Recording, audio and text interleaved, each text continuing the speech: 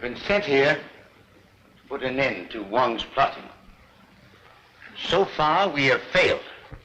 This mad Manchurian must be found, and the coins of Confucius restored to Quillette. In the hands of Wong, they mean its destruction.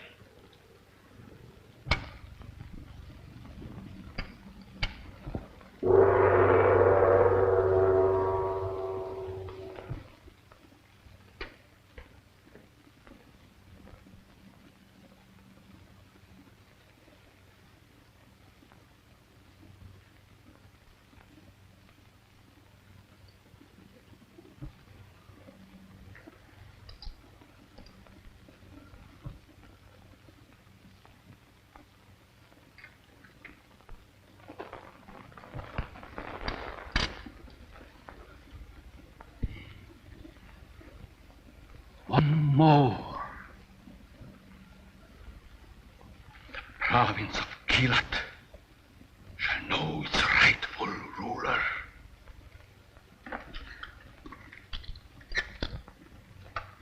Moonflower.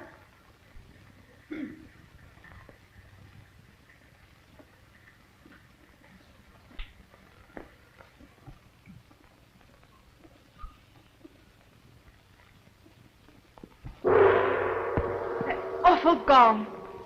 Every time it sounds, Wong gives some dreadful order, and terrible things begin to happen.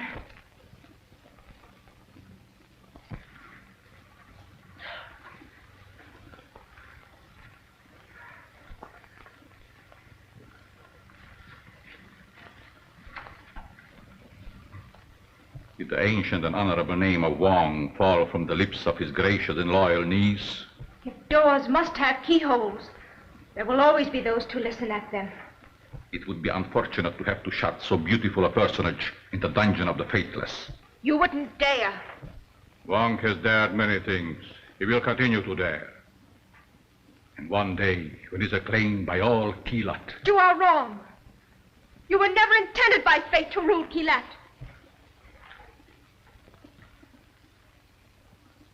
Time will teach you to guard indifferent speech.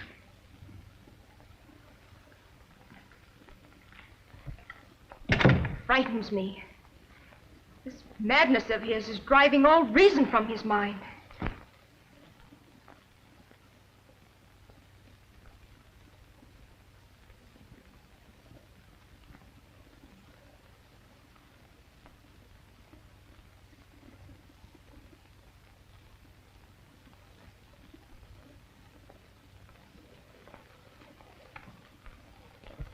It would seem that your little affairs of the dawn have interested this Mr. Jason H. Barton.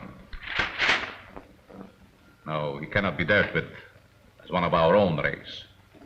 This Mr. Jason H. Barton.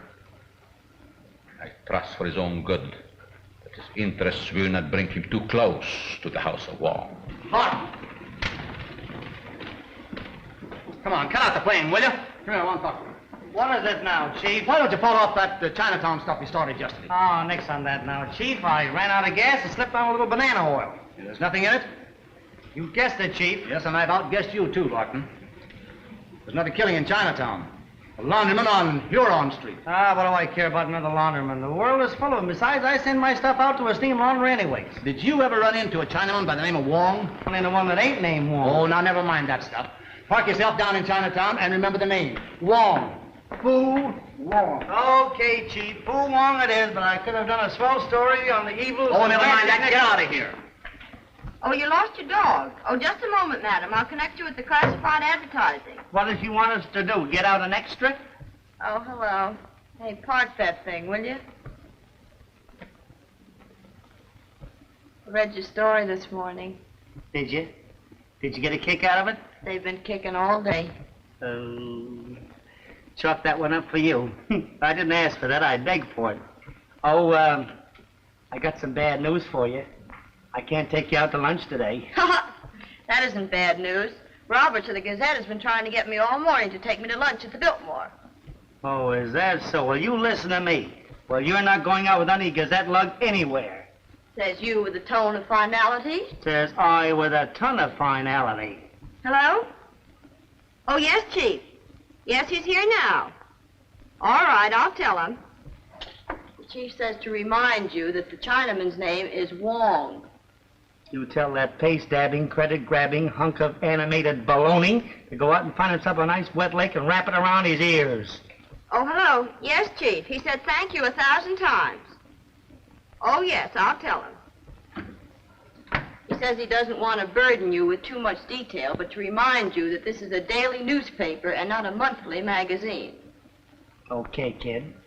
You let that gazette-like spend his money at the Biltmore for lunch, but remember, you have a steak and mushroom dinner date with a regular guy.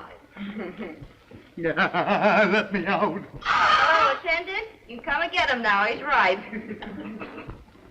All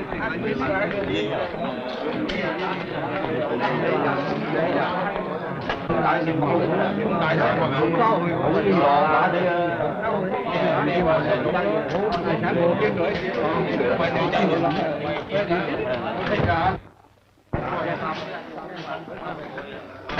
what is it you want? I've been sent over from the Globe to do this murder. You're too late.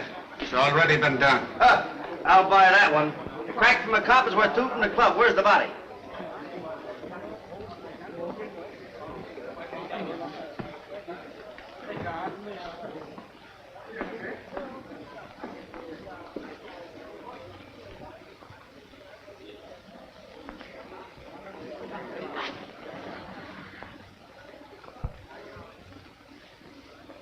Must have been writing something. Yeah, but we couldn't find nothing the poor devil had been writing at the time. Me and one of the dicks found him just like that. One of the reporters was likely the last. The newspapers don't care nothing about these town killings. So you think it's a town killing, do you? What else could it be? Even the dick could see it wasn't old age. Yeah, you're right. Town wars are old stuff. But I'll tip you off to one thing. This is no town job. Ever hear of a Chinaman named Wong? They all sound alike to me. And this Chinaman ain't much for talking. Except old Lycée, the art dealer down the street. He knows everybody and he's a regular old gossip. Well, I see, huh? Now look him up. After I take a peek around a bit.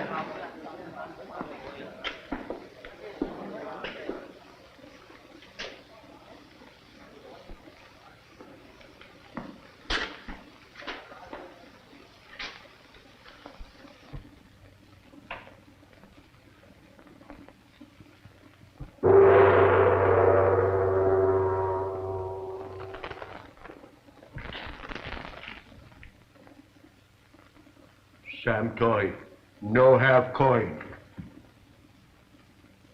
What is this you have come to fling in my face?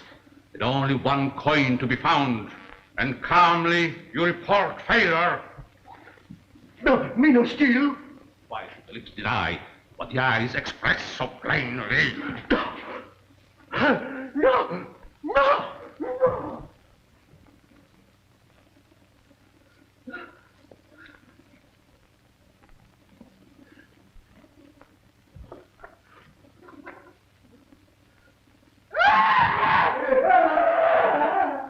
Few hours with the rats will make him speak the truth.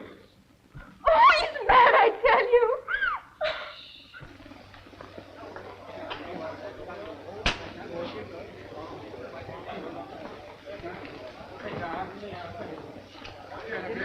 Them Chinamen is jabbering like monkeys. I've had to clear them away every 10 minutes.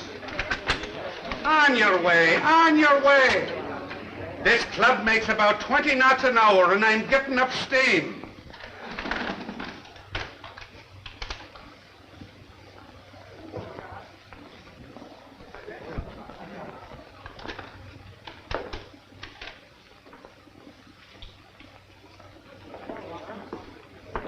There's nothing noisier than a Chinaman when you want quiet or quieter when you want information. You know, Confucius said practically the same thing. Has he been in here too? Not today. Then it's all right then. Nobody unofficial must view the body. Do you believe in hunches? The McGillicuddies was raised on them. Then believe in the one I've got, Mac. It's hotter than the 1st of August. Smart you are.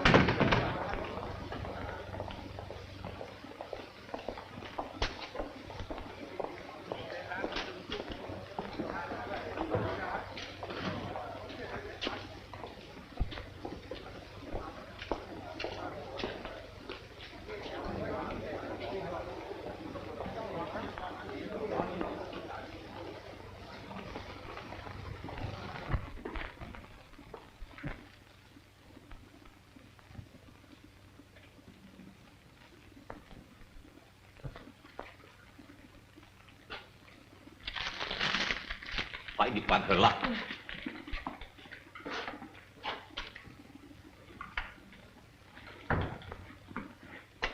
Maybe you like some herbs?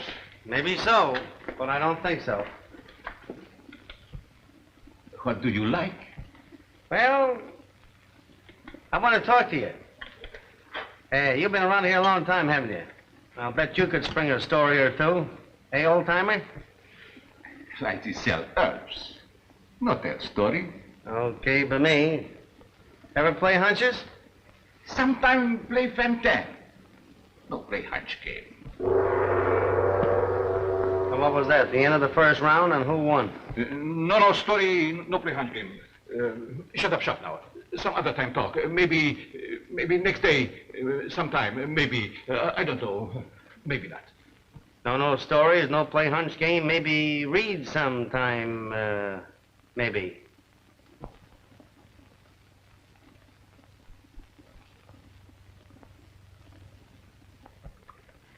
I'll keep this until you decide to be a little chummy and sociable. Maybe ticket tell about long time ago poetry, maybe. Yeah, plenty, maybe. I'll take this to Chan Fu at the university, and if it's poetry, I'll autograph it for you.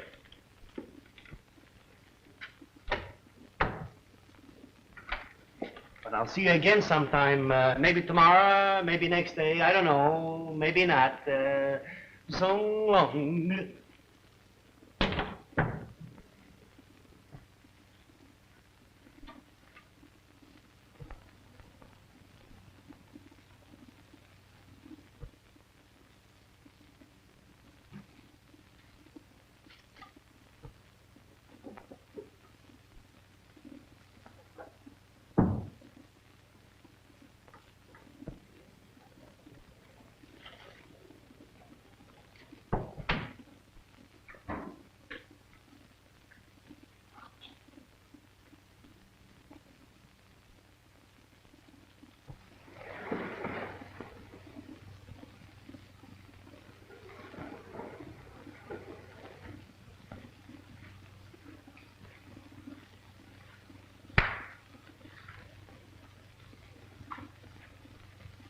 Your men have eyes that see not.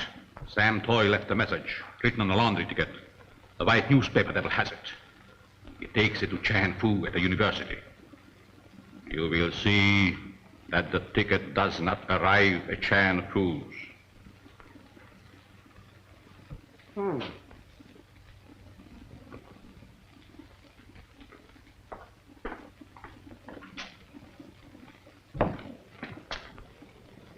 Well, ain't that something, maybe?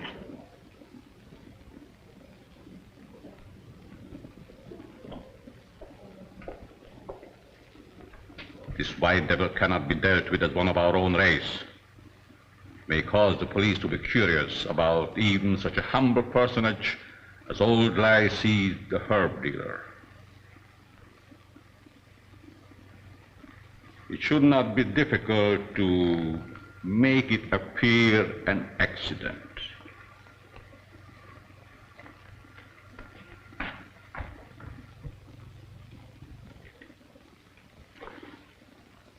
A very evil-looking spider was about to visit your pocket. Yeah? It's a pet of mine. I keep it to bite strangers.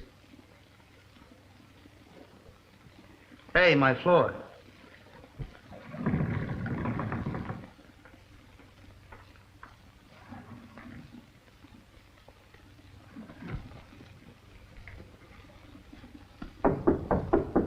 Come in.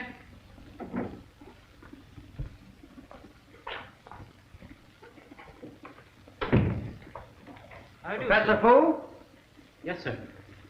You're the chap that knows all about the Chinese language, aren't you? I understand many dialects of my mother tongue. You have a seat, sir? Oh, thanks. Pardon me, please.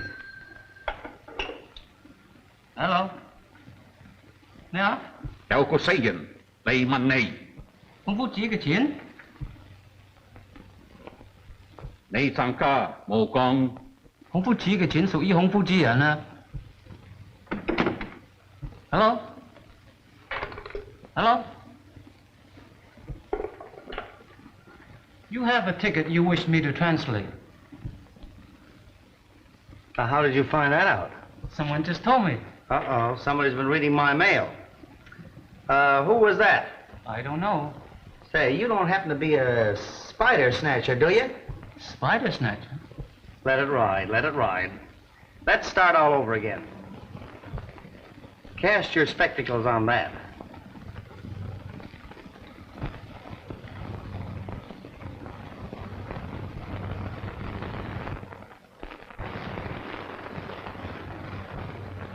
It would interest me much to have the other half of the ticket. I'm beginning to develop quite an interest in that ticket myself, Professor. It merely mentions the coin of Confucius. What has the coins of Confucius got to do with a laundry ticket? That I cannot say. Well, never mind the ticket. What about the coins? It goes back into the history of my country. But that wouldn't interest you. You think it wouldn't? Well, I'll be seeing you. Goodbye, sir. Bye, Professor.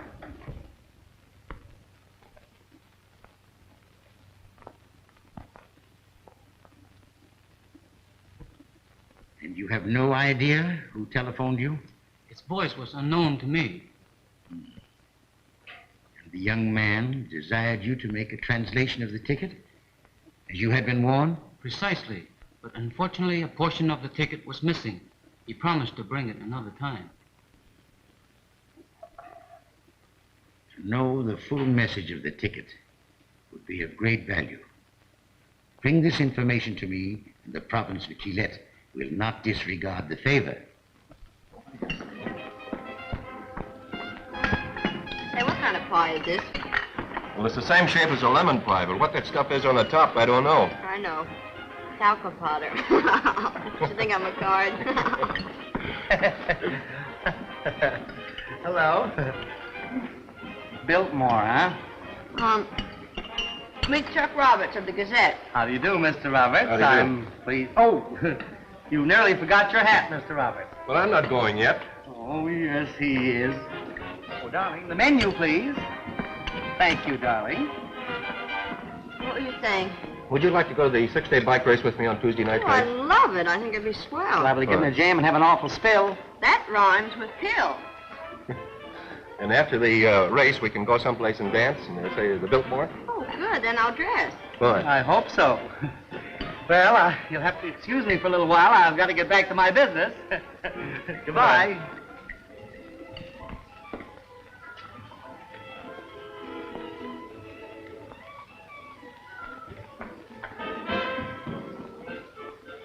Liberty 0436.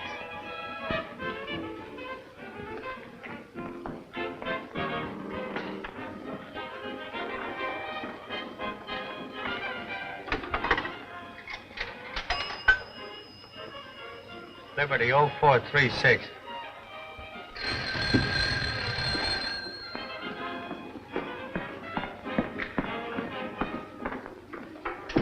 Hello? Hello, is Chuck Roberts there? Robert, just a minute, please. Mr. Roberts, you're one on the phone. All right, thanks. Excuse me.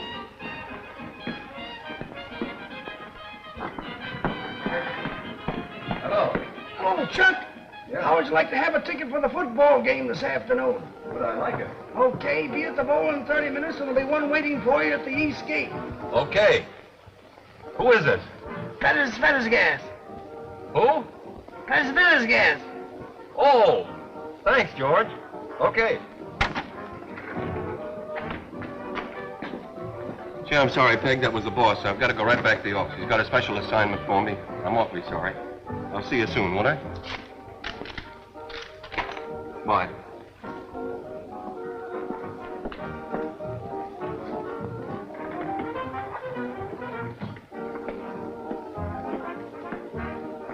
Hello, back again. For a dumb egg, you're almost smart, but not as smart as you think, Mr. Wise Guy.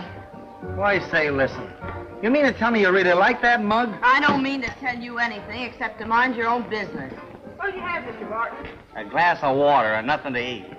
Some people want to starve themselves. Perfectly all right with me. Aren't you ever happy unless you make a fellow feel miserable? I wouldn't say that. Say, waitress, bring him a piece of pie. He doesn't know what he wants. Oh, come on, let's forget it. How about dinner? You know, there's something about you the fella has to like. No, you're not so bad either, come to think of it. Hey, listen, what do you... Come on, something to eat. What do you have to do to get service around here? Well, what's your order? What's that? Corned beef and cabbage. Oh, that'll do. Oh, I'm sorry, that belongs to someone else. Give him my apologies. Ooh, corned beef and cabbage. Gee, that reminds me of McGillicuddy. I gotta get back in the job. They're liable to pull another murder on me. These Chinese work fast. I just have time for a bite. Hey, waitress, give me another order of this stuff. Hey, that by any chance isn't your idea of steak and mushrooms, is it? Not on your life. When I say steak and mushroom, I mean steak and mushroom. Atta boy. Steak and mushrooms.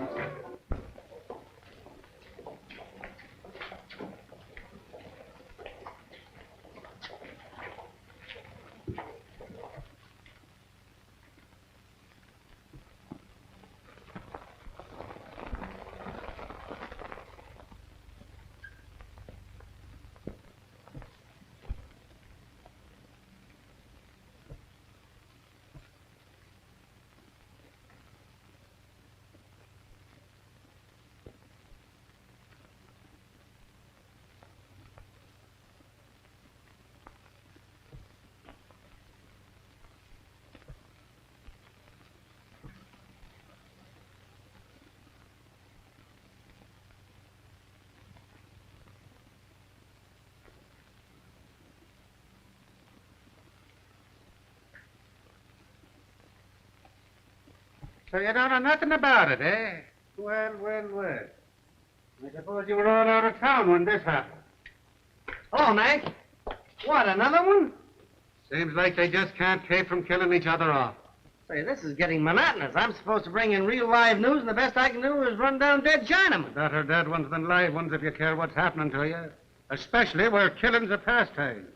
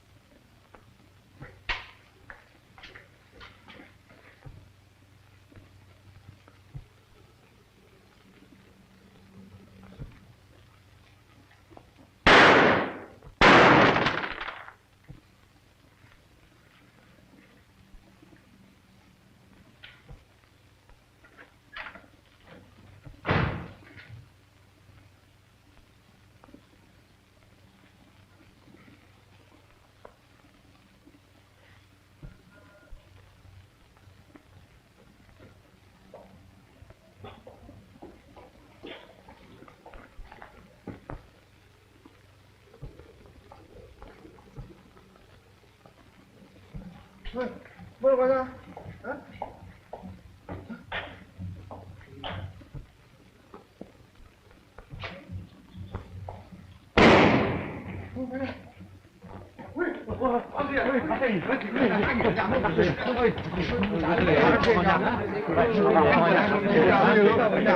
Quiet!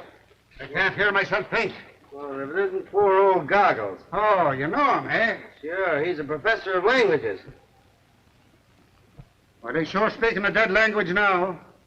How many does that make, 5 or 6? I don't know. I've lost count.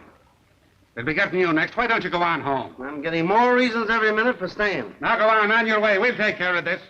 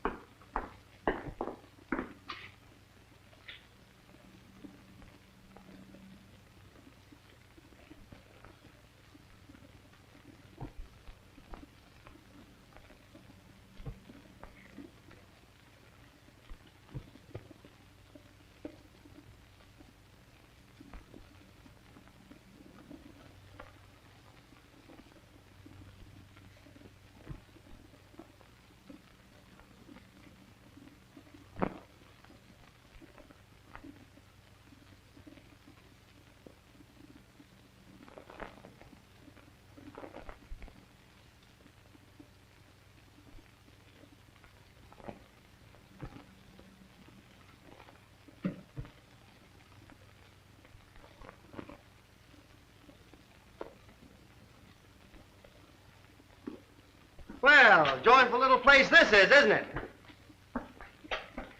Would you mind telling me what your interest is here? Oh, no, you tell me about you.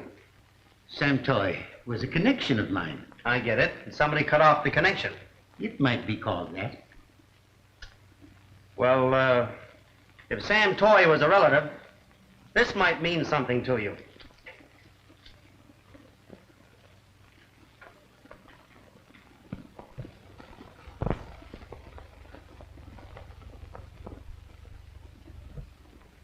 Are you aware of what is written here? Sorry, not a Chinaman's chance.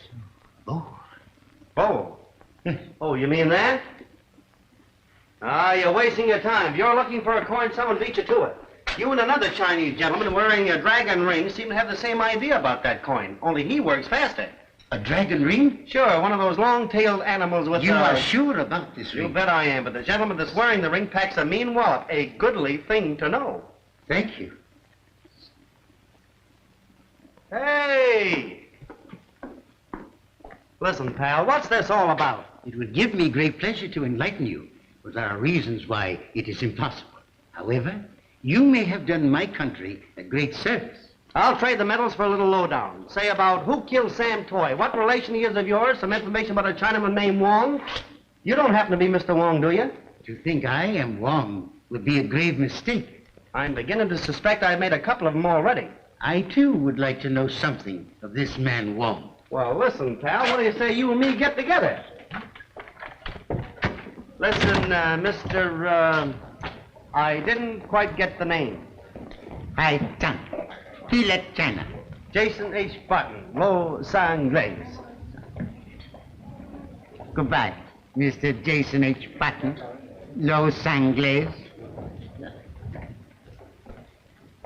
You newspaper lads move right in, don't you? Who's your buddy? Says his name is High Strung or something. He's a new one on me. Yeah, they're all new ones on me. What I can't understand is why a nice home-loving boy like you likes to play around with cutthroats and murderers. The same's you, Mr. McGillicuddy, and many of them.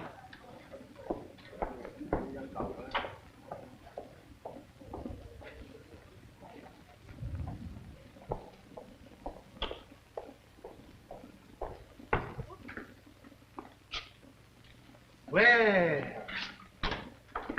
what can I do for you? You likey, nicey antique candy? Tastes like Motorman's glove. How about nice mess of herbs? If you're in the market. Yes, we've been here for 50 years. So the herbs. Perhaps you'd like a filigreed herring. Absolutely a herring to end all herring, huh? Hello, Toots. Where did you come from? Well, I see, very old man. Old feet make little noise. Meet the sales de resistance. Monsieur, my bonjour. Oh, that's what you wanted. Why didn't you say so before, little girl? You didn't give me an opportunity.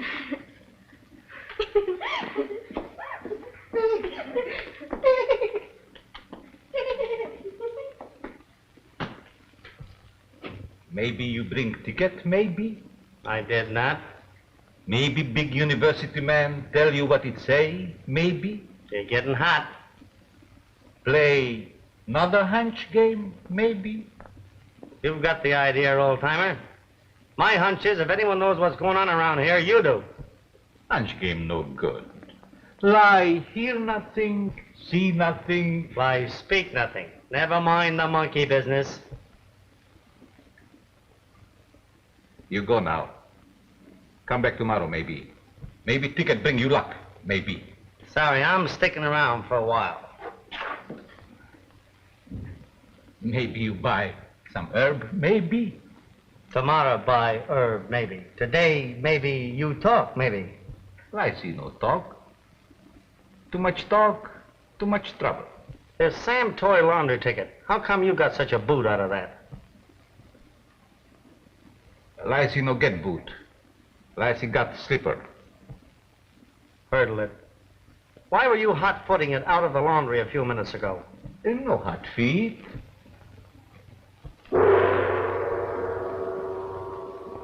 Listen, my paper wants to low down on this Sam Toy killing, and I've got a hunch you've got it. Hey, lad.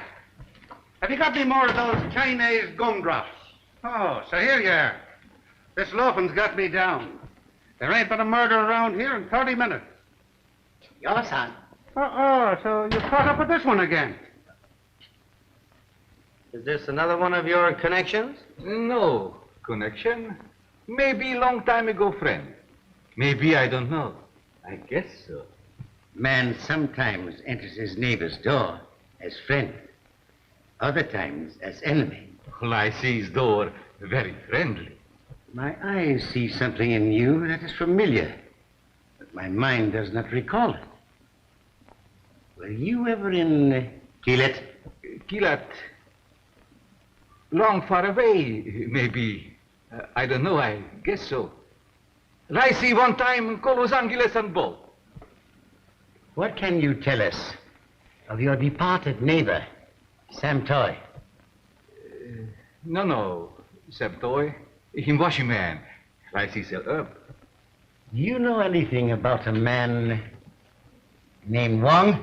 Hey, if you're going to throw them away, I know a fellow that can use some of them.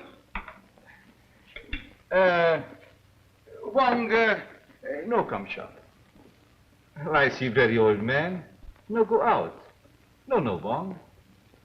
Maybe don't leave Chinatown. Maybe so, I don't know. I guess not. Maybe you won. Maybe so. I don't know. I give up. Me, Lycee, the herb dealer. Everybody know old Lycee. Okay, I was just kidding. Come on, lad. There's no news here. Say, if it's true that no news is good news, that guy could make an editor awfully happy. Well, we'll run down that guy Wong yet. As they say in your country, I'm for it. Okay, boys.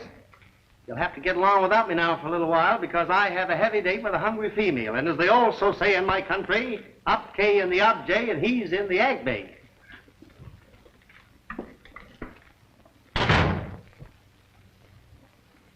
Strange idioms these Americans have. Very friendly doll, I see.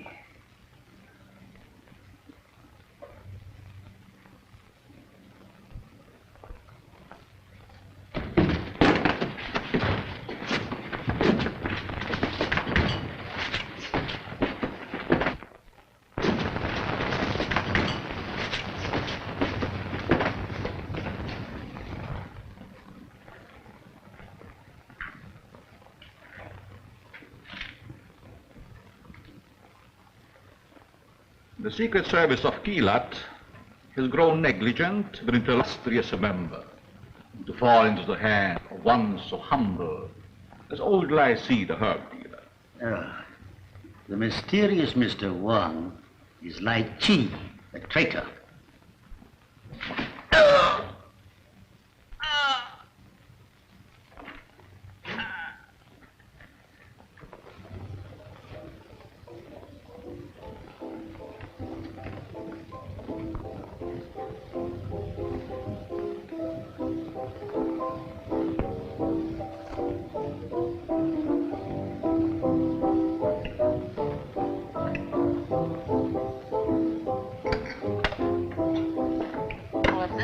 And mushrooms, I should order chop suey. Well, it is steak and mushrooms, dear, tossed around a little bit. Well, if you don't mind, I'd like to do my own tossing around. Oh, it's just like a woman, always squawking. Now you're beefing about the food. This cost a pretty penny. Well, don't you think I'm due for a beef or two? You know, this isn't a Biltmore. You get everything here you can get at the Biltmore. Lights, food, music, atmosphere, indigestion. Yeah, but I got you and not Chuck Roberts. Oh, yeah, you got Chuck Roberts right in there. Everything's in there.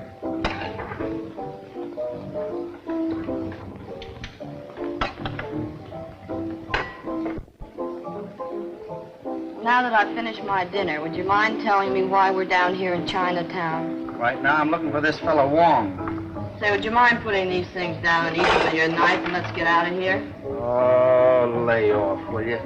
Who's Wong? Say, he's no pushover. He's a slick lug. And he works with a knife, and he's never out of work. And mixed up in it somewhere are 12 coins of Confucius. Oh, a money argument, huh? He's been holding his following for a couple of centuries. Who, Wong? No, Confucius. Say, how old is this guy? Couple of 1,000 years. He ought to call in an undertaker. Hey, listen, you're not kidding me, sister. This thing is serious.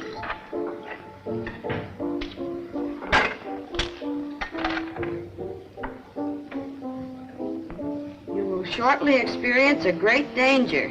Something tells me I'm not going to be very happy here.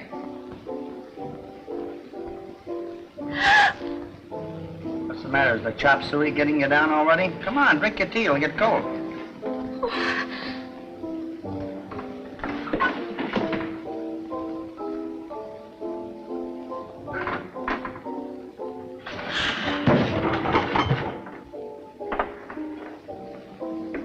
Come on, let's get out of here.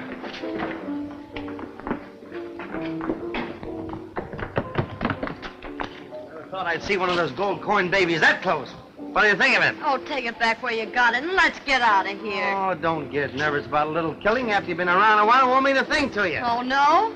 Something tells me old Lycee maybe knows plenty about that gold coin game. Maybe. Oh, yeah, but let's get out of here. Hey, where are we going? I don't like the looks of this street. This is Lover's Lane. We're on the way to Lycee's. How do you spell it?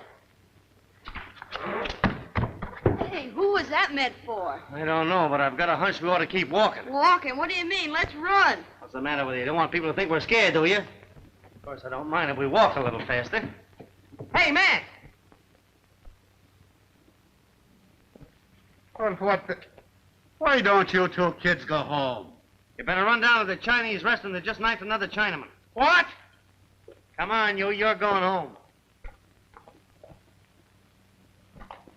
You're not kidding, but I'm not going to walk. Call me a taxi. In the middle of the ocean, you ask for a taxi. All right. Let's not go that way, though. It's too dark. All right. Pick your...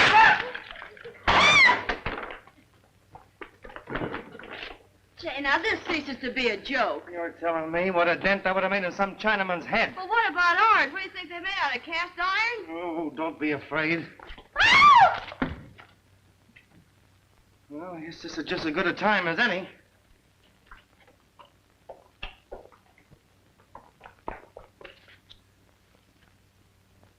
Hey, there you have. Gee, honey, I hate to go without seeing Lycee. It's a new angle I got in this story. All right, you write it, and I'll read it at home in the morning. Oh, there's nothing to be afraid of now. Come on, be a good sport, will you? You call a cab, or do I call Chuck Roberts? Taxi cab!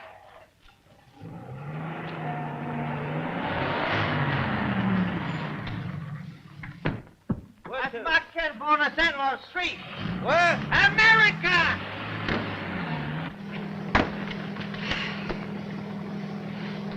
Thank goodness we're out of that mess.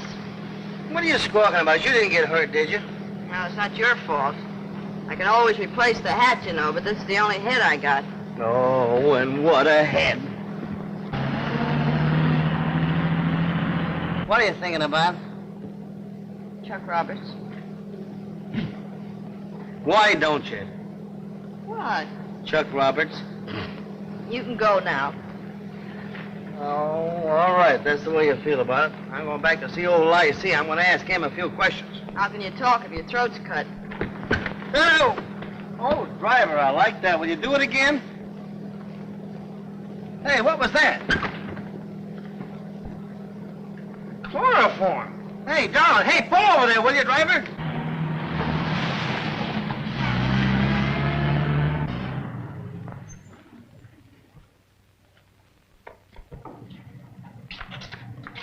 You all right, darling? Say, I didn't know that fellow was on a running board. Yeah, take this and keep the change. Take your little wagon. We'll walk. Thanks. Come on, snap out of it, darling. I want to go home. Come on, I'm going to take you home right now, darling. Thanks for the buggy ride. Holding coin and man called Wong. You find him back old Lycee shop. Hear what he said, Peg? I've got to go to Lycee. You've got to go home alone. I should say not. I can't take you home now. This thing is red hot. Who said I won't? I'm going to stay with you. I got a couple of things to tell that Chinaman myself. Atta girl.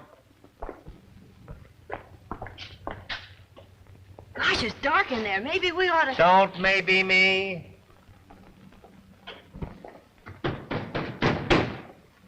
Come on, let's get out of here. We can come back tomorrow. I thought you had something really important to tell this guy. I'll phone him. Well, forget it. This is big. Hey, we'll probably be written up ourselves on this story. Yeah, but in what column? Ah, don't be silly.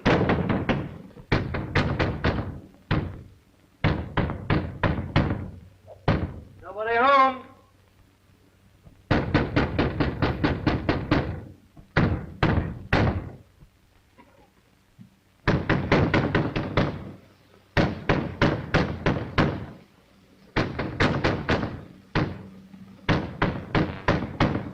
I guess I'll have to give it up as a bad job. Old IC's probably gone to bed. You get me all the way down here, and then you're going to walk out on me.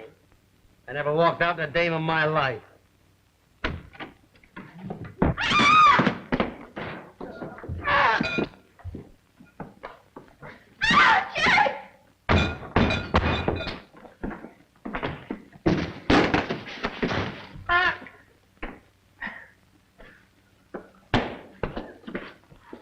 How am I doing, Toots? Ain't that something? Now will you go home? Look. Come on, let's go. No, bring the totem pole.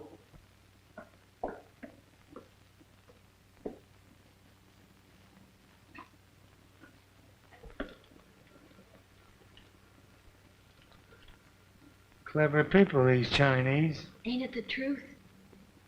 No, what do you think? I have to think I'm finished. It's a long wall that has no turning. Come on, let's keep going.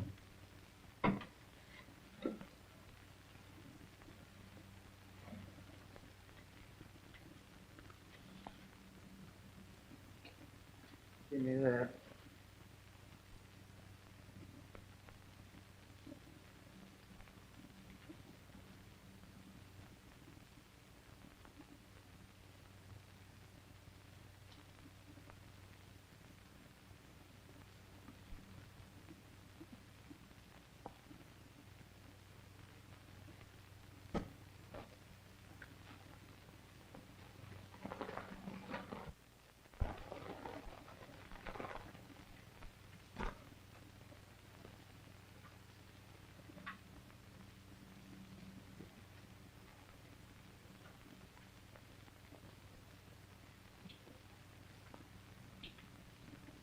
Oh.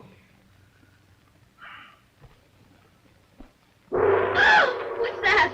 Sound of the gong, exactly 10:41 Eastern Standard Sitting Time. Now, little children, prepare to hear the story about the little bunny and the don't stuff... be funny. Maybe that's a tong gong. A what? A tong gong. Are you talking Chinese, too? Oh, come on. This is no place to park. So long, Toots.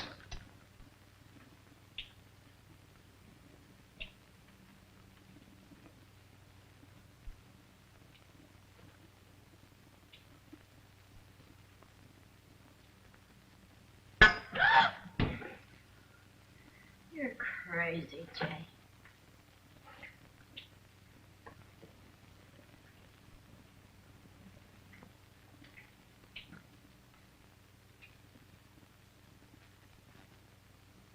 Come on, I've seen enough. You haven't seen anything yet. We're going places.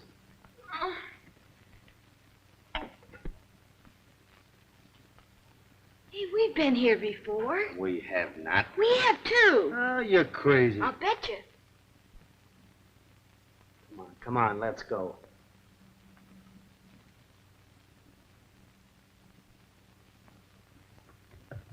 Jay! Jay!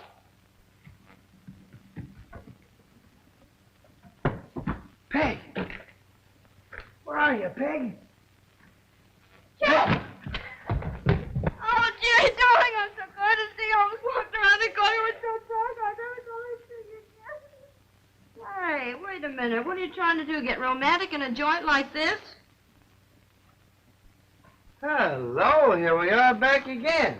Hi, you old timer. I see you picked yourself up a wife. That isn't the same one. Sure it is. I'll prove it to you. Don't touch it.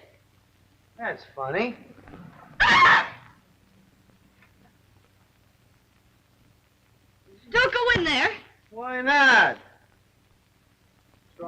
keep me out. Jay! Pardon me, I hope we're not intruding, but would you mind telling me how we got here? Where are we? You are in the house. No talk to white devils. Hey, did you hear what she called us? What's the difference as long as we get the story we're after?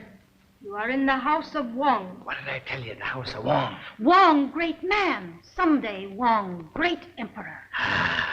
Did I have a hunch or did I have a hunch? Hey, we better call the police. And get those poor policemen in trouble? You would like to see Wong? Don't Would tell I? secret. I will. Them he killed. You he tortured.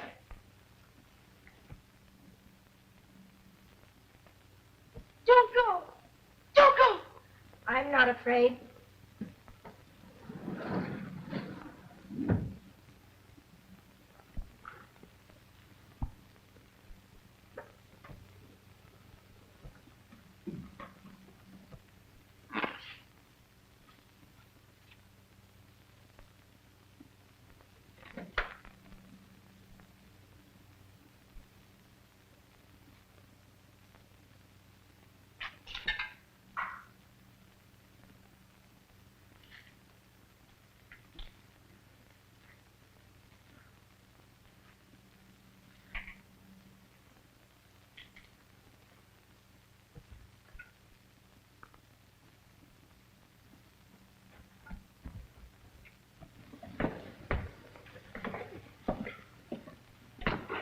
I got a hunch we're heading for trouble.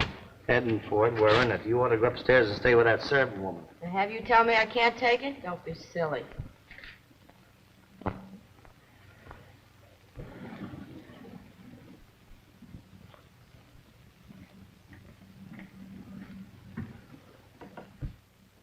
Jay, look out!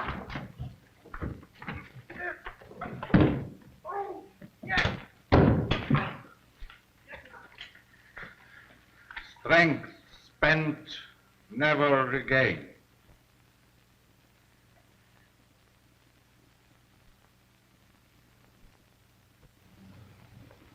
Take her to Lucerne. I will attend to her later. She was right. You are a devil. Sometimes politeness is a virtue. Again, it is but a better part of judgment. You're a fine one to talk about politeness. Oh, so they got you too, huh? Oh, you will forgive my lack of courtesy. Allow me, Mr. Newspaper Man.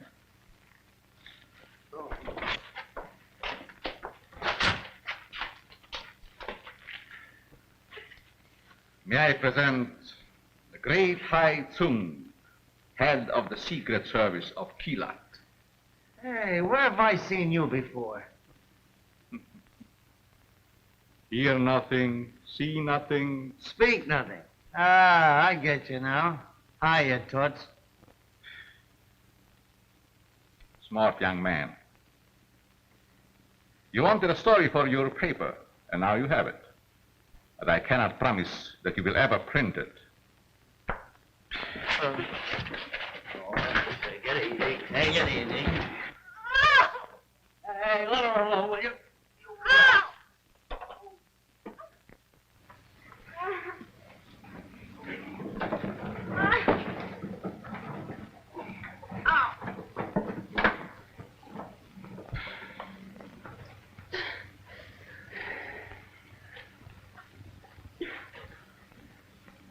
I would not seclude you from so honorable an ally.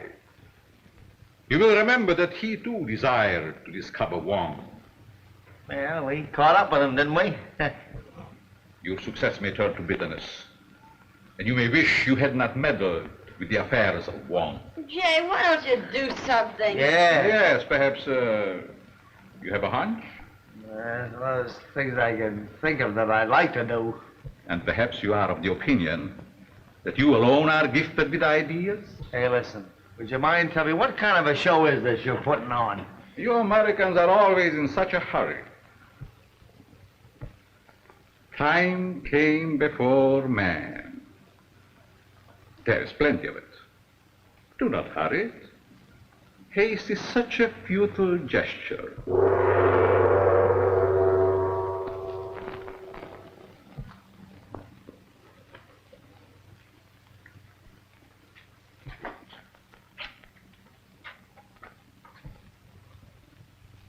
Little man, what now?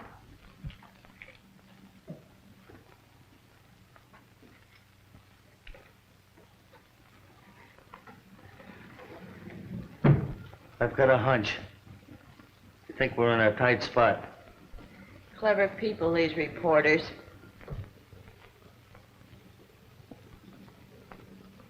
Ow, what are you doing?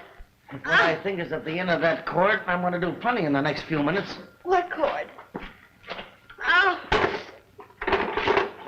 It's a phone. Hello. Hello.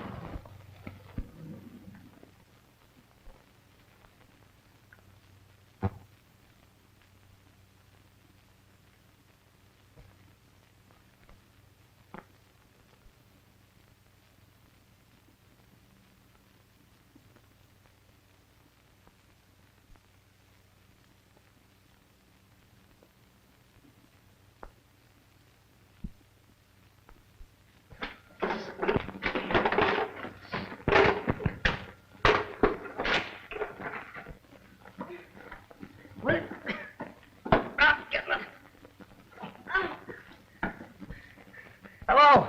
Connect me with Brandon, city editor of the Globe. Hurry, please.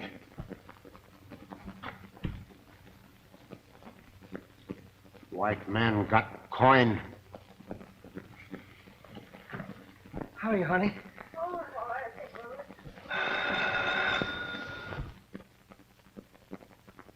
Hello, Chief. This is Barton. Say, I'm somewhere back of old Lacey's herb shop. There's a secret panel at the back of the counter. It's a matter of life or death. Say, Chief, you better come well heeled. These babies don't play with marbles. Hey, somebody's coming.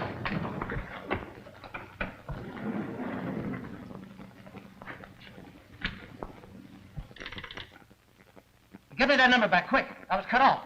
You're still connected. Brings joy to witness my return. Delighted. Come in and cut yourself a piece of throat. Where have you hidden the sacred coin of Confucius? Try and find out. You're such a smart guy. Uh-oh, what's this? Take it easy now.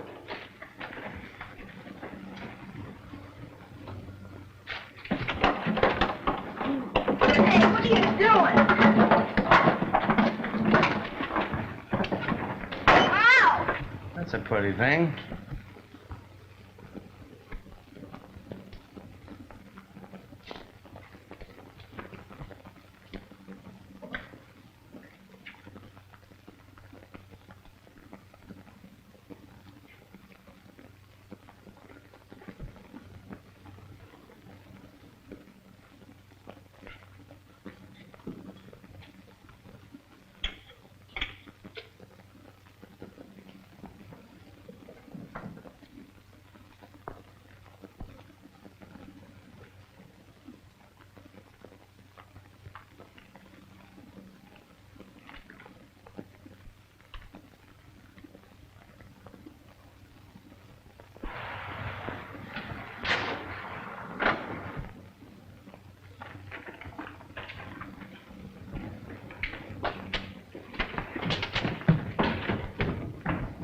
I always suspected there was something wrong in there. What do you know about that?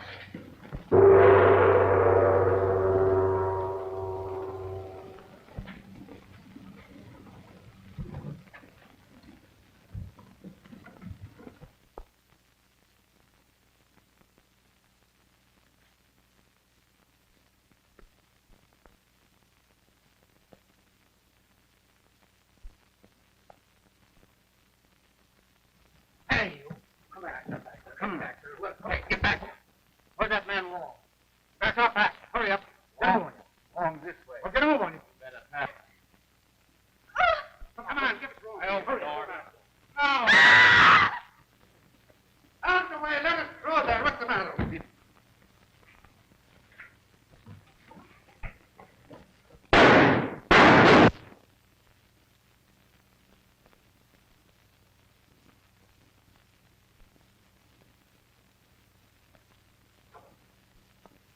It's all right, darling. Now, wait a minute.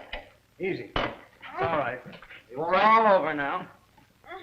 Chief, I've got to be fair with you. This is the first time I've ever been glad to see you. Well, who's your companion here in misery? Oh, yeah, Chief, Wait a I minute. want you to meet Hai Tsung, the secret agent of the province of Quillette. Quiet. Confucius will never fall into the hands of Wong. Wong has gone to join his ancestors.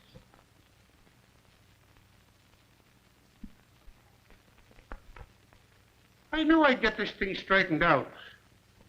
John, I got a hunch. What? Scratch my back, will you? Oh. Ooh. Say, listen. Can I call you by my last name? I'll have to think it over. Well, what's the matter? Don't you love me? Guess I could learn to. Oh, how long will it take you to get started? It's 11:30 now.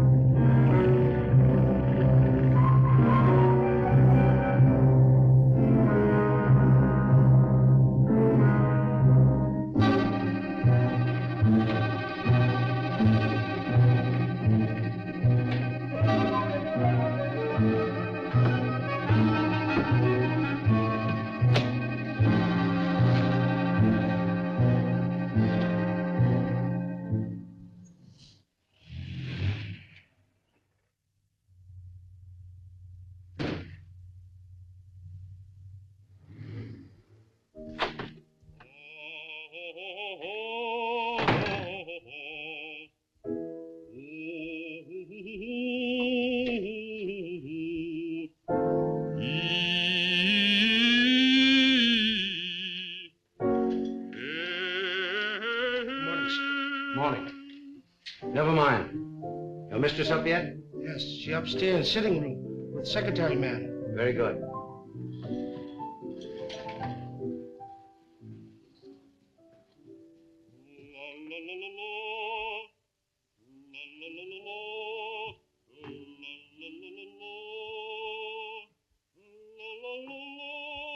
Drina? My secretary's working with Mrs. Edwards? Yes. Another boat has arrived from the Orient. One who knows too much can very easily be sent back to the Orient. I'm not afraid. And then one might never see the Orient again. You know who got you this position? You wanted to come to America, didn't you?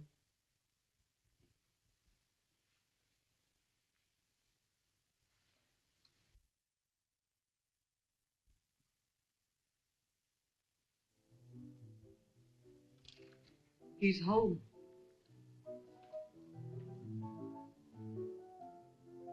You're terrified, aren't you? You're trembling. Peter, stop it, please.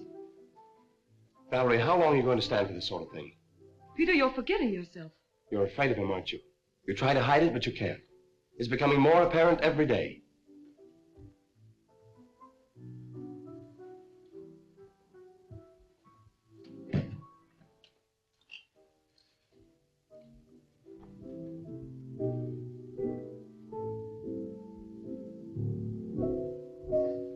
The boat came in last night. He was out all night, and he brought something home with him. Really? It might be what we're after. I hope so. What's the matter with you? You're not even listening. Have you forgotten why we're here? You're not interested in your work anymore. You're not interested in me. All you think about is Mrs. Edwards. Mrs. Edwards has nothing to do with it. Oh, I'm interested in the musical career she offered me. Career? You're in love with her.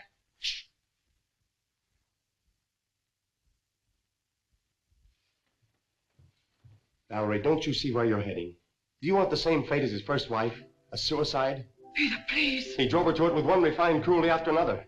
He's doing the same thing to you. Peter, stop it, please. Oh, but Valerie, can't you see I love you? I won't listen. Yes, you will. I won't stand by and see the woman I love torn to pieces. I can't stand much more. Someday I'm going to kill him. Peter!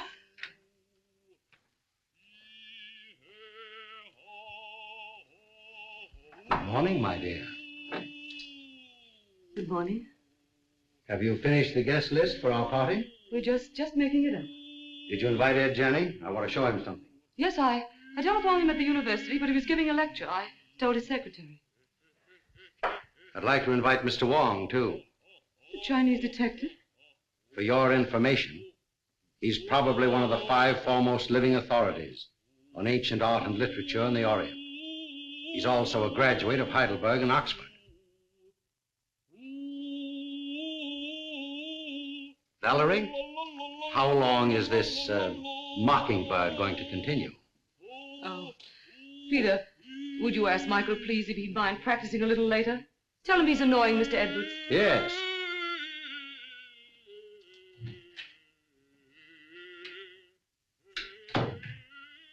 It was your idea that we bring Stroganoff to America. You said he was wasting his marvelous talent, didn't you? Yes. Well, he has to keep up with his practicing. Is that why he moved in with us? Or was it so he could feast his eyes on you? That's not true. I'm not blind. He has a great attraction for women, hasn't he?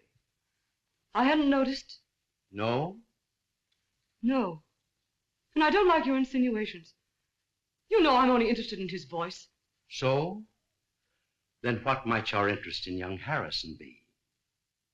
You're insane. What are you trying to do to me? You've thrown us together constantly, both Peter and Stroganoff. Well, dismiss Peter. Send Stroganoff away. In case you were worrying about my absence last night, I was receiving the eye of the daughter of the moon. Brandon. What? You didn't bring that jewel into this house. Why not? We'll all be murdered. Don't be silly, Valerie. Don't you remember what they told you in Shanghai? What would happen if that jewel ever left China? An Oriental superstition. They said it carried the curse of Emperor Hong Chong-Chu. And they said the emperor was very jealous of his wife. When he buried her, he placed the gem in her heart.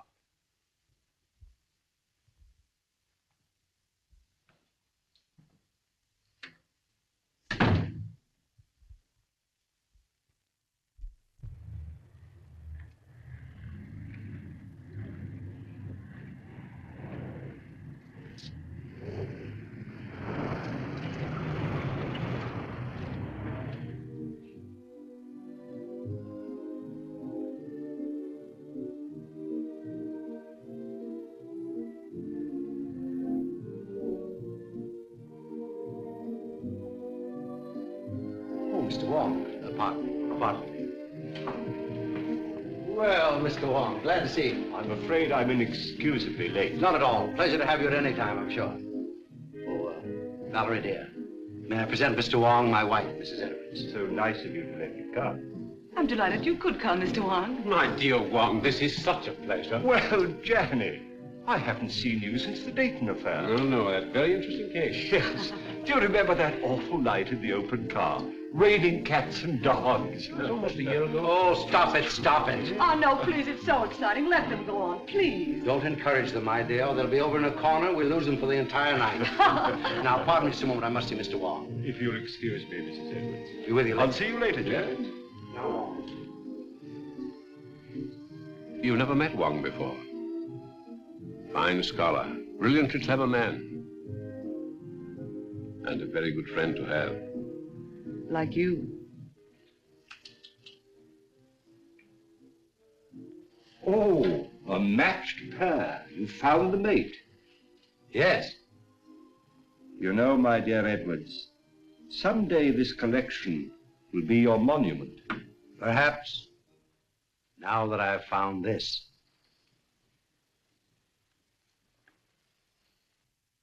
Eye of the Daughter of the Moon. You recognize it? Of course. The most beautiful thing in the world. Exquisite. Gorgeous. But very dangerous. Does the Chinese government know it's in this country? I don't think so. They're searching for it. It was missing from the museum after the looting of Nanking. I suppose you realize your life may be in danger. My life is in danger.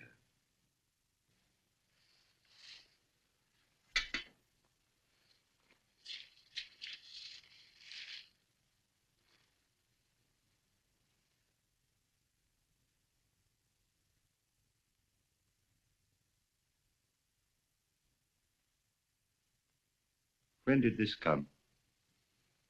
The day before I obtained possession of the stone. The day before? That's the real reason I was so anxious to have you come here tonight. Have you consulted the police? No one. Why don't you consult our friend Jack? As you know, he's a noted criminologist. Ed Janney's in and out of here all the time. Practically one of the household. I prefer to consult someone who has a clearer perspective. That's why I sent for you. I'll keep this. Odd. Arriving the day before. And you suspect no one?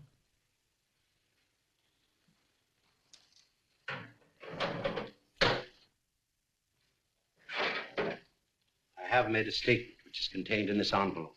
It is to be opened if anything should happen to me. The name of the person I suspect is in here.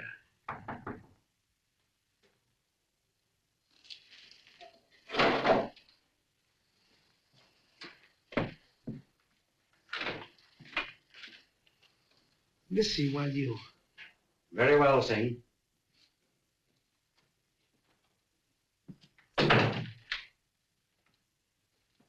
Absolutely trustworthy. He's devoted to me.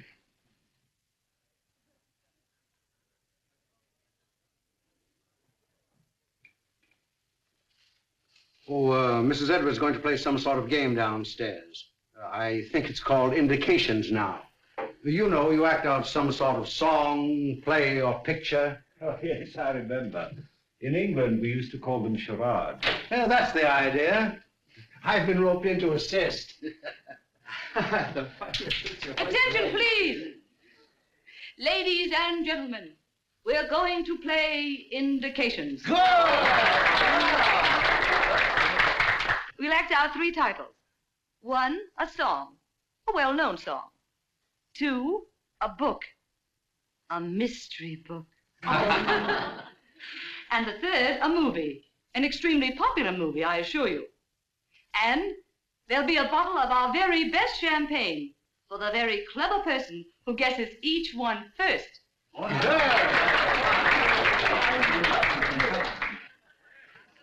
My first appearance as a performer. Oh. Never mind the laugh. I expect to be very good. Has Brandon been showing you some of the treasure trove he brought back from China? Did he show you the beautiful manuscript he has of the legend of Wu Wang? Why, no, I didn't know he had it. Well, what do I do? Oh, you play the part of your wife's lover. My wife's lover? That's a novel twist. Rather. What happens? Her husband comes in. He finds you two together and shoots you. You know, I think you've got something there. Well, do I say anything? Oh, yes. Here are your lines. Valeska, I love you. Who's the husband? I am. Valeska, I love you. Valeska. I'll bet you thought of that. I did. What ho, thespians, enter!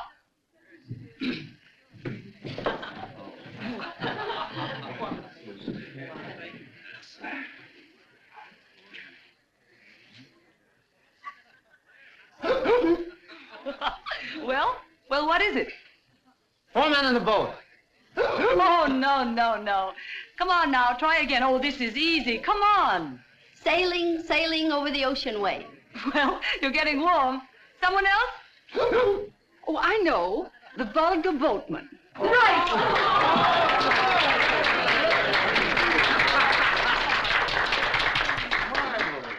Mrs. Bolton wins the first bottle of champagne. Good champagne.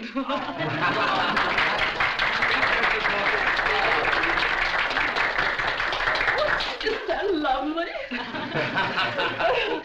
Oh, about a speech. Oh, why, I never was so popular in my life. Put it on ice. And now, number 2, the mystery. No less persons than your host and hostess will play the leading roles in this one. Our play begins on the stroke of midnight.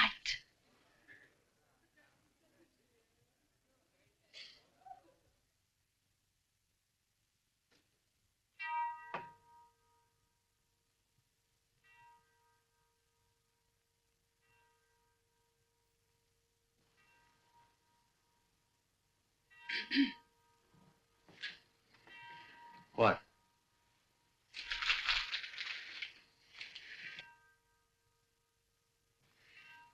You shouldn't have come. Why? I had to see you. Valerie, I love you. Valeska, I love you. John, you mustn't. My husband may be awake.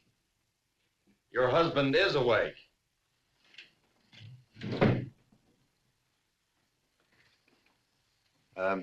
What are you doing in my wife's arms? I mean, what's my wife doing in your arms?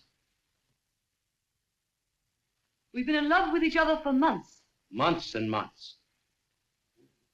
It'll be fun to let you live and suffer, but as for him, die like a dog.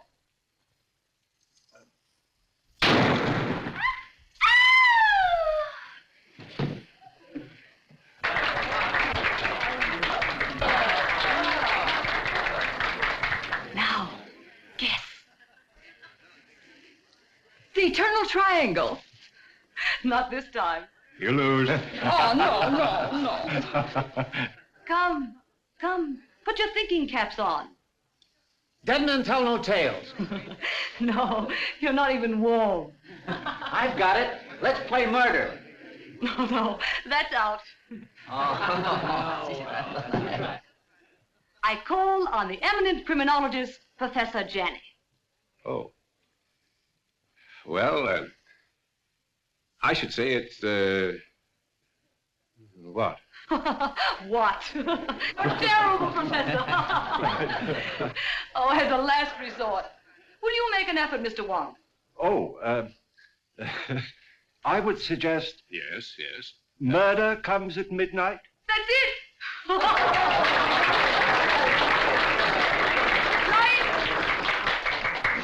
Come and get your champagne.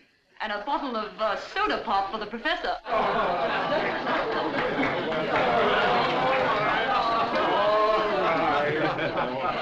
Mr. Wong. And you. I drink my first toast to your excellent performance, in particularly that of our friend Edwards. Did you hear that, Brandon? Get up and take a bow. Brandon, it's all over. Brandon.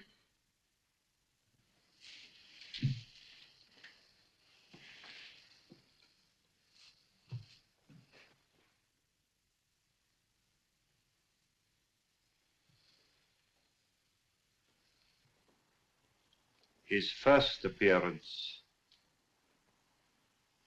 and his last. Well, let me have her. I'll take her to her room. Then I'll call the police.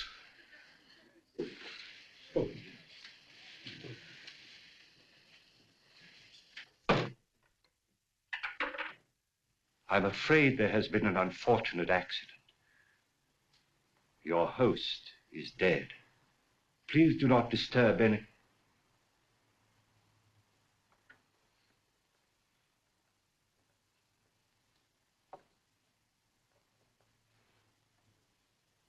I would like to have a word with you two gentlemen, please.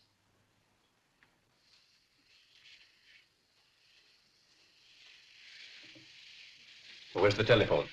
It's in on the table, sir. You better get your mistress a glass of water. Yes, sir.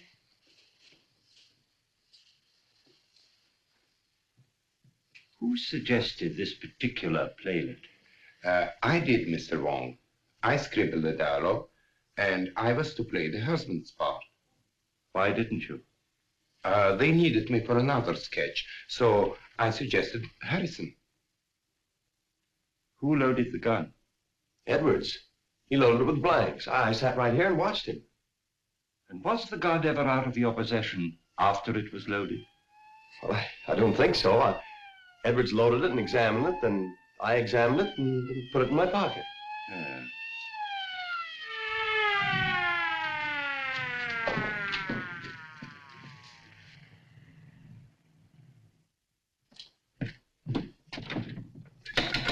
Open up.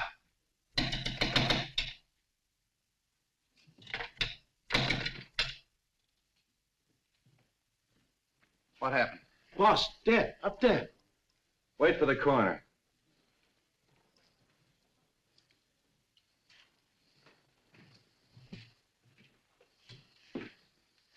Oh, Wong. I didn't expect to find you here. I expected you, but not so soon. Somebody phoned us about 20 minutes ago. Said it was a homicide. Who phoned, did they say? No. Why, is it important? 20 minutes ago, the victim was still alive. Alive? Say, what goes on here? Well, I'd hoped it was an accident. Now, I wonder.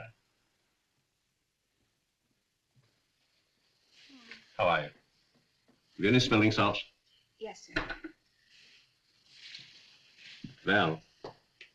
Val? You all right? Well, there was a party, as you see. And Mr. and Mrs. Edwards were giving a little playlet, in which this young man was supposed to shoot Edwards with this gun. These are blanks. Yes. He assures me that he saw Edwards load the gun himself with those blanks. And so far as he knows, the gun has not been out of his possession. But someone tampered with the gun, for the man is dead.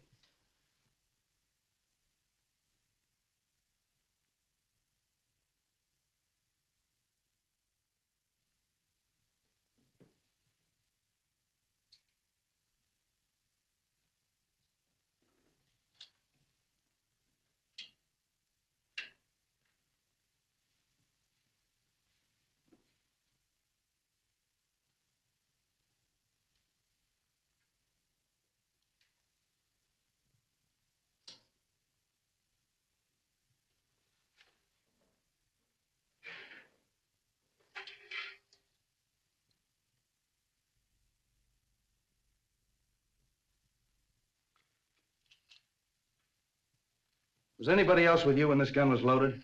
I was there. Did you handle a gun? No.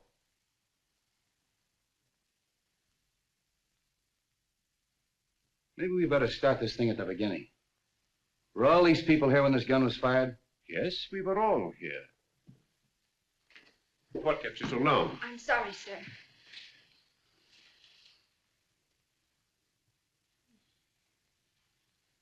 And we all thought it was just an amusing play until Mrs. Edwards told her husband to get up, and he didn't move. Where's Miss Edwards? He was taken to her room by Professor Janney. Is he here? Yes, he too is a guest at the party. Well, the gathering of the clan. We three have worked together before. That's right. Let's talk to Miss Edwards. You two stick around. You ladies and gentlemen may go home. Leave your names and addresses with the officer at the door. All right, folks.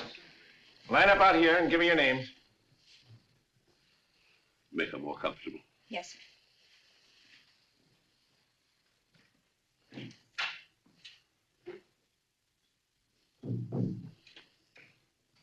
Hello, Street. How did you get here so soon? Somebody phoned us. As far as I can gather, before the shooting occurred. Amazing. We'd like to talk to Mrs. Edwards. Oh, please don't. Don't disturb her for a little while. She's half out of her mind. Utterly prostrate. I'm sure she knows nothing of this.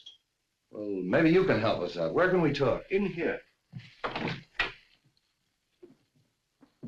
What's this? Edwards' den. Oh. Well, all we have to do is actually find out whether that young secretary knew there was a real bullet in that gun when he fired it. It's not quite as simple as that, Street. There are some very curious angles in this case. It's important to get the report from the ballistics department. Why? I just want to be sure that the bullet in Edwards' body really came from Harrison's gun. Well, that's usual routine. Drop down early in the morning. I will. It's all very puzzling. Edwards and Harrison always seem to be on the best of terms. Sing. Yes, sir. It's true, isn't it, that Mr. Edwards and Mr. Harrison were good friends? Big fight yesterday. You mean they had a fist fight? No. Big talk. Loud talk. Have you any idea what the quarrel was about? No, sir. Tell that policeman to bring Harrison in. All right. Fight, eh? Hey. Where are you going? I'm going to Mrs. Edwards' room. Oh, are you? We want to see you inside, Mr. Harrison. Who? Policeman. All right, come on.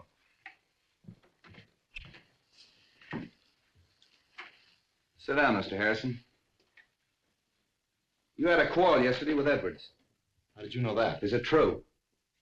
Yes. What'd you quarrel about? I can't tell you. You mean you refuse? Yes. I'll have to hold you as a material witness. Which is the same as being under arrest, isn't it? Practically. That's all.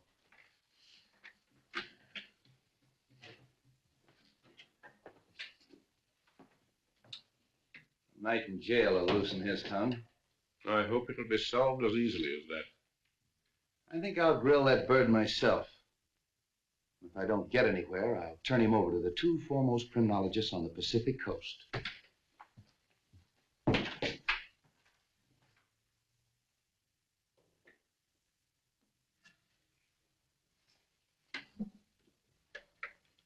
You don't believe it was an accident, do you? Well, so far, I've no reason to suspect otherwise. I have. I've a very definite reason for suspecting foul play. Really? I didn't mention it to Street, but Edward showed me a sealed letter in his safe, which was to be opened in case of his death by violence. You mean to say he had anticipated that an attempt would be made on his life? And he suspected someone? Of course. That's what's in the letter. You know, of course, that Edward was unreasonably jealous of Valerie. The singer? Stroganoff, Harrison, half a dozen men in San Francisco. Valerie had many admirers. How do you propose to open the safe? That may not be so easy a matter.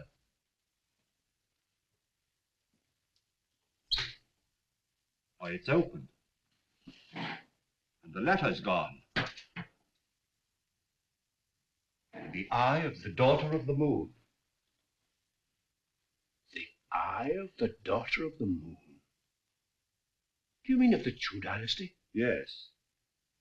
But that's in the Imperial collection in Nanking. No. It was lost in the looting of Nanking. Somehow or other, Edwards got possession of it. He showed it to me earlier this evening. Heavens, why, that thing's worth a fabulous sum. Yes. Our friend had a taste for that sort of thing. Then presumably, the person who stole the letter took the sapphire. We'd better tell the police. By no means. We'd better not give our friend's treat too much to think about at once. No, no. I think you and I had better stay the night here. Good. Let's have a look round before returning. Yes.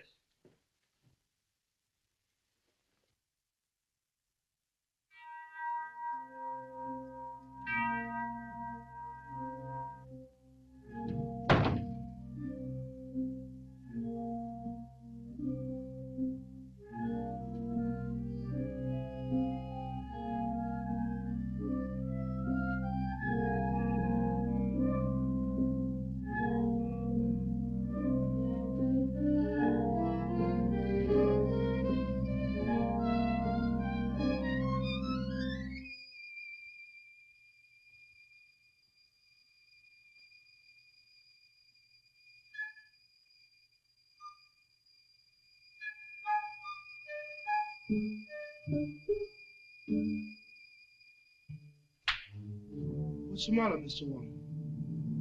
Why, nothing at all, see. Aren't you up rather late? We see light downstairs. We come up, look, see. Quite right, see. Quite right.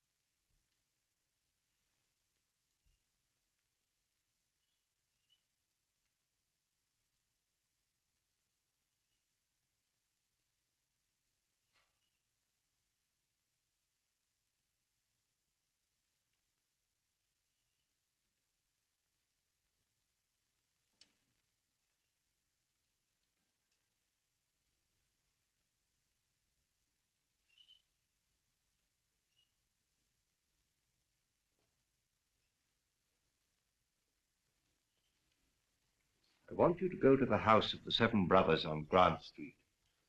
Talk to Sun Yat. Ask him who in Chinatown sells this kind of paper, and to whom. Very fine paper. Yes, it's not the ordinary paper made from straw. It's from the rice paper tree. It may have come from Honan province. This may not be easy. We'll do the best you can.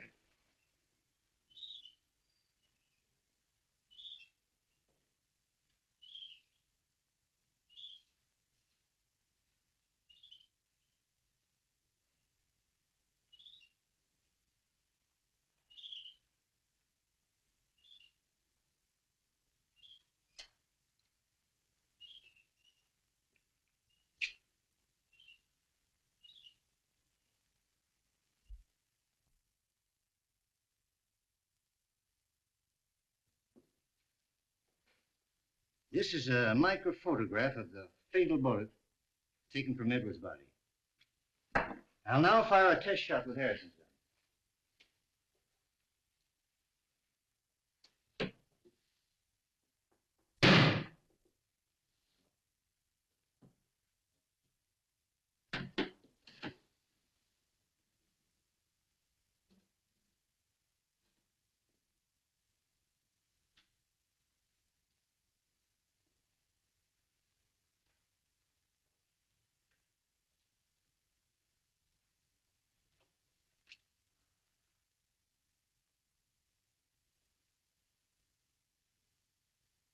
isn't it?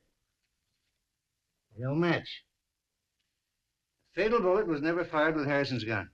I didn't think it was. You'll notice the test bullet has none of the peculiar markings of the fatal bullet. Could these peculiar markings, could they have been caused by a silencer? Yes, perhaps. That's what happened in the Anderson case, you remember, Johnny? Yes, yes. I had a hunch it'd turn out this way when I got the coroner's report. By the way, does it say that the bullet traveled in a downward direction? That it was fired from a height? Yeah. How'd you know? Well, I found this last night. The balcony overlooking the stage. That's a 38. That's the right caliber. Then it was deliberate murder. Yeah, and that's not all. Carlslake, that's Edwards' attorney's waiting in my outer office with a fine load of news. It seems that Edwards changed his will, and Carlslake was on the way to Edwards' house this morning to get his signature. Hello, Carlslake. Danny. This is Mr. Wong. We're helping the police in the investigation. Mr. Wong. How do you do? Carlslake, it's been definitely proven that your client was not killed with a bullet that came from Harrison's gun. This is murder. I'm not entirely surprised. What do you mean by that? Well, there was something wrong in that house. An atmosphere of approaching doom. I've felt it ever since Mr. Edwards returned from his recent trip to China. Just how did the terms of the new will differ from the old ones? Ordinarily, I'd consider this information as confidential. But Mr. Edwards altered his will, practically eliminating Mrs. Edwards from every benefit possible. Disinherited Mrs. Edwards? Practically, as much as was possible. How about Singh, the butler? Just to what extent was he benefited by the new will? Well, he'd been with Edwards for years. He had the largest legacy of all. I wonder how much that Chinaman really knows. Ways that are dark and tricks that are vain. You know what I mean, Wong. I think the sooner we get out to Edwards' house and question everybody, the better. Well, I think you should know that Edwards left a letter in his safe to be opened in the event of his death. He did. And when Janny and I looked for it last night, it was gone. How do you know Edwards didn't take it himself? Edwards showed it to me just before we went downstairs. And as you know, he never came up again. I think we better get out there right now. Of course you realize that this definitely eliminates young Harrison. Yeah, I'll release him. But I'm going to take him along for further questioning. He might be useful.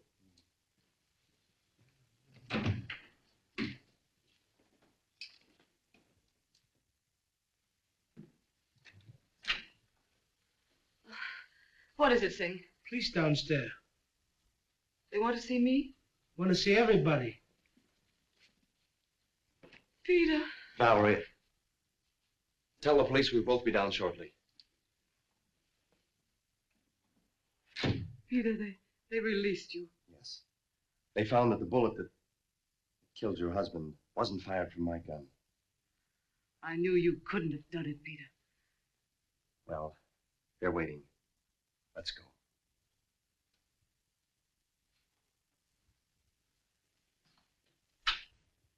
In other words, no one went up that stairway outside of Stroganoff. That's right. He went in the playroom, poured himself out a drink.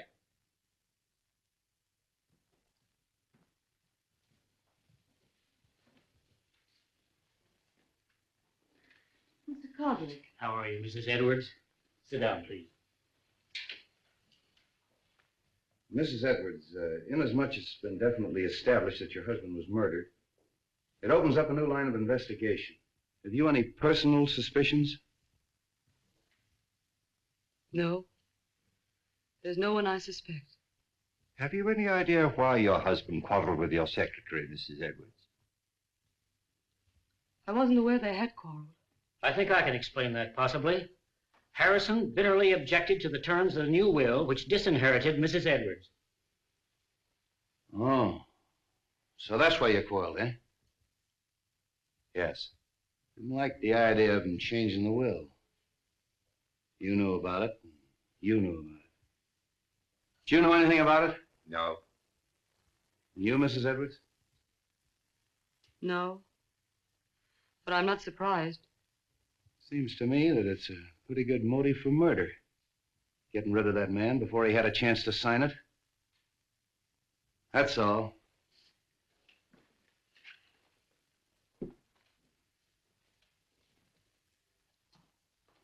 If you don't mind, Sergeant, I'd like to return to my office. Thanks for coming. One moment, please. How did you feel about the changing of this will? Well, naturally, I was indignant. Mrs. Edwards is a lovely and charming lady. I thought Edwards was insane, and I didn't hesitate to tell him so. I quarreled with him as bitterly as anyone. In fact, I told him to get someone else to look after his legal affairs. I didn't see you at the party last night. Oh, I was invited, but at the last moment I decided not to come. I took a ride in my car alone. And you live only a few doors from here. Well, yes. Why? I mean, we can get in touch with you easily if we need you. Oh, yes, indeed. Thank you. If I were you, Street, I'd have a few officers on duty here tonight. I think you're right. And Professor Janney and I have decided to spend the night here again.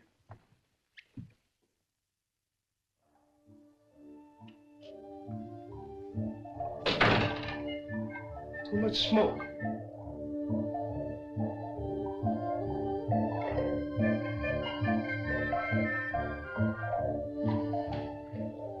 On this felicitous occasion, the clouds of heaven congealed, the trees on the mountaintop. Treasures of Wu-Wei? Yes, and the forgery. Could be. Boss, he thought he had original, stolen from temple of ancestor. Those who profane their dwelling places, the gods destroy. You know something, don't you? But you hold your tongue in more languages than one, my friend.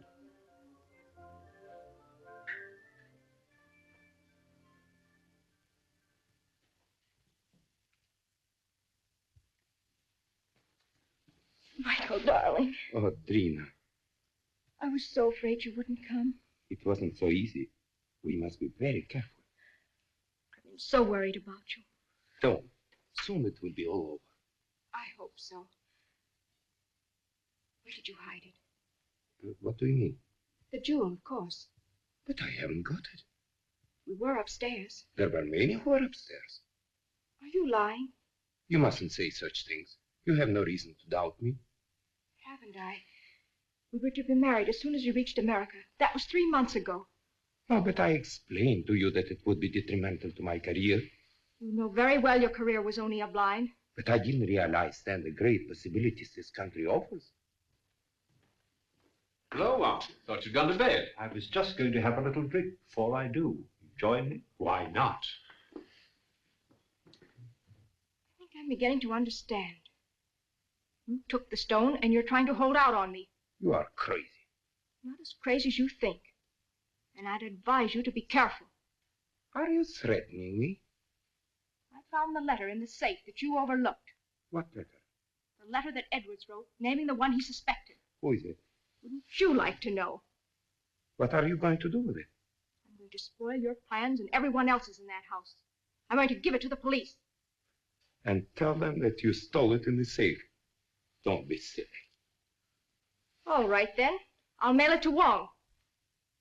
You are bluffing. There's one way to find that out.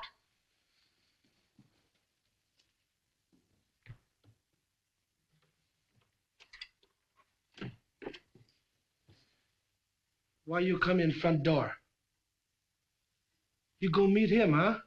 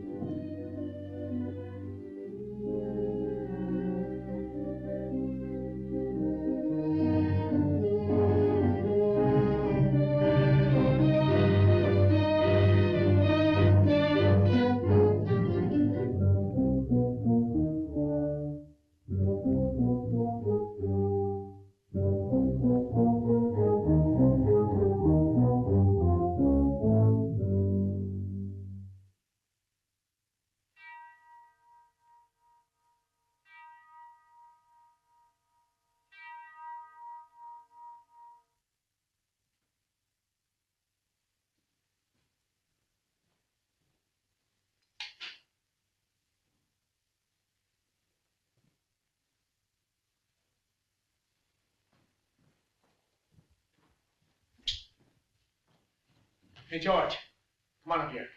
Come on, quick, make it snappy. Come on.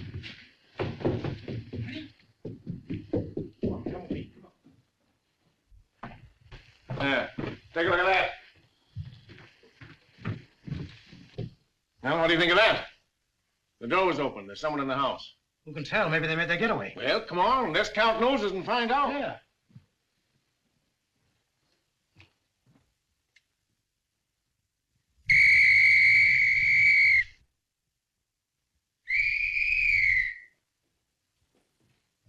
Well, what's wrong? There's a ladder by an open window in that room. I think we'd better take a look, Johnny. Yes. Cover the back door, search the grounds, knock on some doors, get everybody up. I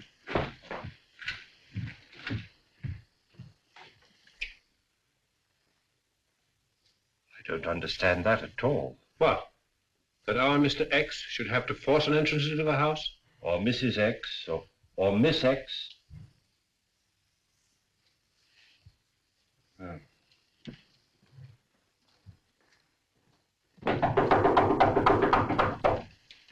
What's happened? Have you seen any stranger at the house? No. Is something the matter? Somebody either came in or went out. Is everybody here? My maid Drina isn't here. Maid. But where's her room? This way.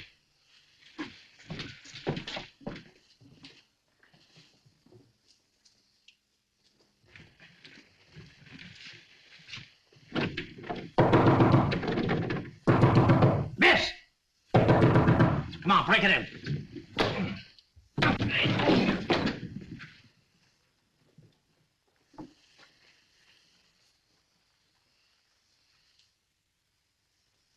She's dead. Oh, Hello. Place is all upset. Looks as if it's been searched.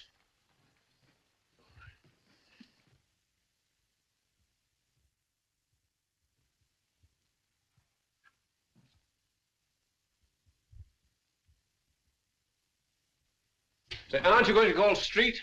Yeah, get them over here right away. Right. All right, folks, let's clear the room. You stay here, don't let anyone in or out until Street gets here.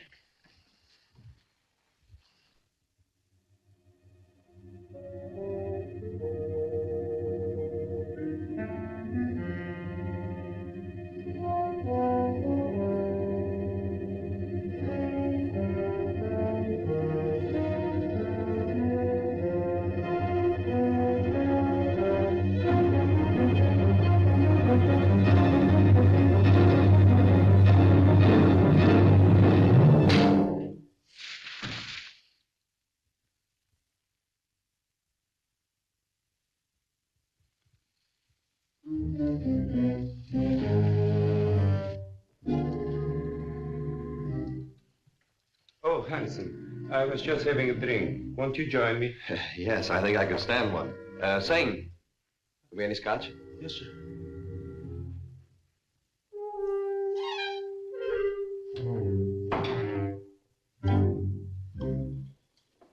Oh, won't you join us for a drink, Mr. Wong? Thank you, no. I would like a cigarette. Yes, thank you. I'll take another if I may. I'm all out. Night.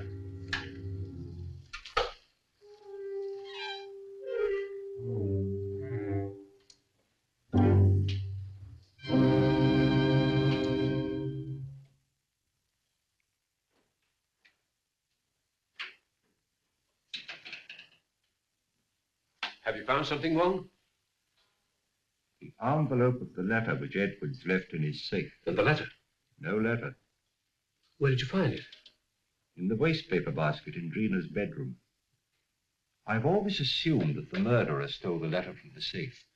But somehow or other it fell into Drina's hands, so that she knew who killed Edwards. And she, in turn, poor girl, was killed herself. Horrible. I wonder if the murderer has the letter now. We'd all feel safer if we knew. But in any event, whoever has it or finds it later is obviously in great danger. Don't you think so, Johnny? Indeed, yes. Oh, there's our friend, Street, now.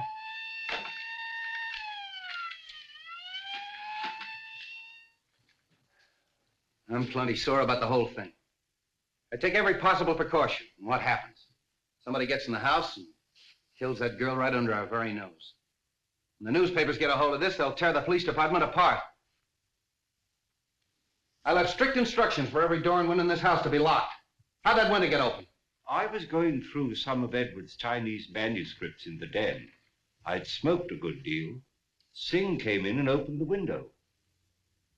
Why didn't you close it afterwards? Me forget. Well, you did, eh? You sure you didn't arrange to leave that open for someone? Room full of bad air. Me open window. Me forget to close him. Does anybody know what this girl was doing all evening? She go outside. She come in front door. Me see her. Are the servants in the habit of coming in through the front door? That's what I asked her. What was she doing outside? She go meet him. Did she? Yes. She was on her way to mail a letter when we met. Oh, just an accident, eh? No, it was prearranged. She wanted to see me. What did you talk about? A purely personal matter. Discussing personal matters and the servants, eh? How well do you know this girl? We were friends in Shanghai. Just friends? When she learned that I'm coming to the States with Mrs. Edwards, she persuaded her to take her also. Was she a maid in China? She was a dancer in a cafe in a foreign settlement. Did Mrs. Edwards know that her maid was your sweetheart? No. But what has that to do with the investigation? Might have a lot to do with it. Now, what was the personal matter you were discussing last night? She was insisting on us getting married. And if you refused? She was threatening to cause a terrific scandal. Oh. Did you believe that she'd actually do this thing? I did not, and I told her so. Then what happened? She got very angry and she left. You say she was on her way to mail a letter, Mr. Stroganoff? Yes. And did she mail the letter? I don't know. Do you happen to know to whom the letter was addressed? No, I haven't seen the address. How'd you get back in the house? Through that French window. I left it purposely open. You sure you didn't climb a ladder and get back in the house that way? Quite sure. All right. You may all go to your rooms. That is all except Mr. Stroganoff.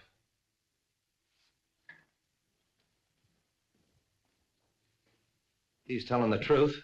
The next step is to find out how much he forgot to tell us. You really think he knows something? Sure. And I know something. Whoever killed Edwards and that girl is on these premises right now. Well, I'm quite sure of it. Why? Well, somebody took a shot at me. A shot? When? Well, earlier in the evening, I was outside. I was trying to make a cast of the footprint at the base of the ladder. We never heard any shot. Of course not. He was the silencer. And that's why we didn't hear the shot that killed Edwards. Yeah, but you shouldn't take those chances, Wong. No, it's perfectly all right. He missed. The more I think of it, the more I think he knows more than he's telling us. You think he killed his sweetheart to shut her up, eh? Sure. When she threatened to talk. I think I'll take Stroganoff down to headquarters. Get him ready, George.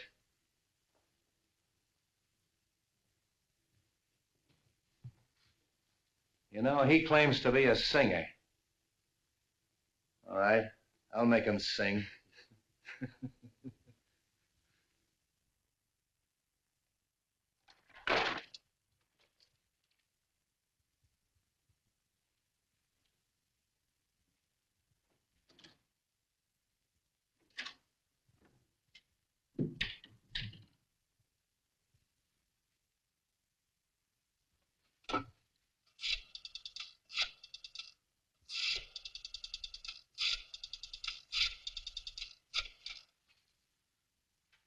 Hello? What the function number? All right, all right.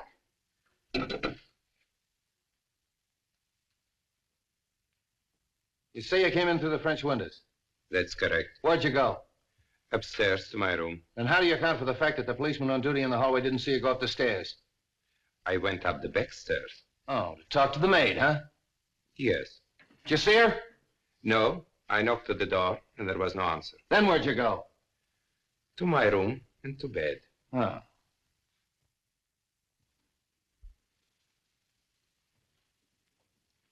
Senor Tsai, paper bought from China by Kong Lee Company. They sell paper to very few people. Here a list of them who buys them.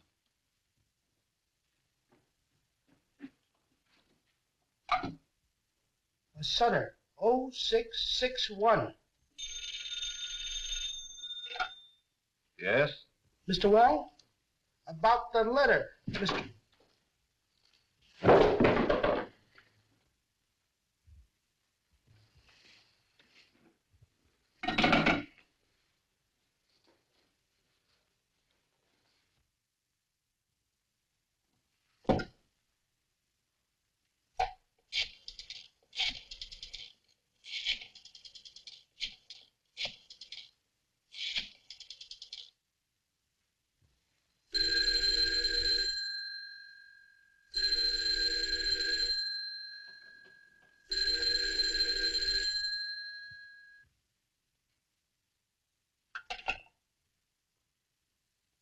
My hat and umbrella.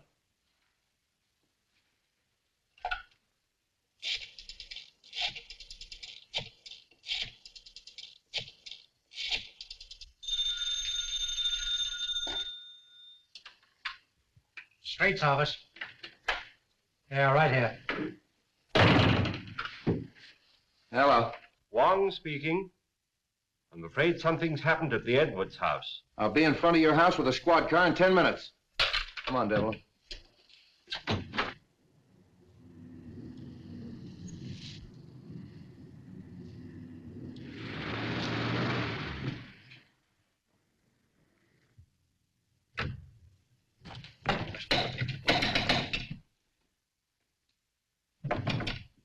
Open up! Break it in.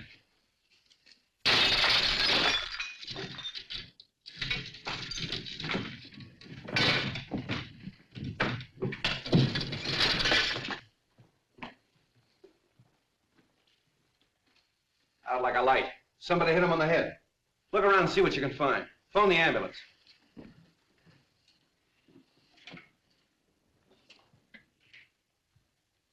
Who said you were talking to him on the phone? Did you hear any other voices? No, I just heard a commotion and what might have been the sound of a falling body. So I called you immediately.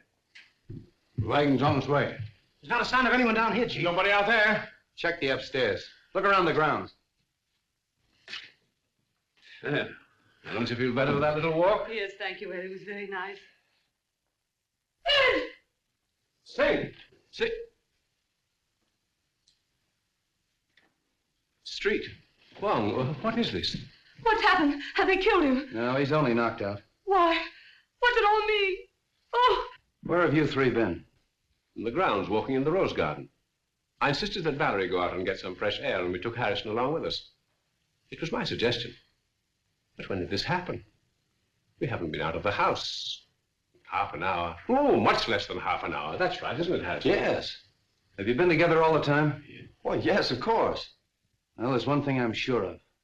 Stroganoff didn't do this, because he's been with me. The letter. That's the one thing I got out of Stroganoff. That letter was intended for you. Yes, it was. Singh was speaking of it when he was struck down. Letter? Please, please, what letter? It's a letter written by your late husband, containing the name of the person he suspected, to be opened after his death in the event of foul play. Then he did know. Evidently, the assailant thought Singh had the letter with him. See if it's on him, boys. It's not necessary. I talked to Singh earlier in the day. And the letter is in the mail.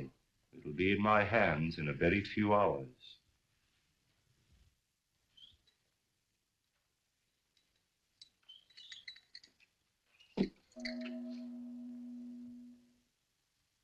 You expect a visitor? I'm expecting a visitor or two. Oh.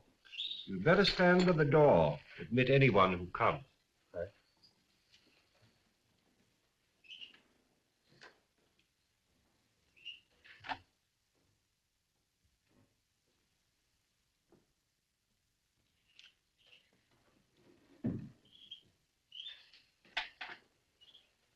Why, good evening, Mrs. Edwards. The letter. Have you received it? Do sit down. Have you opened it? Allow me to offer you some tea. Who was it? Whom did my husband suspect? He suspected the one who hated him. My husband had many enemies.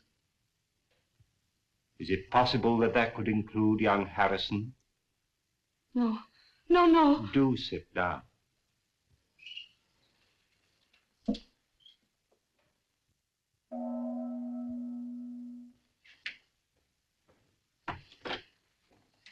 Good evening. Good evening. Is Mr. Wong in? Yes. Then the real reason for your being here is that you're afraid his name might be in your husband's letter. Is that it? Why, Harrison, we were just speaking of you. Val. Peter, why did you come here? But for the same reason you did. Is it possible you both have an identical interest in the contents of this letter?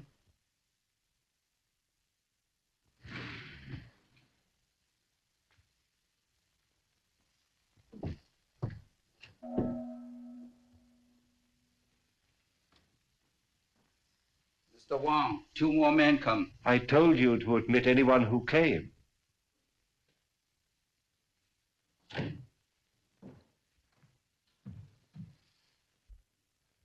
Excuse me a moment.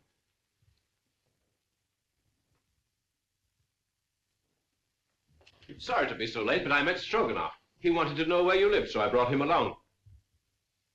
Hello, Val. Harrison? I came to ask you, Mr. Wong, not to open that letter until I have a chance to tell you certain things. That your name is not Stroganoff, but Petrovich? That you knew that Edwards had obtained possession of the eye of the daughter of the moon? That you and the maid Drina won his confidence and came to America with him to get the stone, even if you had to kill him? Aren't you assuming too much, Mr. Wong? That remains to be seen. In the meantime, please be comfortable. Thank you.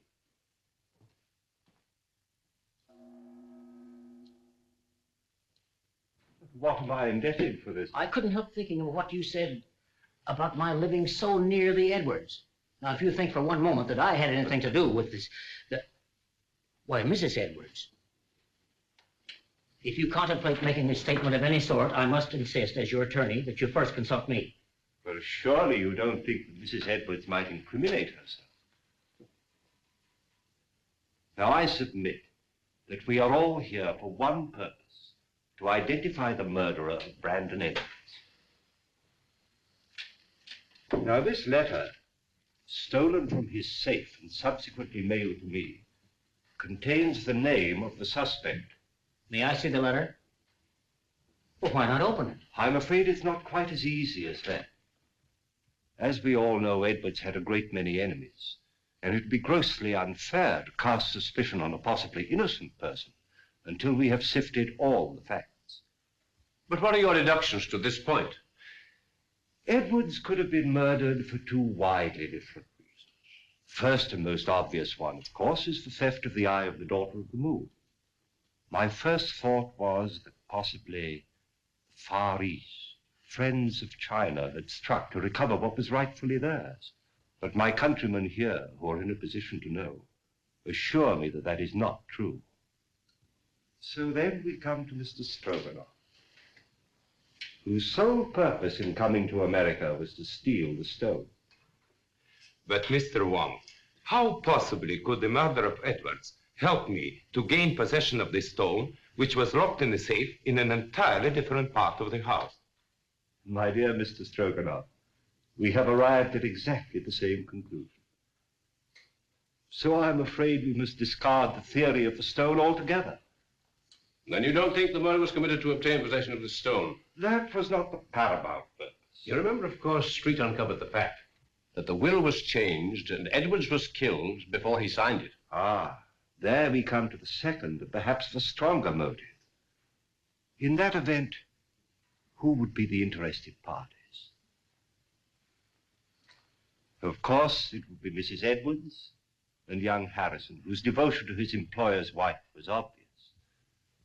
But the report of the Department of Ballistics proves that the bullet was not fired from Harrison's gun.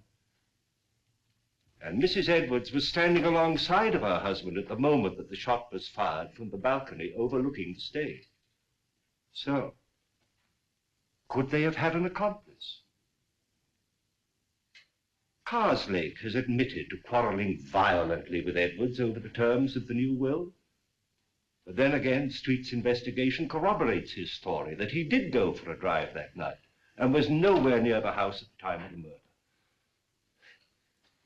Well, I confess that I am completely at a loss, and at no small cost to my professional pride. I shall have to seek the solution in this letter, unless you will come to my rescue, Janny, and tell me why you killed Edwards. My dear Wong, surely you're not serious. I'm sorry, Janny. I was never more serious in my life. But my dear Wong, you made so many mistakes. Mistakes? The theft of the jewel misled me for a while. But why the warning note? Why, the very paper on which it was written, the type of rice paper rarely found in this country, was easily traced to your university, where it's used in the repairing of ancient manuscripts. Yes. That was a mistake. Then you went out of your way to draw my attention to the manuscript of Wu Wang, an obvious forgery, which you had encouraged Edwards to buy, so I felt sure you weren't his friend. Then came the question of motive. And when I discovered that Edwards' first wife was your sister, and you had watched him drive her to a suicide's grave, I was certain that you had every reason to hate him. Yes, that's true. He drove my sister Mary to her death. I was sure of it. He knew of my conviction because I warned him at the time of his marriage to Valerie. That was my great mistake. You know, of course, Valerie married him to save her father from going to prison. Well, for 3 years, I stood quietly by and watched him pursuing the same tactics, using the same insidious cruelties against her that he'd used against my sister. When I heard he was going to disinherit her, then I made up my mind to remove him. I see. And poor Drina, the autopsy showed she died of poisoned smoke inhaled into her lungs. I can't Believe me, my dear Wong, I would have saved her if I could. Her death is the one thing in all this sorry business that I regret. No, Johnny. They're both the same, aren't they? Wong.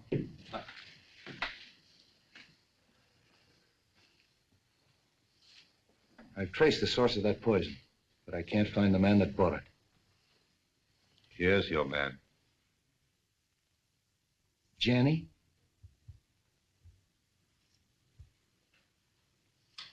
Very well. Congratulations. I'm sorry, Johnny. Shall we go straight? It's getting late and I haven't slept for a week.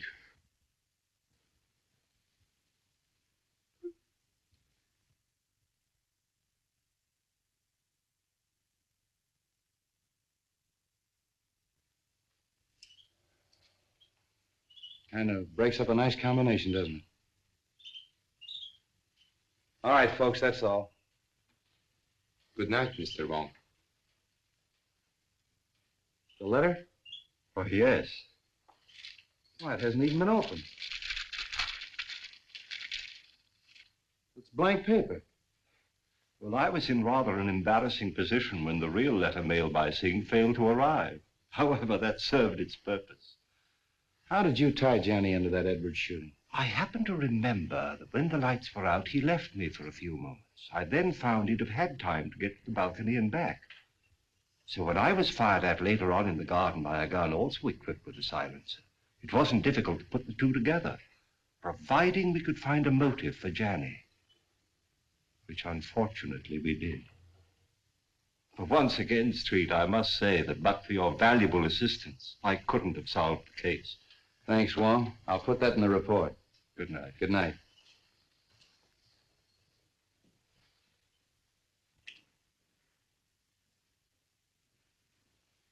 Messenger just bring letter. Important? Not now. I get you some fresh tea. No, I don't want any tea tonight. You're going on a very important errand for me. Yes? You're taking back to China something that belongs there.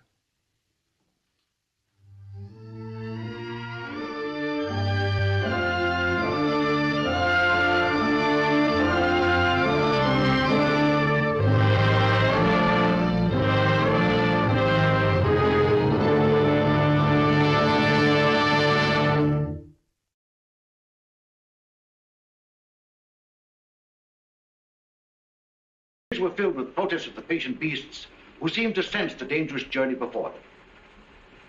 At this time, may I express my appreciation to the one man whose patience, sympathy, and understanding more than anyone else made our expedition possible. Ladies and gentlemen, Dr. Norman Wilkes, the president of Southern University.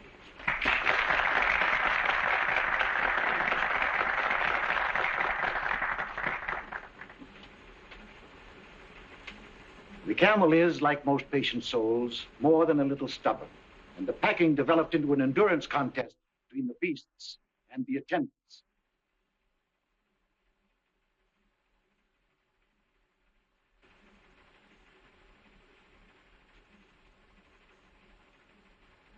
It's too bad this young man wasn't a few years older. I'm sure he could have solved the entire problem.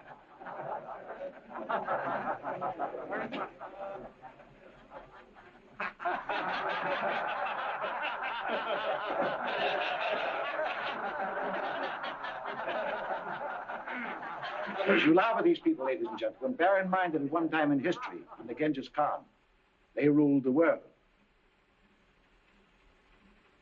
And that reminds me of another unsung hero, a man whose industry and devotion were responsible for the photographic records of our journey. Charlie Frazier, our cameraman.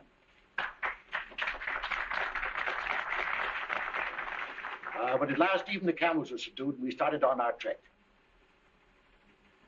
A journey that was to uncover the tomb of an emperor and bring to light one of Earth's great secrets.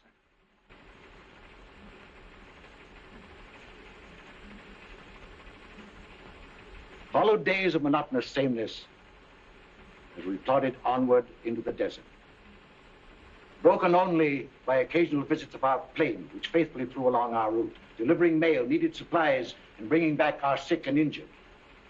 We had a signal arranged to tell them when we wanted them. You must realize that this is more than a travelogue. We have all the elements of drama, promised reward, obstacles to overcome, even a suggestion of romance, which explains the frequent trips of our airplane. My daughter Louise is with the caravan, and Tommy Dean was piloting the plane. Our objective was a hitherto undiscovered country across the mountains. As we started to climb, the temperature dropped precipitately until we were in the snow country. As you can see by the way the camels are floundering, this was not the easiest part of our journey. But at last the summit was reached, and we began descent toward our objectives. I promised you all an interesting surprise. Here it is, the discovery of the Emperor's tomb, whose whereabouts had remained a mystery for centuries.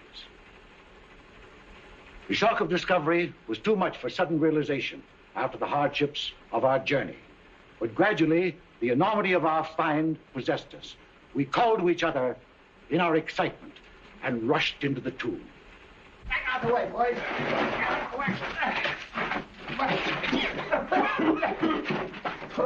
Here it is. We found it. The tomb. Well, my camera. I ought to be photographing it.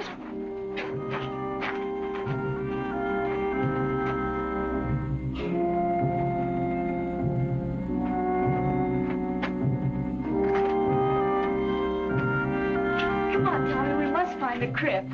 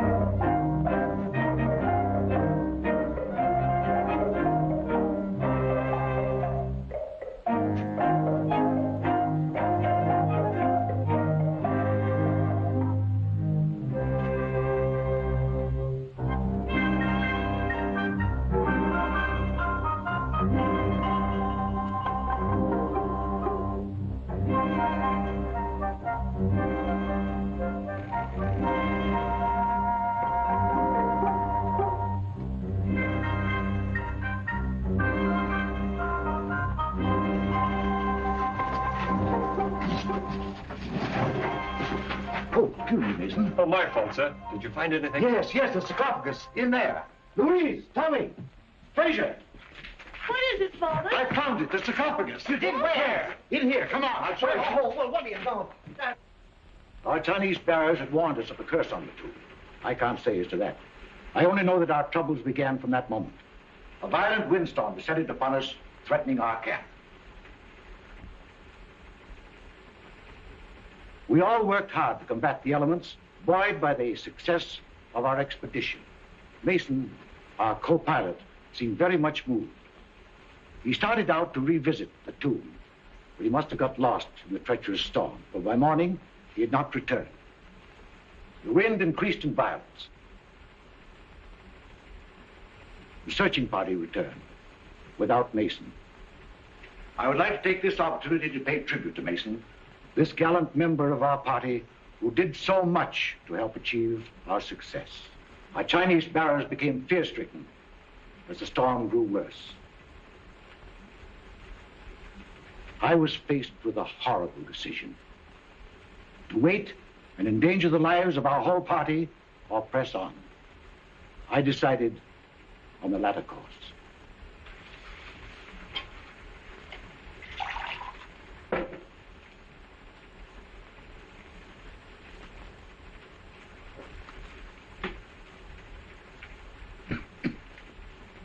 It was only when I began the difficult task of translating the scroll that I really found out the magnitude of our discovery. The more I studied its contents, the more I realized that I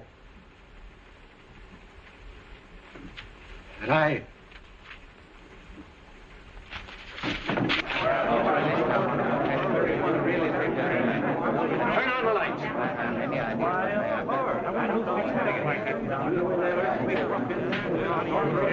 What happened? Did he faint? Looks like it.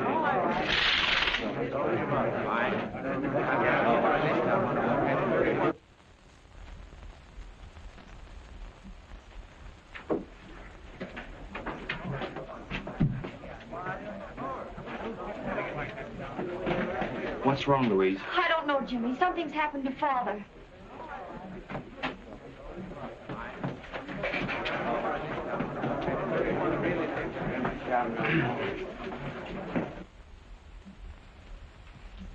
I'm sorry you didn't hear and see what there was at the lecture, Jimmy. Father will be disappointed. My only excuse is that I misunderstood the time. Perhaps we can run the pictures again. I hope so. Jimmy was one of Dad's favorite pupils. I never could get much interested in archaeology. But you can fly a plane. And after all, there are many reasons for wanting to go on an archaeological trip to China. Here's the complete camera report. I've arranged to store the film and... Are you listening to me? Yes, of course. Thank you. Oh, I wish they'd hurry. Doctor's been up there a long time. No, don't worry. Your dad's been under a strain. The work and study preparing for the lecture's been too much for him. Miss Louise, Yes, Jonas? you are wanted upstairs. Of course. Excuse me.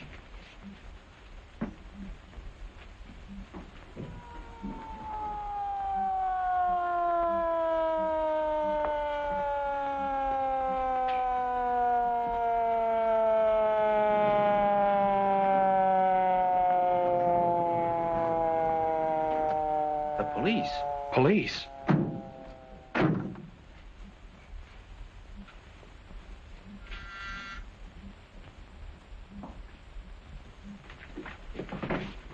Police. This way, sir. See if nobody leaves here, Grady.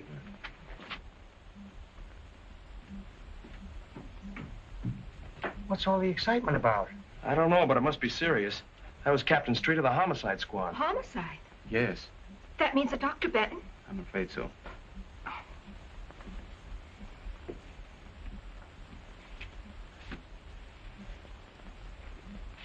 You can't keep murder out of the newspapers. We have no proof that he was murdered. Your own doctor says he was poisoned. You tell me he was stricken during a lecture. Doesn't look like suicide to me. What I want to know is who had the brilliant idea of removing a body. I did. It wasn't a body. It was my very dear friend, Dr. Benton. We all supposed that he'd collapsed from overwork. It would have been inhuman to have left him on the floor. Yeah, but it might have helped me a little. I'm supposed to photograph a body at the scene of the crime. I got work to do, prints, clues, routine to go through. Perhaps this wasn't a routine crime. Who are you? My name is Wong, James Lee Wong. How do you fit into this? Dr. Benton had just returned from the interior of China. I'm Chinese. Are you Chinese, too? Yes, sir. Two of you work together? I never saw her until an hour ago. You sent for me, sir? Oh, yeah. What did Dr. Benton have for lunch? Des hors d'oeuvre, filet meunière, des pommes de terre julienne, des petits pois et du café. That's fine. Everybody else have the same thing? Everybody, except Miss Winland. What'd she have, chop suey? No, sir. She had a cup of coffee and a piece of apple pie. She has had the same lunch every day for a month. You mean she eats here all the time? She lives here. Winland is, or I should say was, Dr. Benton's secretary. All right. What do the rest of you do? I was airplane pilot on the expedition. And I was the cameraman. I ran the projection machine at the lecture. What's your racket? Research. Who else was with him at the lecture? The doctor's daughter, whom you met upstairs, the trustees of the university, and a few friends. Who was with him when he died? Jonas and I. Did he say anything? Research. Oh, as a matter of fact, he did. Of course, I didn't mention it before because it didn't make sense. Well, come on, what'd he say? Well, we could hardly hear him. It was something about eternal fire and that Winland will... What do you know about this? Why, nothing at all. I have no idea what the doctor meant. When Dr. Benton phoned me, he hinted at something important he had found. There was the scroll. Did you help him translate it? No, Dr. Benton wouldn't let anyone see it. Oh, wait a minute. Scroll, eternal fire, translate. What is all this? Well, the doctor was telling us about finding an ancient scroll in the tomb of the Ming Emperor. Where is it now? In the safe. Who has the combination? Dr. Benton and Dr. Wilkes. Of course. Being president of the college, I have the combinations of every safe on the campus. Well, come on, let's open it. All right.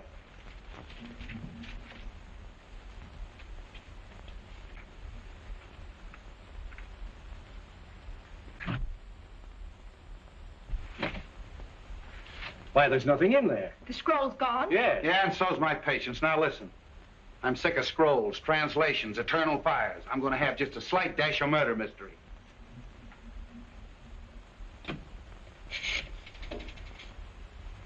Police headquarters. Homicide. Hello, this is Street speaking. I want you to send some men up to room number 4, lecture room number 4 at the Southern University. That's right, Doc Benton's place. Yeah. You know, prints, photographs, the works. Yeah.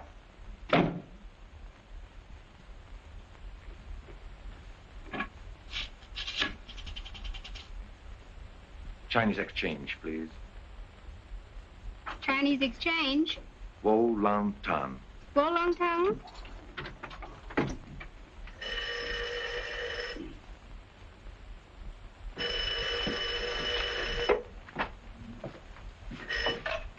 Yes?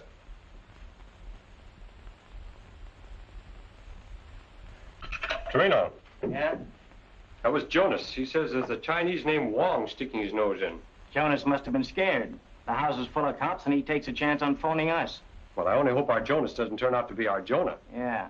Certain people would give a lot to know that you didn't die in that Chinese desert. Wong, eh? Wonder who he's working for. Well, you figure that out.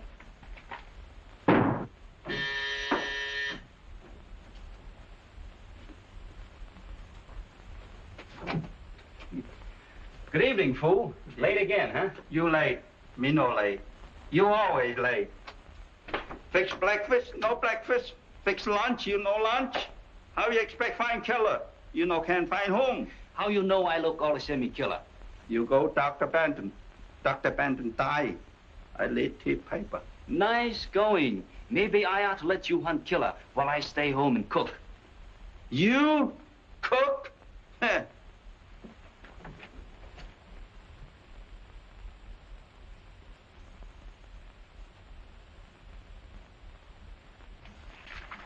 Fooey. My name not Fooey. Name Foo. Well, it may be Foo in China, but in America, it's Fooey. Huh. How Dr. Benton killed? Poison. What kind poison? Nobody knows until the police surgeon performs an autopsy. Sure. Maybe Dr. Benton had bad cook.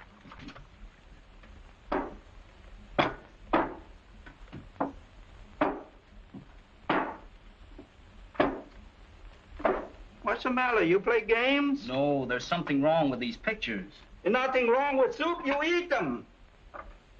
Fool! That's it. I've got it. You got what? I've got what's wrong with the pictures. The water pitcher. Look. See this picture? Dr. Benton as he started the lecture? See the water pitcher on the table? See this picture of the lecture room after Dr. Benton's collapse? Where's the water pitcher? Not this one. We have it 25 years. You father bling him. Why didn't I think of that before? Everybody crazy.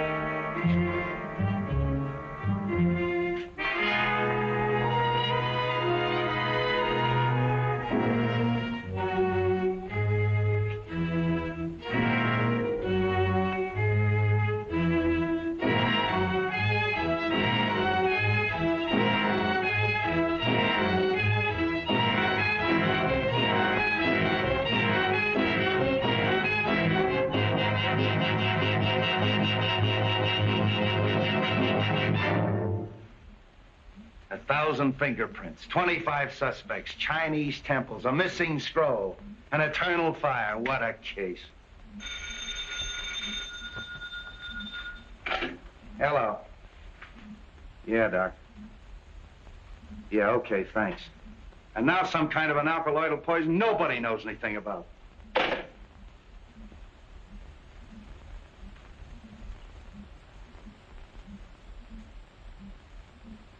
Hey, Grady, come here. What do you think that is? Maybe it's the eternal fire.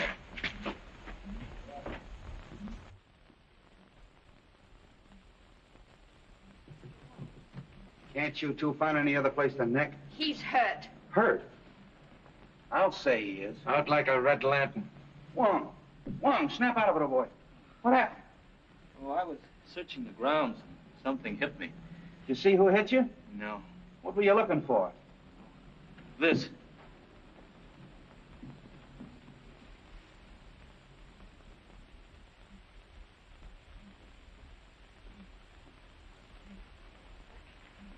I don't know how you're mixed up in all of this, but maybe you got something. You figure the poison was in the drinking water all the time, right? Right. And in the excitement following Dr. Benton's collapse, the murderer threw the water pitcher and glass out the window. The window was open during the lecture. How do you know? I opened it. Dr. Benton asked me to. Whoever hit you on the head was probably looking for pieces of this, huh? Yes. He probably found the pitcher. Being heavy, it didn't break. Luckily, I held that piece of the glass in my hand. Luckily for you, it didn't cut your hand off. Yeah. You sure you didn't hear or see anyone? Not exactly. I did see what appeared to be a flashlight in a shrubbery. Now it's your turn. I, too, saw light in the shrubbery. I hurried over and found Mr. Wong lying on the ground. I was doing my best to revive him when you arrived. Sure you didn't hit him on the head in the first place? Positive. But I did hear someone running away. Oh. A mysterious character shrouded in darkness. What were you doing snooping around the grounds? I wasn't snooping. I was on my way here. You asked me to come. Oh, yeah, that's right, I did. You in the habit of carrying a flashlight? Why, no. No, of course not. It's too simply simple. How do we even know that's the glass Doc Benton drank out of? We don't. But a simple laboratory test. Yeah, I know all about that. All right, you two, run along. Thank you, Captain. Coming? Grady, take that down to the laboratory and have it tested for poison. Where will you be? I'll check with you later at the station. Beat it. Yes, sir.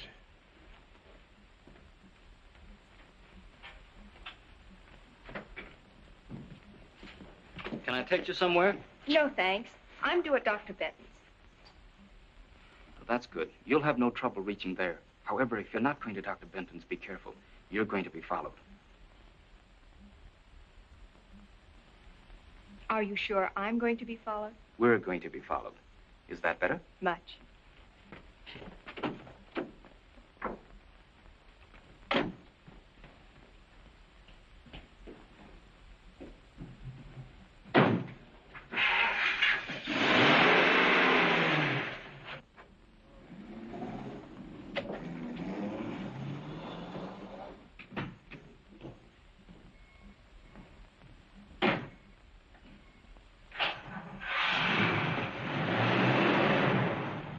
Feel like talking?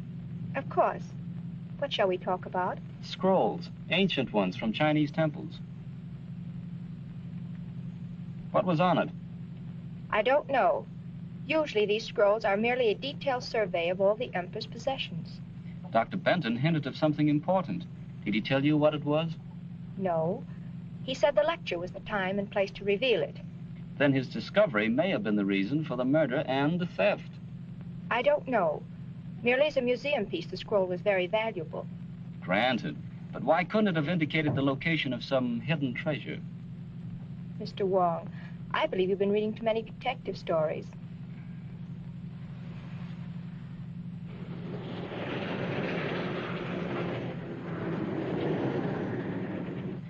He's following all right. I've got to get away. Will you help me? That depends. I'm not running out, but there's something I must do. I can't explain. You've got to trust me.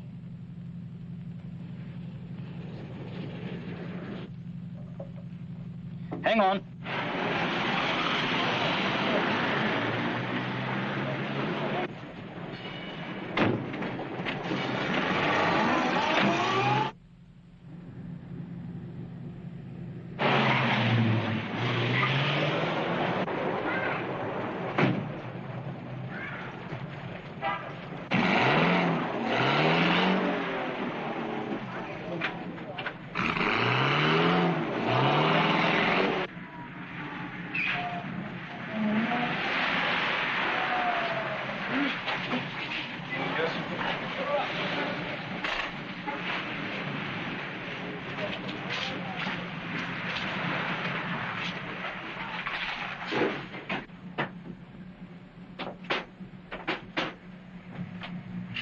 All right, where's the girl? The girl? Yeah, you know. You left the lecture hall with her. Win Lim. Why, Captain, have you been following me? Now cut out the clown, and where is she?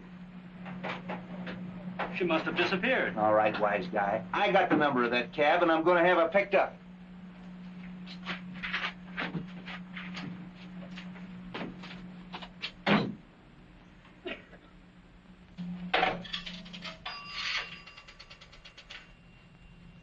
Police headquarters. Hello, give me homicide. It's the street speaking. Send out an order to have a taxi cab picked up. Number 5U7511. Yeah, that Chinese girl got away. Win Lim. I want her picked up. Who? Put him on. Hello, Grady. Yeah? Yeah? Thanks. Okay, say listen. Hold the phone a minute.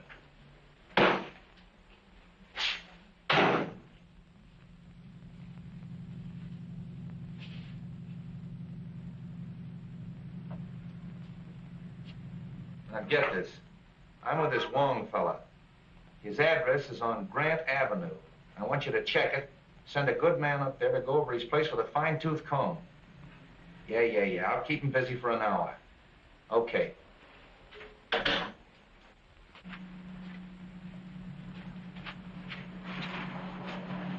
Well, you were right. They found poison on that glass. Corresponds with the poison in Doc Bennett's stomach. Sure must have been potent. Probably an oriental vegetable poison. Wen Lin would know about that, wouldn't she? Yes. Or any of the other members of the expedition. They were all in China. Yeah. You better take a little ride with me. Are you taking me in? Why? What have you been doing? Nothing that you don't know about. No, as a matter of fact, I want a little help. I'll have one of my boys pick your car up. Come on. How much? $2 even, sir. Thank you very much.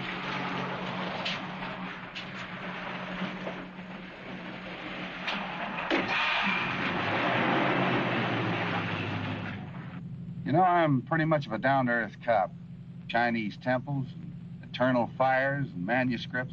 A little out of my line. But you're Chinese. What do you think of it? My countrymen dress ordinary things in fanciful language. Eternal fire may be something down to earth. Well, maybe. Let's see, there's Wen Lin, and then there's Louise Benton, although I don't think she'd poison her own father. Then there's that Tommy, what's his name, the aviator, and Fraser, the cameraman. I think you and I better get a complete list of that expedition, don't you? It would help.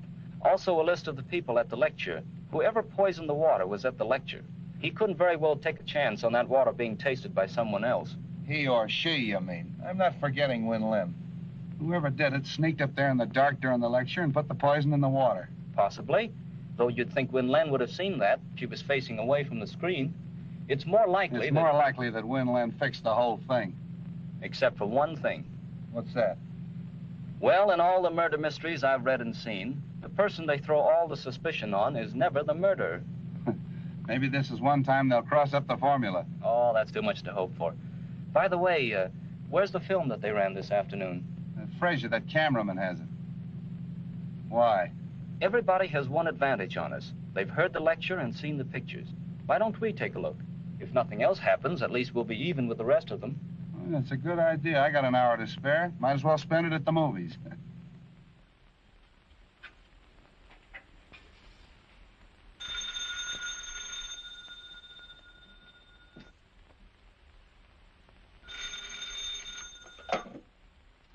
Hello? Yes, speaking. Where? The Green Dragon. Oh, who is this? Hello? Hello?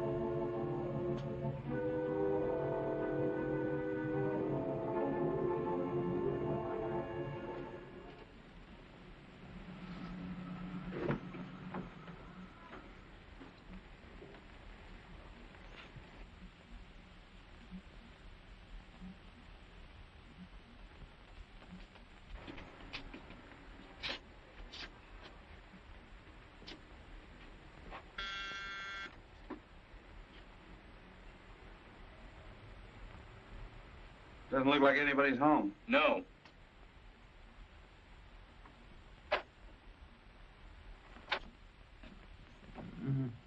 No.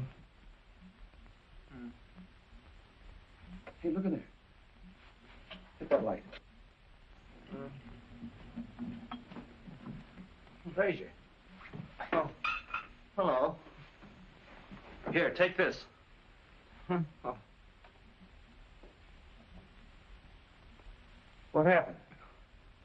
Why, I got a phone call asking me to meet Wen Lin at the Green Dragon. I started out, got suspicious, turned around, came home, and the roof fell in on me. Was it Wen Lin on the phone? I thought it was. Have a drink? No, thanks. Didn't you see anyone when you came in? No, it was dark.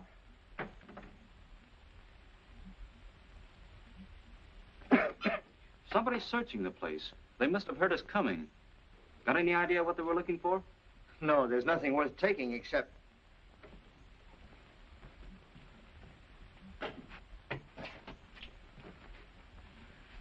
Well, thanks to you fellas, they didn't have time to do much damage in here. Where's the film of the expedition? Oh, I have it right here on this machine. I've been working on it. Well, that's what we came to see. My projection machine is still at the university.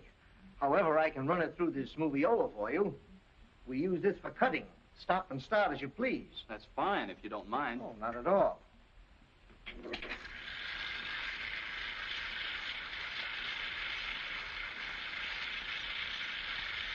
You cut this film yourself? Oh, sure. It's a one-man job.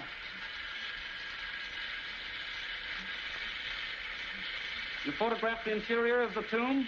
Why, yes. There it is.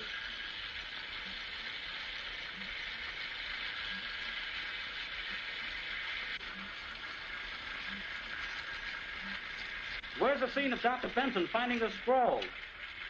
Well, I never got that. In fact, I didn't know anything about the scroll until today at the lecture. We were all kind of excited, and when Dr. Benton yelled that he had found the sarcophagus, why, I left the camera and ran with the others. And you and the others didn't see anything?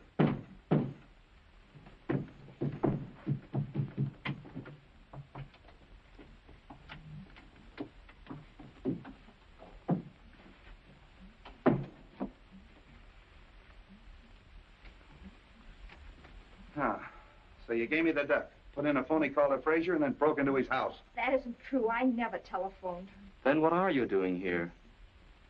I called for some enlargements that Dr. Wilkes wanted. When I arrived, the door was open. There was someone sitting at the desk. As I came in, he turned around with a gun in his hand. Yeah. Tied you up and put you in the closet. Why don't you tell us what happened? You were searching the place, Frazier caught you, and you conked him. Then tied herself up and put herself in the closet? Well, Frazier didn't tie her up and put her in the closet and then knock himself out, did you? Where is he? Hey, Frazier! What are you doing here? I thought I heard somebody outside. Yeah, I know. The mysterious stranger again, eh? Police headquarters.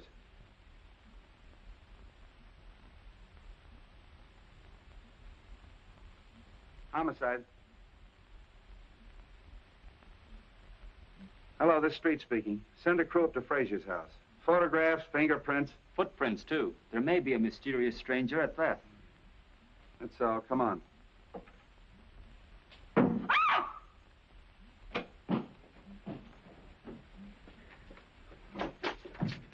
There was somebody. Listen.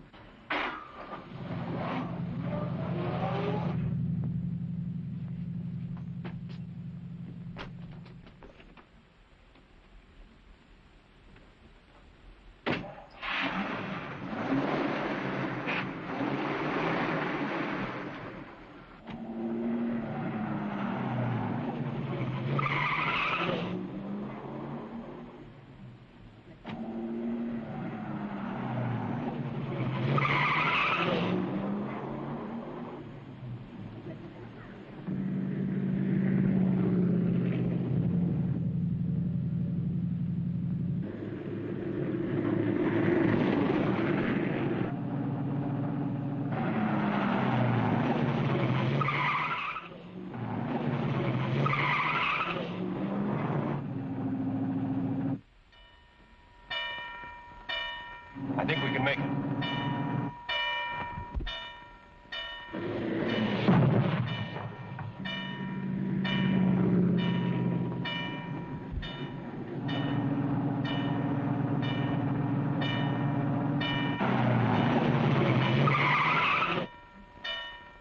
I got the license number, but it's probably a stolen car. Yeah, we better get out of here before somebody calls a cop. Well, it looks like we got the murderer right where he wants us. Haven't accomplished much, have we? Well, we sure haven't. You were doing all right till Win Lin gave you the slip. She kind of put one over on you, didn't she? Yeah, looks like it. Yeah, it's quite a story she told. Wonder what her angle is. I don't know. But come on up to my apartment and I'll try to find out.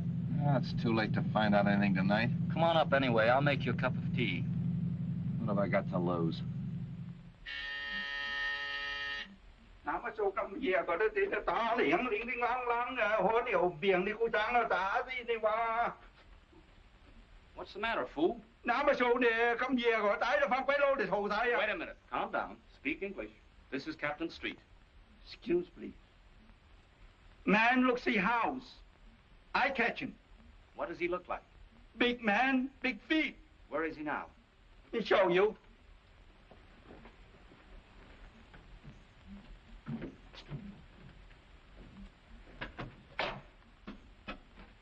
See?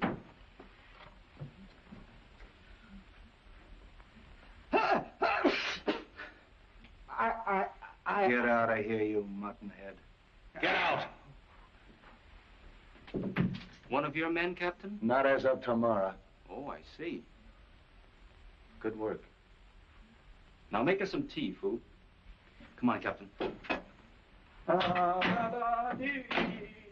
Sorry about having to send that man up here, Jimmy, but you've been so close-mouthed.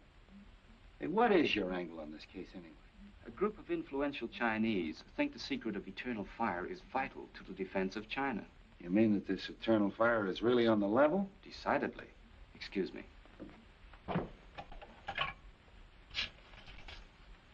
Chinatown Exchange, please. This is James Lee Wong, revered elder, please. Greetings. Only the eyebrows of youth would have the temerity to call the beard of age at such an hour. How great a blessing is clear perception. Welcome, James Lee. The eternal fire is safe?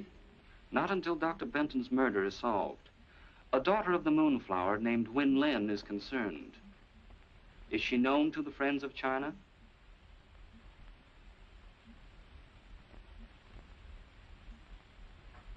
You have added to my already heavy load of obligation. The eyes of the blind need no ointment. The sight of the temple is in the hands of China's enemies.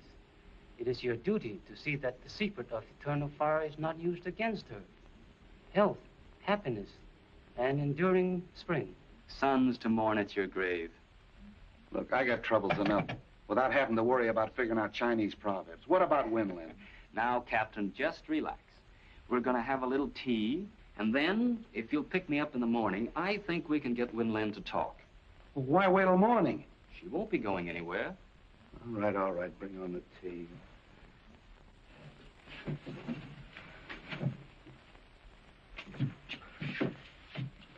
What's all this? The sarcophagus from the Chinese tomb, sir, that once contained the body of a Ming emperor. They tell me that a Chinese archaeological expedition is digging up the body of George Washington in exchange. Sir? Well, that gives you a rough idea. Is Winland home? In the library.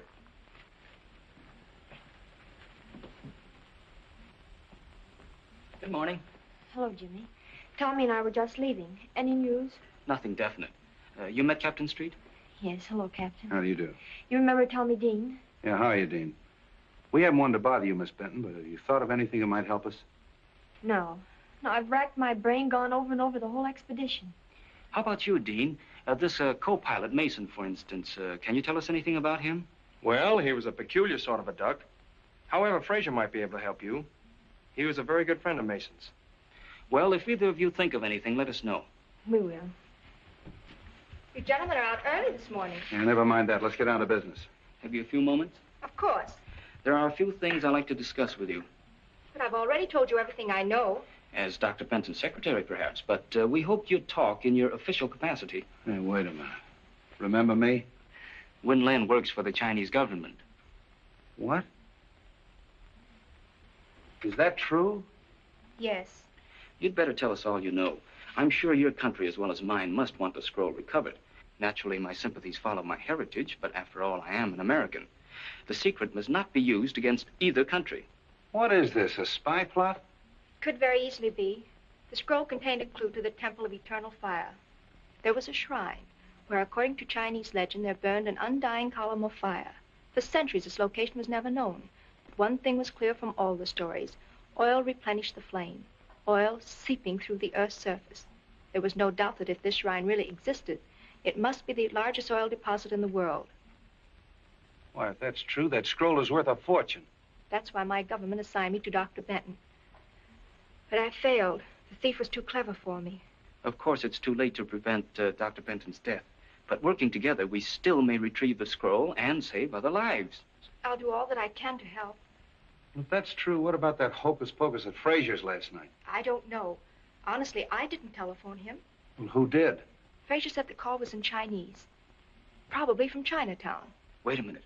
If it was, it can be traced. The Chinatown Exchange lists subscribers by name.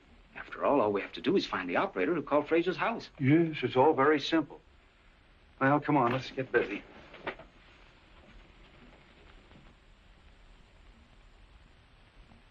That's all, May. Thank you. We handle many phone calls each night, but since we know the approximate time, it is possible that one of the girls will remember. Rose Petal, you were on duty last night. From 8 until 12. This is Mr. Wong. Hello, Jimmy. Jimmy's brother and I went to high school together.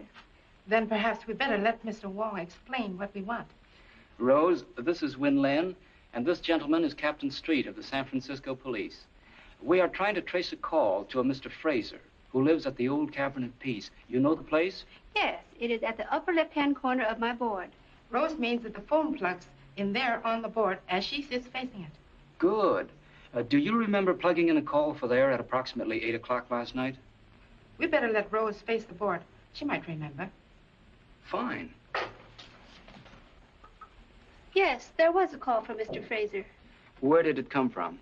I'm sorry I can't locate it exactly for you. The best I can do is be sure it came from this section. Oh, that's fine, Rose. At least you've narrowed it down. Thank you so much. You can furnish us a list of the subscribers whose names are in this area? Of course. That's a waterfront. Sure. Then all we got to do is check them all and find out which one called Frazier last night. There are only 12 names. 12 names. And 3 of them are female subscribers. Suppose we leave them to Win Len. You and I can track down the others. Oh, this is crazy. Just because your friend Rose Petal has a brainwave, we have to check up on every Chinese laundry in town. The next one's the chop suey parlor. Maybe you'll feel better after a little lunch. I'll wait for Joe's Steakhouse. Here we are. Charlie 1.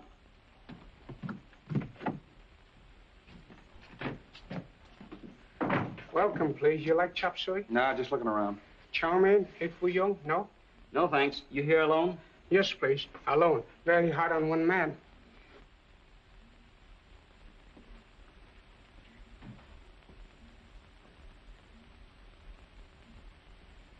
A wise man understands the 7 virtues of peace. What is one more stone to an overloaded donkey? Come on, there's no harm in this man. Donkey. May I use your phone? Sorry, no phone. What? No I phone. happen to know there's a phone in here. Where is it? Show it to me. Chop, chop. No phone, no phone. Wait a minute. See that? It's pretty, isn't it? That's me. I'm the law. If you don't tell me where that phone is, you're going to get in plenty of trouble. Let me talk to him. What did you get in here? Wait a minute. What is all this? I saw him press that button and trace the wire to that closet. It looked suspicious. Yeah. Where's the phone? Please, no phone. Charlie want no trouble. You're going to get in plenty of trouble. Come on. See this wire? Yeah. My best clothes. Oh, shut up.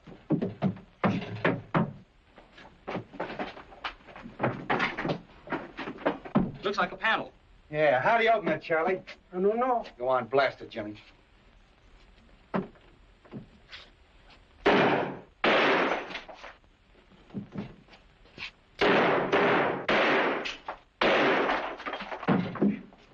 Wait a minute, Jimmy. After you, Charlie. No. Get in there. You...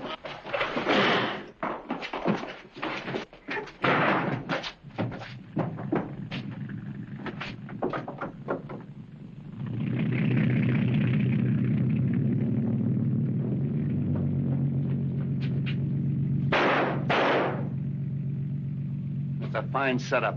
There goes our killer. Do you see that knife? Charlie 1.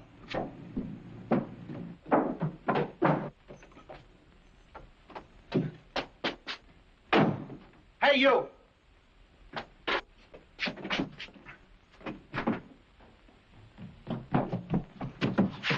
Going someplace, Charlie? Was one of you units, look one. Nice work, Jimmy. I was held up. Come on, you and me's going to have a little talk. Come on. Never mind the double.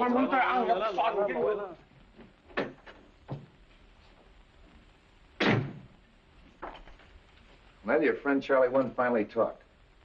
Hey, what'd you put in that note you sent to him? A little Chinese threat about the bones of his ancestors. Sure worked. He didn't even want me to leave. Wants to see you, too. Oh, let him wait a while. What did he have to say? Who were the two men? Said he didn't know their names, only knew them as number 1 and number 4. I showed him every picture in the place, but he didn't recognize any of them. Too bad. Yeah. You know, it's a funny thing. This knife looks exactly like the one they threw at you the other night. Well, doesn't it? Yes. Might be the same knife.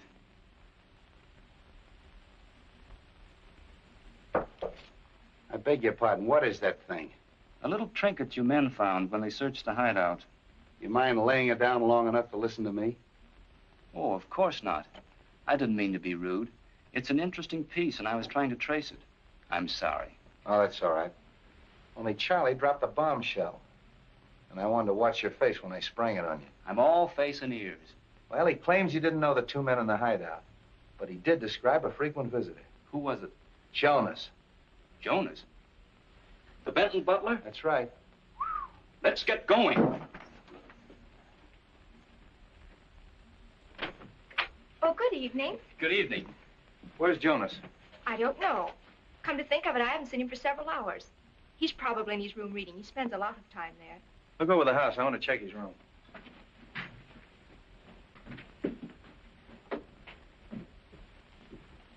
Have any success this afternoon? Yes, that's why we want Jonas. Ever see anything like that before? Why, that's Sun Yat, the god of vengeance. I haven't seen him since we were in China. Where did you get him? In a room that... How long since you've seen Jonas? He was here at lunch. All right, did you find him? No, sir, no sign of him. Oh, so he scrammed, eh? Okay, send out a description on the radio and have him picked up. That settles it. You mean that Jonas killed Dr. Benton? Sure, but he won't get far away. Jonas, I can't believe it. Look!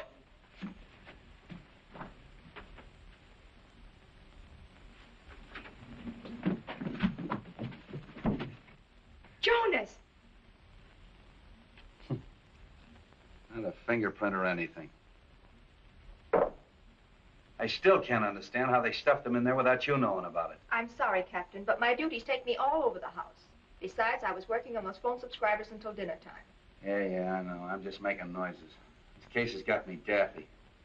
Daggers, fingerprints, scrolls, poison. Hello. Yeah, Doc. What? You don't say. All right, you do say then. Okay, thanks. How do you like that? This was stuck in Jonas after he died. Then what killed him? The same poison that killed Doc Benton. Well, we're getting no place fast. Well, what do you say, Mastermind? I'm going crazy and you're playing with a doll. I guess we're both going crazy. We were talking about this god of vengeance, you called it? Yes, he's a local deity, found among the nomad tribes of the Gobi Desert. In the same district as the Emperor's tomb? Yes, as far as I know, that's the only place. Now, wait a minute, children. I don't want to hear any more about Oriental hocus pocus. All I want to know is who killed Doc Benton and who killed Jonas. I think maybe we're getting warm. Any report on the two men in the motorboat? No, the Harbor Patrol hasn't turned up a thing. Are you desperate? Am I desperate? You're looking at a man that's got 5 newspapers, a police commissioner, and the whole town around his neck. And he asked me, am I desperate? I mean desperate enough to try a long shot. Sure, I'll try anything. What is it? Get me the Tribune. Mr. Miles. Jimmy Wong calling.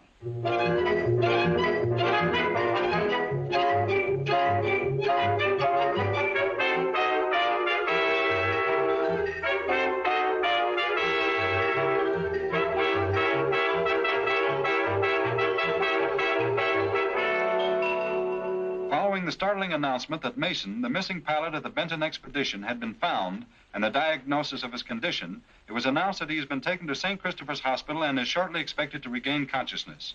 The police confidently expect that as soon as he does so, they will obtain valuable information in the Benton murder investigation. All right, run this wire through the window and connect it up. If I'm right, the killer will try to prevent Mason from talking. And for tonight, I'm going to be Mason.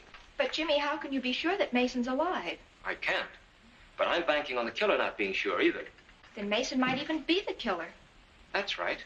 But, Jimmy... Oh, there's nothing to worry about. All we're trying to do is get these people out in the open. This microphone will pick up the slightest noise. You and Grady and I'll be listening in, and if any trouble starts, we'll know it as soon as Jimmy. Now, come on, let's let him get to bed. Promise to yell if anything happens. I promise. Then good luck.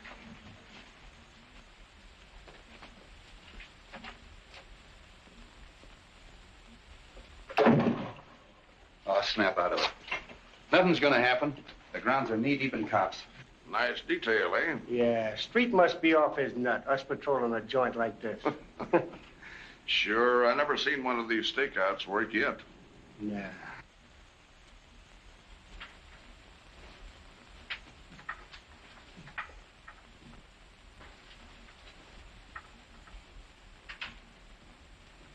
Everything okay? Yeah, listen.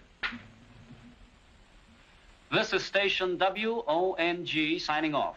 We'll be back later with some interesting disclosures, I hope. That's good. Keep it tuned there. Thanks.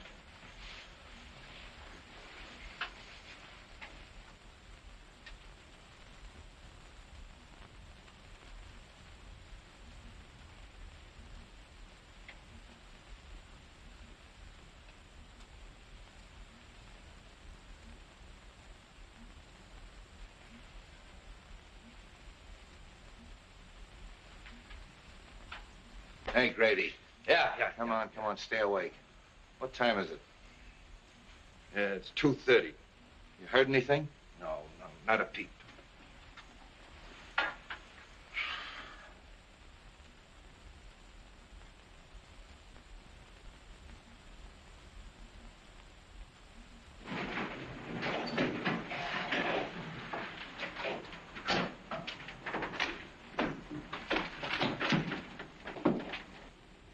Them interns keep the same hours as cops do, don't they? Yeah.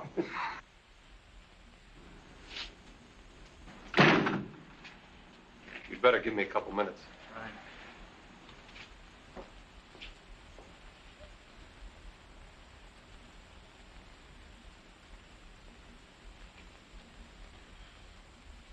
What's the matter? Oh, I'm worried. There's nothing to worry about.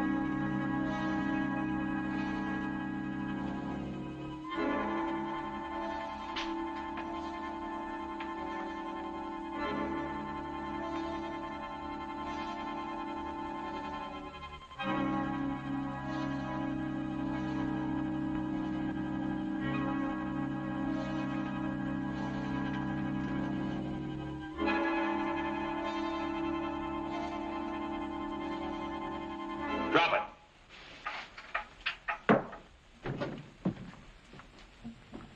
Come on, reach.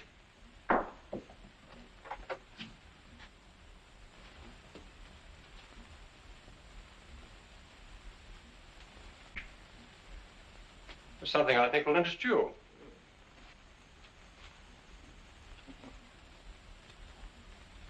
So, Fraser, it was you who threw the knife at me. Sure, we were watching from the garden.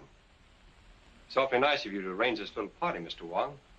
But perhaps I'd better introduce myself. I'm Mason, whom you so rashly decided to impersonate. I was hoping you'd turn up. Particularly after we found the God of Vengeance in your hideout back of Charlie 1's. And then you can see this gives me a chance to satisfy the little fellow. You and Fraser were partners, huh? That's right. Fraser decided to double-cross me. Tried to kill me and left me for dead in the desert. Fortunately, a wandering tribe picked me up and nursed me back to health. That's where you got the God of Vengeance. That's why you broke into Fraser's house and searched for the scroll. You knew he had it. It's a lie. Oh, no, it isn't, Fraser. And we're going to take you someplace where we can make you talk. I'd have finished him that night, but you interrupted me. Since then, he's been in hiding, but I thought this little trick of yours would smoke him out. I'm afraid you're going to have a little trouble getting away. I don't think so. Torino there is our intern. We have an ambulance waiting downstairs. Hey, Grady. Yeah.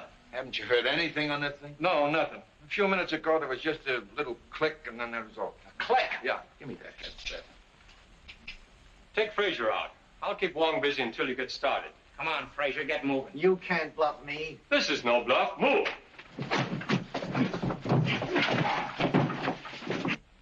Why, it's dead. Something's happened to the wire. I mean, it's dead. I went and fixed the thing, and it was all ready when we...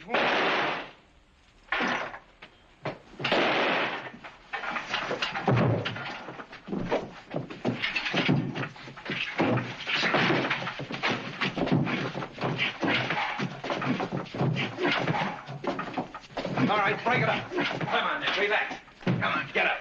Nice work, Jimmy. Well, Fraser, you'd better talk now.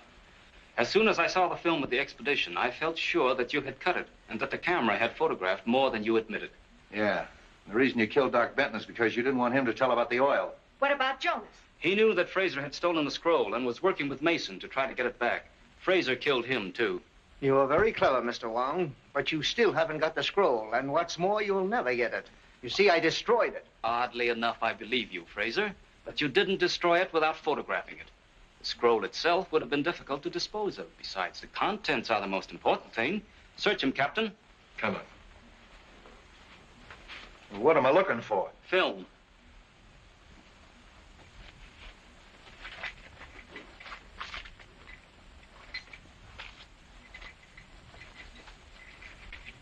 Well, that's probably it. What's that? That's too small. The picture's inside. Open it.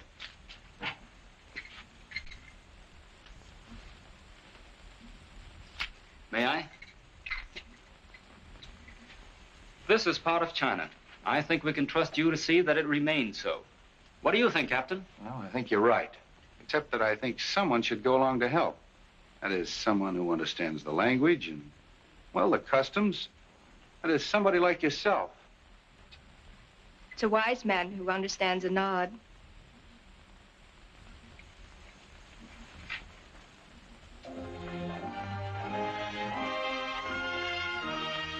Well, come on, come on.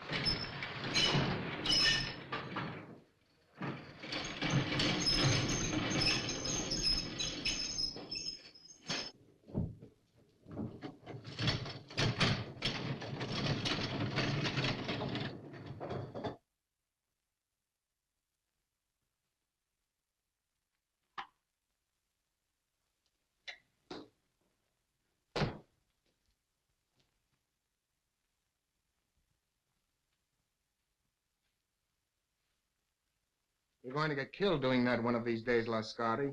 There were people out front. I had to get to you quick. I found the stuff. It's being loaded aboard the Orinoco. The Orinoco? An old tramp steamer tied up at Pier 28. Well, you have your instructions. What can we do? We can't get near the ship. You know, don't you, that if those chemicals fall into the hands of our enemies, we're through? Sure, I know. But the wharf's swarming with guards. Then we've got to think of another way, Lascardi. That ship has got to be stopped.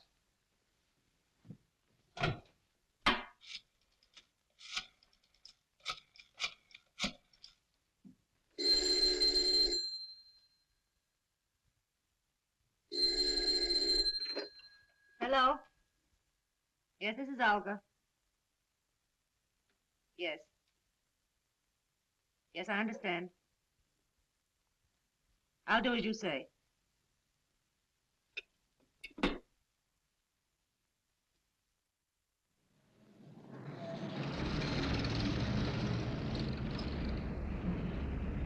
think we gave him the slip that time. How much farther is it? We'll be there in a minute.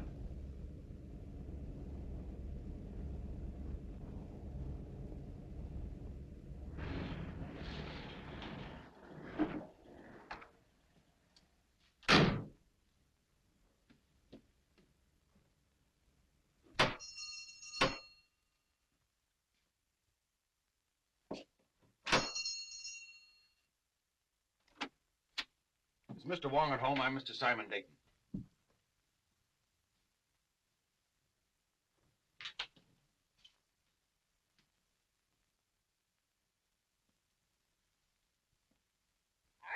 What do you want? I'm looking for Mr. Wong, Mr. James Lee Wong. Good evening, Mr. Dayton. I am James Lee Wong. I beg you to forgive my feathered friend. He delights in the sound of his own voice, but like so many humans, the words don't seem to matter. If you will forgive my humble surroundings. Well, Phil Davis sent me to you, Mr. Wong. Yes? My life is being threatened. He said you'd be able to help me. The request from a friend is virtually a command. If you'll state your case, please. Well, I haven't any case. I'm just convinced that somebody's out to get me, that's all. Whom do you suspect? Anyone, everyone, every place I go. I tell you, it's driving me crazy. How long have you been bothered by this, shall we say, apprehension? For a couple of months. You see, about that time, my two partners and myself arranged to ship a load of chemicals abroad. From that time on, we've had a lot of trouble. Just what sort of trouble? Factory deliveries held up. Railroad shipments damaged. Ships withdrawn that I'd already charted. I see. Go on. My office has been entered and rifled several times lately. Ah. Anything taken? Desk, files searched, but nothing taken. Is there anything else you can tell me? Yes. A couple of days ago, a Miss Petroff dropped into the office with a letter of introduction. Yesterday, I saw the man from whom she said she got the letter. He had never heard of her. How about these two partners of yours? Wilk and Meisel, they're okay. We've been associated for 15 years. I don't know. I seem to have the feeling that I'm being followed, that I was followed here tonight. It all seems so indefinite. I just can't give you a single clue, Mr. Wong. On the contrary, Mr. Dayton, you have. You spoke of a forged letter. You have it? Why, yes, of course, at the office. Will you do this? Will you come to the office and talk it over? I'll pay you anything you ask, but I must have help or I'll lose my mind. How will 10 o'clock in the morning suit you? Fine. I do appreciate this, Mr. Wong. Appreciate it immensely. In the meantime, what would you advise me to do? I would suggest an almond duck smothered with succulent water chestnuts. A little rice wine. What? I beg your pardon. Have you a good cook? Yes. Then go home, have a good dinner, and sleep. He rests well who dines well.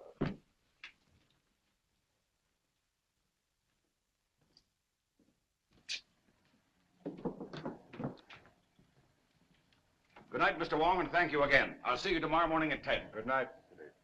Look out, Wong! That wasn't my chauffeur. That wasn't John. I saw his face. Oh. This is John. This is my chauffeur. John, easy. John, what happened? What happened? Wong!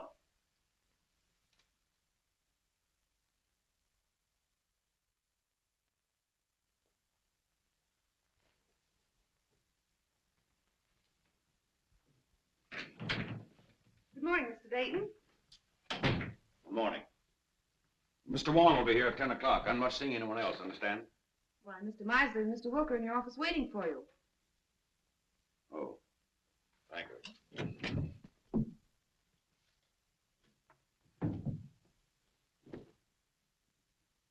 Good morning. Anything wrong, Dayton? Nothing wrong with me. What's on your mind? Simon, we overlooked a little matter in our partnership agreement. It's quite important. Yes? What is it? There's nothing that covers the situation which will arise if one of us dies. Meisel thinks of everything. In order to simplify things, I've drawn up an additional clause to our agreement. I'll read it to you. In the event of the demise of any of the three principals to this agreement, it is understood and agreed that his interest shall revert in its entirety to the surviving principals and or principal. We both signed. The way I figure, it's wise to always be prepared in a case like this.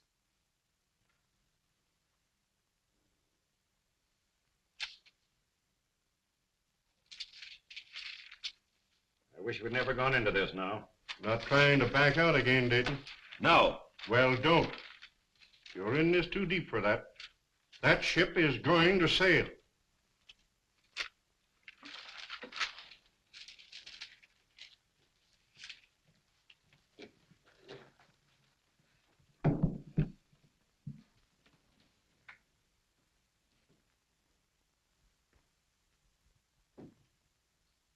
Mr. Wong should be here by now. Why, he's not due for 20 minutes, Mr. Dayton.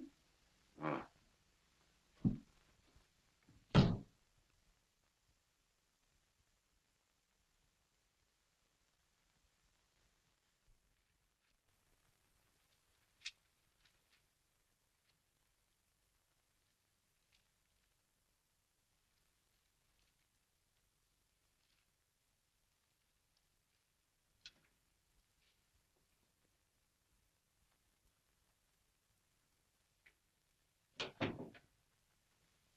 Good morning, Miss Ross. Good morning, Carl. Can I see Mr. Dayton? Oh, I'm sorry, Carl. It's impossible. You've been telling me that for a week. Carl, he'll see you tomorrow. I'll get him to. He'll see me today. Oh, Carl! Here, you Mr. Carl. Mosley has a Let gun! me go! Let me Let go! Let me go! What do you want? I want my formula. Throw him out! Ryan, Muscle, throw him out of here! Throw him out! You promised to pay me for my formula. You promised to make me a partner. You've got a shipload of it going out tomorrow. You're trying to freeze me out of this deal. I'm going to kill you! Throw him out! Carl, come on. I will. No, I won't. Don't be silly.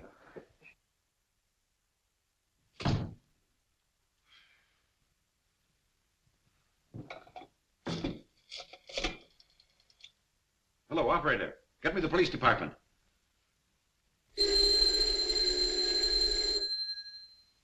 Street speaking. This is Simon Dayton, Dayton Chemical Works. Yes. There's a man up in my office threatening me with a gun. With a gun, eh? Devlin. Yeah? There's a guy with a gun at the Dayton Chemical Works.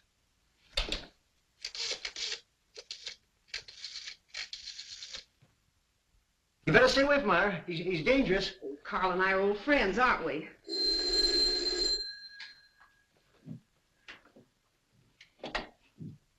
Yes? Hello, Myra. Is there a guy up there with a gun? Your boss just phoned. Why, yes, there is, Sam, but I don't think you need to... I'll be right up.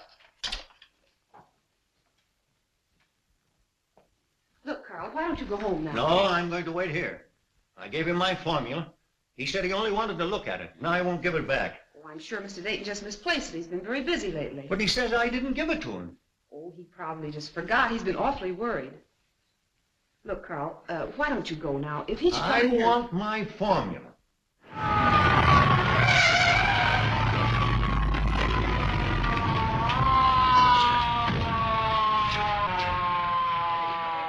There he is. Sam. What's up, Myra? Where's this gunman?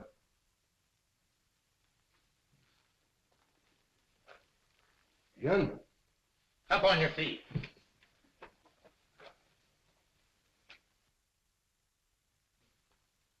Where's your boss?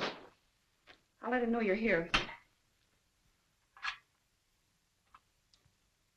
He doesn't answer.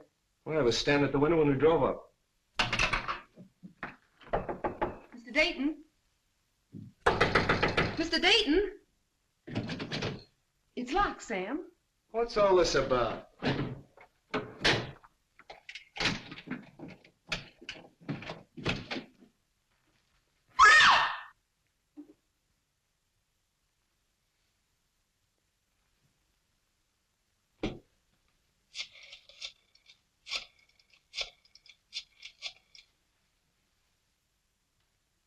Hello, this is Street speaking. I'm down at the Dayton Chemical Company. Looks like a homicide. Yeah, everything. Right away.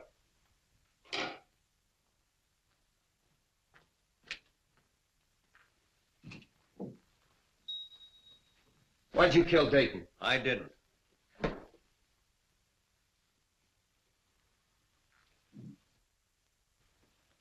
Look, Myra, I want you to pull yourself together and tell me exactly what happened.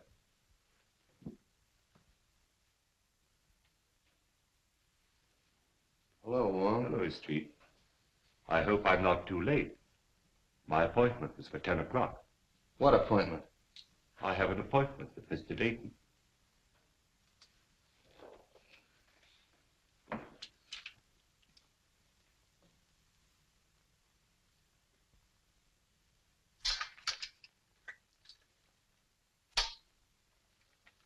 This man wasn't shot. There's not a mark on him.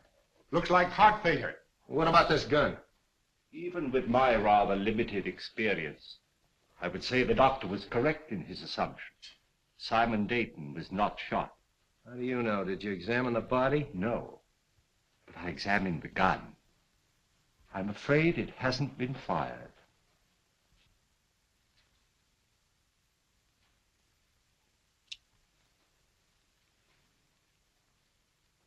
What'd you find? A piece of glass. Now look, Wong, the doc tells me he died of heart failure. Now you're going to tell me somebody hit him over the head with a bottle. Hardly. I'm not suggesting this is part of the bottle. It's as thin as a piece of eggshell. Chief, you want to see this? I found it in his inside pocket. Those are Mr. Dayton's papers. Have you a right to read them? I've already read them. What's it to you anyway? Who are you? One of the partners? No, sir. Well, who are you? Mr. Dayton's office manager. Sit down. If I might, please.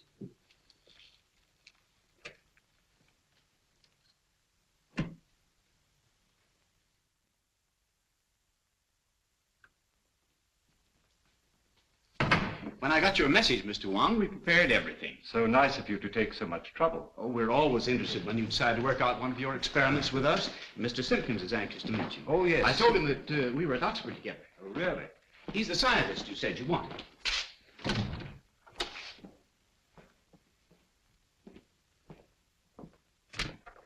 Mr. Simpkins, Mr. Wong. Delighted, Mr. Wong. How do you do, Mr. Simpkins? We didn't have any glass blowers on the faculty, but Mr. Simpkins assures me he's one of the best in San Francisco. I'm sure of it. Now, do you think you can determine from these small pieces of glass the size and shape of the original? Well, I don't see why not. Then shall we go to work?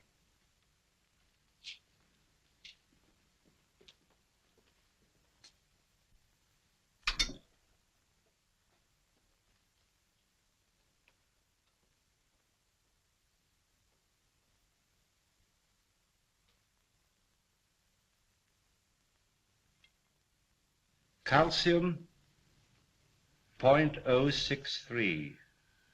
Silicate of potash, 0.653. Manganese, 0.217. That much manganese? Yes, why?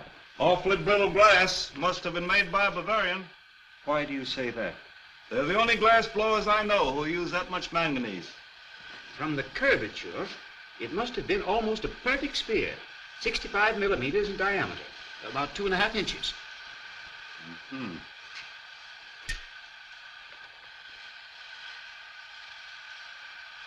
Try to reproduce the size and the thickness as closely as possible.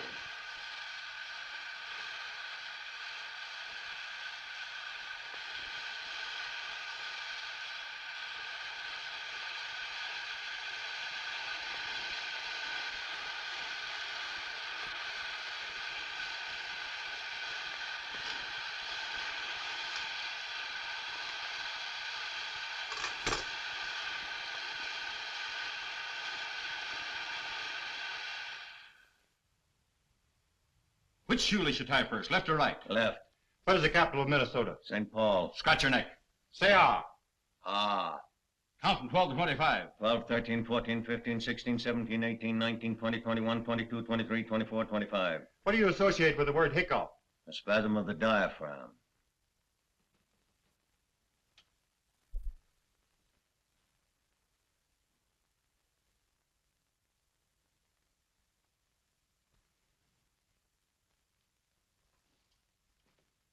Well, I haven't found the car yet. When you do get it, what do you expect to find? I'm afraid I don't quite know yet. But I'll tell you just as soon as I do. Ah, you're wasting your time, Wong. It's as plain as the nose on your face. Romer figured Dayton stole that two-bit invention of his and goes up there and waves a gun around. Dayton's got a weak heart and it jumps and he keels over dead. So they'll find out the little guy's crazy and that'll be the end of it. Here's the Romer sanity report. I told you they'd find out the little guy was insane. Insane? He's just as sane as you are. Yeah, you have to be crazy to dope one of those things out.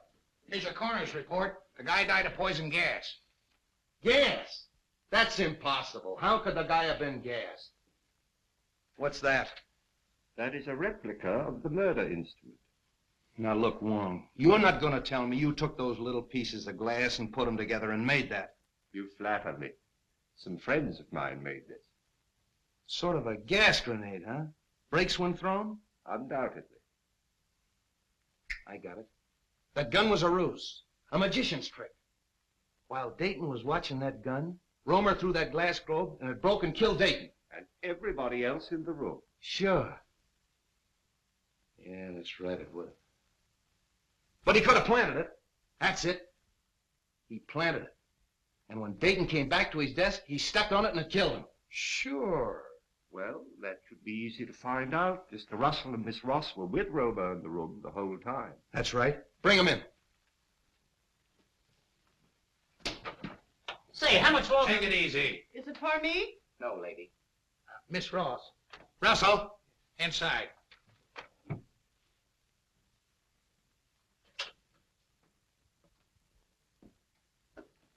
Hello, Mr. Wong. Sit down. Please. I want you to dismiss everything else from your mind and concentrate on what happened this morning. Who do you think you're talking to? I'm sorry, Myra. This is business. Please. When Romer broke in Dayton's office this morning, did he have anything else in his hand beside that gun? Not that I know of. But you're not sure. You mean in the hand with the gun? Now the other hand. The left hand. Naturally, if the gun was in the right hand, the other hand would be the left hand. Naturally. No! Did you see him drop anything on the floor? No. I'm quite sure it wasn't dropped. How do you know it wasn't dropped? You picked it up in little pieces, didn't you? It had to break. But not by dropping. Did you see Romer stoop over and roll a little glass globe like this? Well, what's that? Isn't that curious? Yes. That's a replica of the glass globe that might have contained the gas that killed Dayton. No, there's no gas in that. And you? Maybe you can answer my questions intelligently. What hand did you have a hold of? Left hand. Did he have anything in the left hand? No. You're sure he didn't have anything in the left hand? No, yes, I'm sure. I beg your pardon, Miss Ross. I would like to ask you a question, if I might. Yes, Mr. Wong. Did Mr. Dayton have any set habits? I mean, for instance, did he always open the top drawer of his desk, then take out his bank book and examine the balance at 9:30 sharp every morning? What's that got to do with it? Please, Sam, Mr. Wong is trying to ask me a question.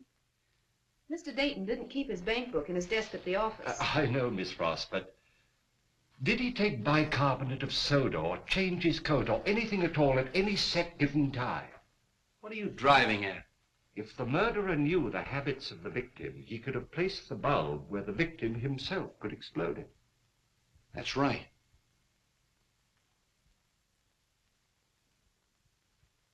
Was Romer ever in Dayton's office before he came in with that gun? You mean this morning? This morning, yesterday morning, the morning before? What morning do you mean? Any morning! No! Mr. Wong, I think I know what you're trying to get at. Mr. Romer hasn't been in Mr. Dayton's office for a month. Oh. I don't think it could have been planted as far ahead as that. Obviously, the murder was timed to occur when Mr. Dayton was alone in his office. That's all.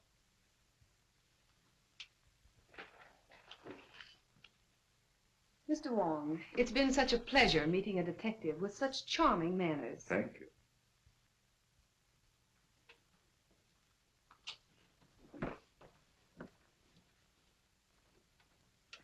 Delightful girl. I'm sure you two will be very happy. You don't miss a thing, do you? Devlin. Yeah. Bring in Meisel and Wilkes.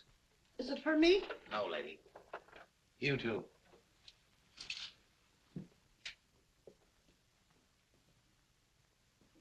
Sit down. Thank you. Mr. Meisel? Yes. Wilkes? Wilk. You were Dayton's partners, weren't you? Yes. Yes, we were. What were you doing in his office this morning at 9:30? Well, purely a business meeting between the three of us. What kind of business? Well, we had a rider to an agreement which needed the signatures of all three. Is this it? Yes, that's Dayton's copy. In other words, if Dayton died, you two fellows would inherit his interest, that right? That's right. If I've ever seen a motive for murder, this piece of paper is it. Did you take anything else into his office? Oh, absolutely nothing. Did you ever see one of these? No, I can't say that I have.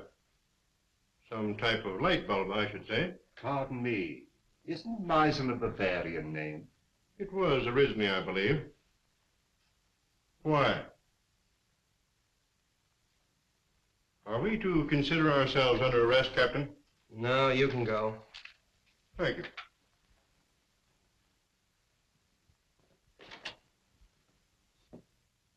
A lot of information we got out of them. Devlin! Yeah, Chief. Any more of them out there? Yeah, a woman. Who is she? I picked her up in the Dayton Chemical Works. Yeah? Bring her in. This way, lady. What's your name? Margaret Dolan. Sit down. Where were you at 9:30 this morning? At 9:30 this morning, I was in the Dayton Chemical Building on the 4th floor. What were you doing there? What I'm always doing. What's that? Scrubbing floors. That'll be all. Thank you, lady. This way, lady. Devlin. Yeah. Nice going. Thanks, Chief. Get out of here. Well, that's all of them. Oh, no. You're forgetting Miss Petroff, the one with the letter of introduction.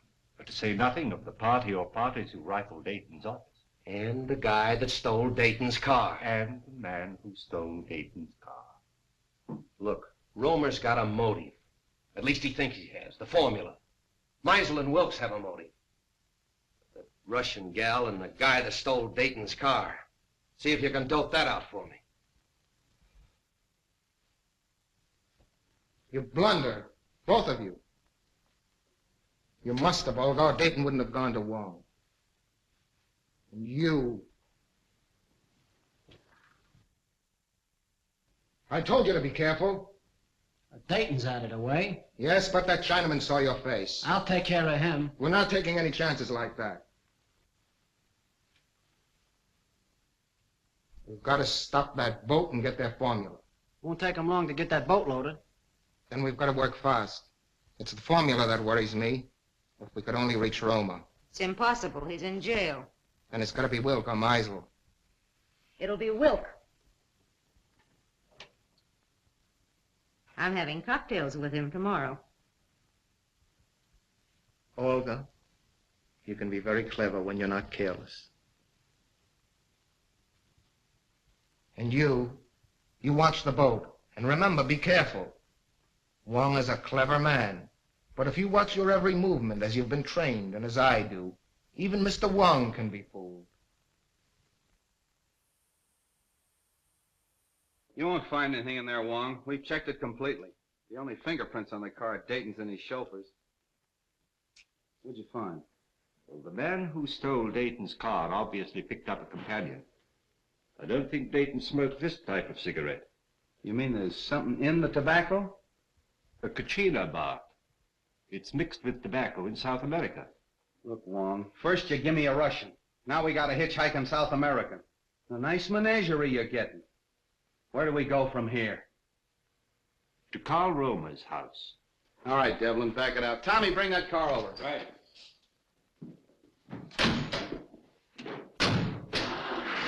What about your international duet? You're still holding Carl Romer, aren't you? Yeah. Well, then we must eliminate him before we can proceed. What do you expect to find at Romer's? I don't know, Street, but it won't hurt to look.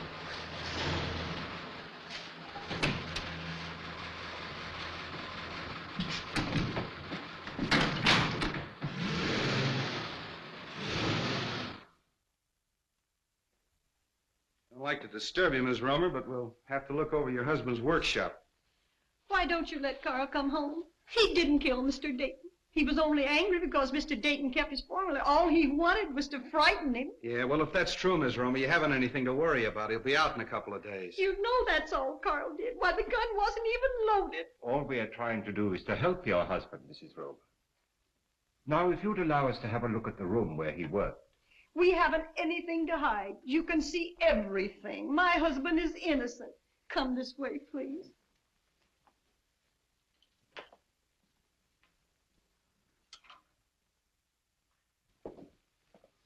This is where Carl works. Would you like to see Carl today? Oh, can I? Yes, you get your hat and coat and we'll take you down. What are you looking for? Sand. Sand? What are you going to do, build a beach now? White sand. What's the difference? It's used in the manufacture of glass.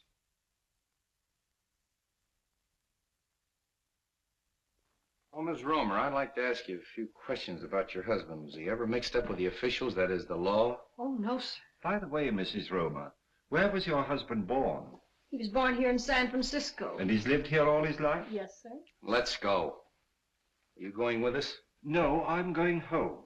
But if you need me, I'll be there. Thanks, I'll remember that.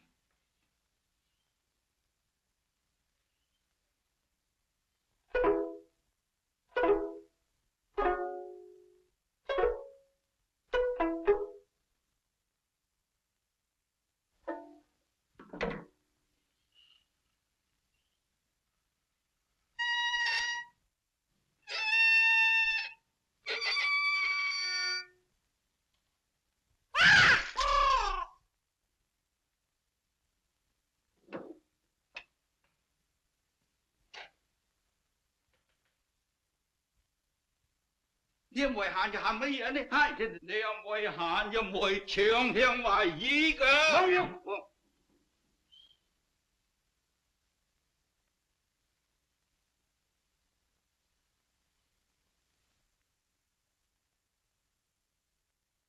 Mr. Wong, of course I want to help in every way possible, but you've come to the wrong man.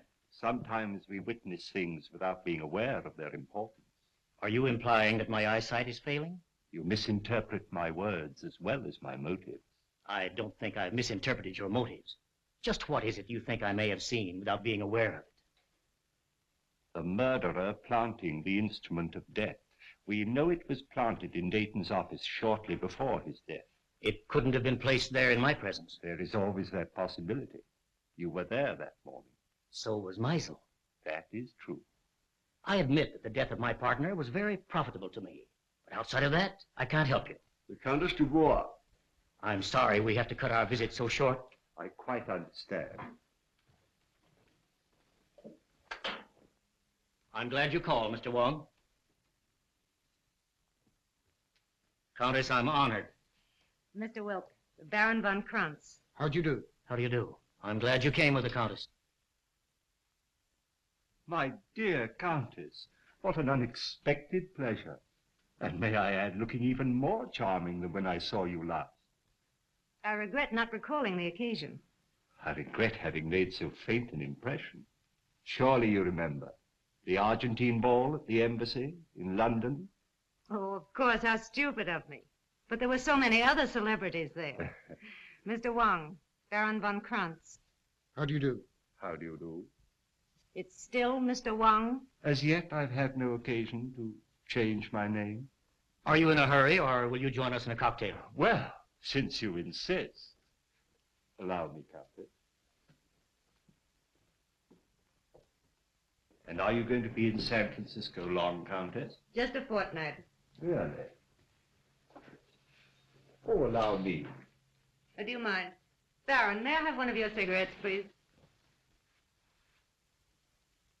Thank you. If I may?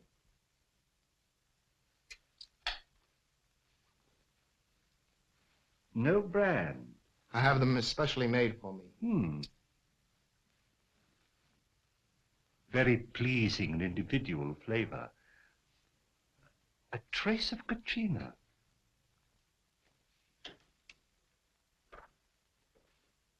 I brought the papers Mr. Wilk wanted from the office. Mr. Wilk is engaged at present. I'll just leave him in the library. I think that'll be all right, sir. Pardon me. Yes? I have the papers. All right.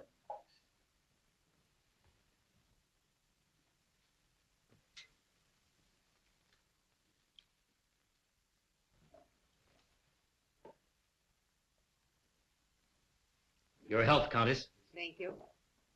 I seem to be just in time. Mr. Wong? Hello. Countess Dubois, my partner, Mr. Meisel. How do you do? Mr. Meisel.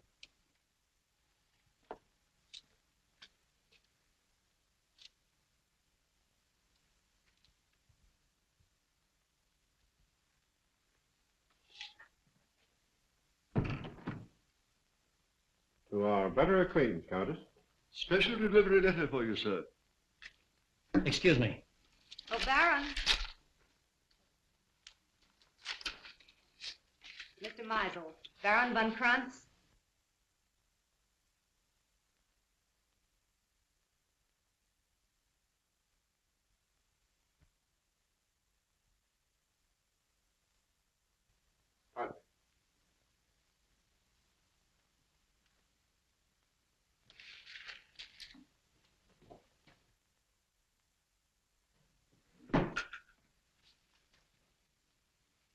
Well, I think I have everything arranged as you suggested. It's all right, Russell. You can go now.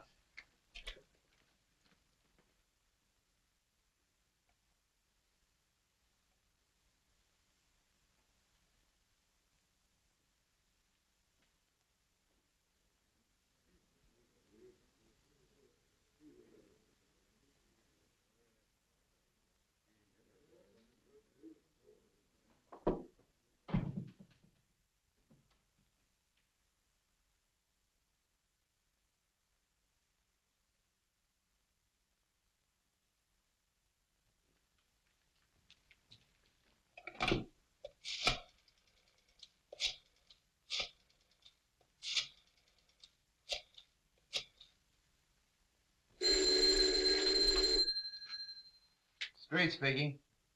This is Christian Wilk. I've just received a warning. My life is in danger. Come right away. Are you home? Yes. I'll be right out. Come on. On that last grid, this car pulled ahead of all the others. Hey, Tommy, 3800 block on Webster. Make it snappy. Right.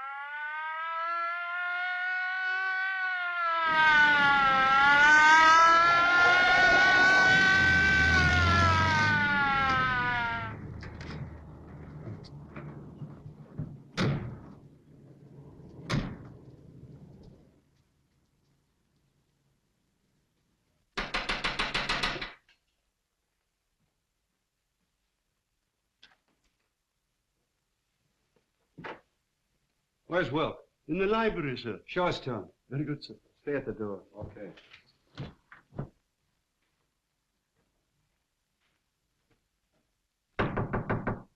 Mr. Wilk? The door's locked, sir. Well, you've got a key? Yes, sir. Well, use it. Yes, sir. Oh. Get the doc. And nobody leaves here.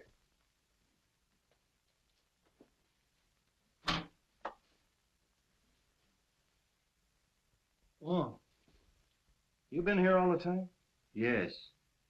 I came here to question Wilk, and his guests arrived. Any ideas? Nothing definite. Wilk? Is he? I believe so. Making you the sole owner of the Dayton Chemical Works. Are you trying to imply? Who was the last one with him? Mr. Russell, sir. Mr. Russell. The office manager. Yes, sir. Mr. Wilk. Were you in here with him? Yes, I was. What were you doing? I brought some papers. Did you kill him? Oh, of course. No, sir, I did not. After Mr. Russell left, I saw Mr. Wilk close these doors and apparently lock them. I can vouch for the fact that everyone here was in the other room.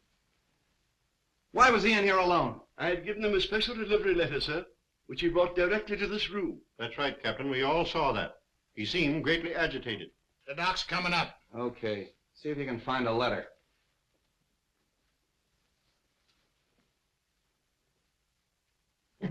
Nothing on him.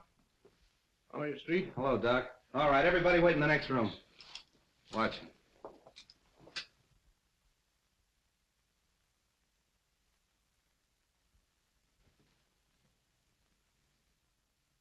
Any marks on him? None that I can see. Well, what killed him? That's up to the coroner, Captain. Yeah. That letter. Here you are, Street.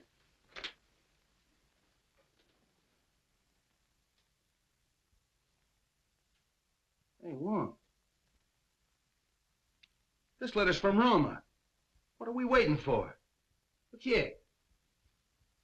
Oh, more glass, huh? Yes. And the same texture. Yeah.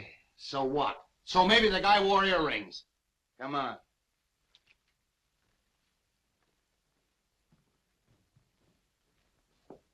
Hold everybody here.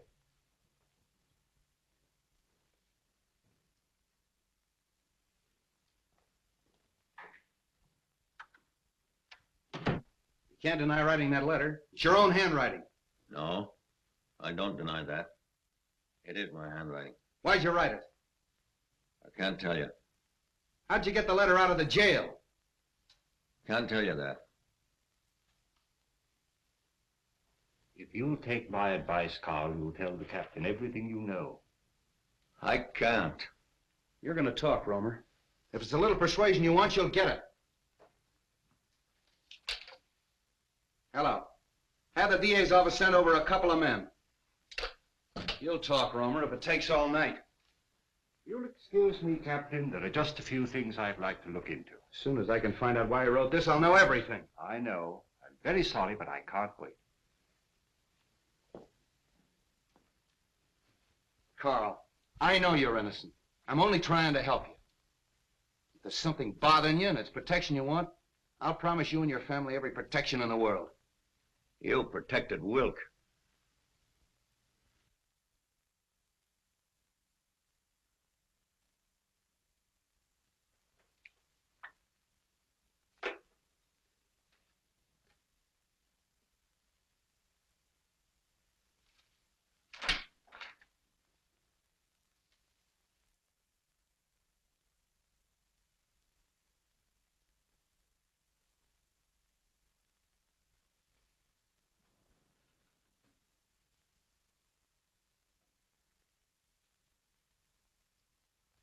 Look, Romer, don't you realize if you continue this attitude, we'll have to indict you for murder? Come on, lady, right this way.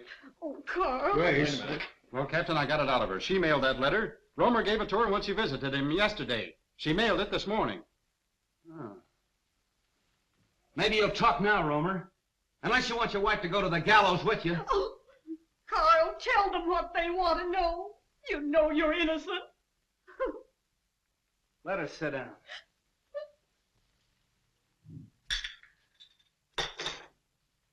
I refuse to be held here any longer. As attorney for the deceased, I demand you let me phone the district attorney. I'll have to call headquarters.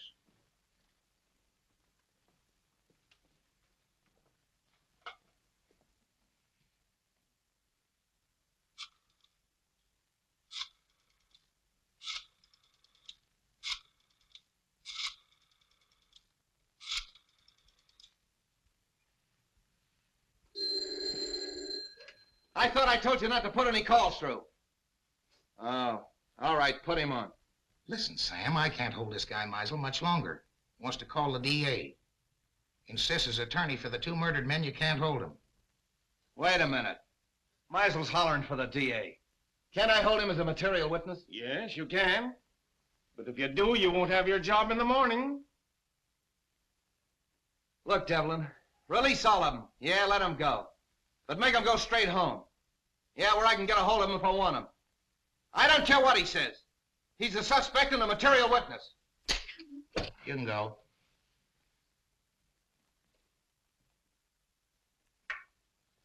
You can all go. But you gotta go right straight home and stay there in case Street wants you. Yes, sir. Do you think Captain Street will call out the militia if I see that the Countess has supper? Street wants at your own home where he can be reached. Tell Captain Street that the Countess and I'll be having dinner for the next hour. But after that, you'll be at your own home, Mr. Meisel? Yes, but only because I intended to go there in the first place.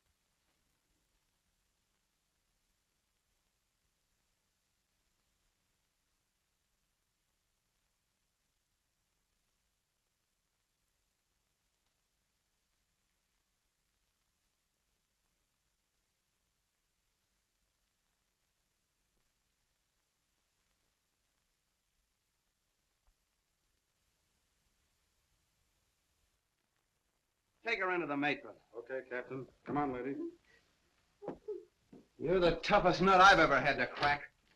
Chief. Yeah? Lady to see you. I don't want to see anyone. It's the lady. Oh. Keep working on him, boys. Hello, honey. Do you want to see me? I thought we had a date tonight. Oh, I'm sorry. I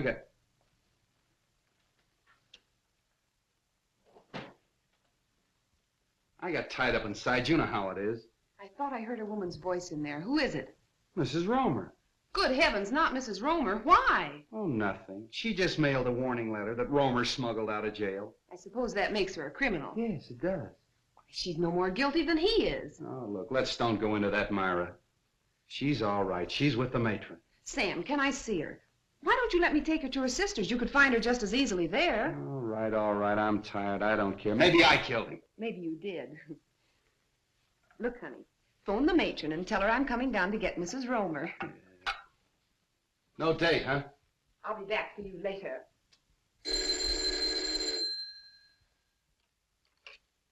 Hello? Oh, Captain Street? No. No, Captain Street isn't here. There's Hawkins of the DA's office. This is Theodore Meisel speaking. Tell Captain Street that I have just finished dining with the Countess Dubois, and I'm on my way home now. If Street wants to make anything of it, he can reach me there in about an hour.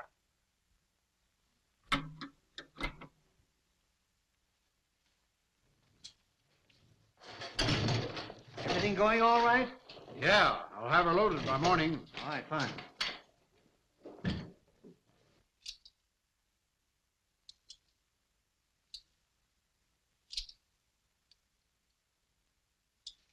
Put it away.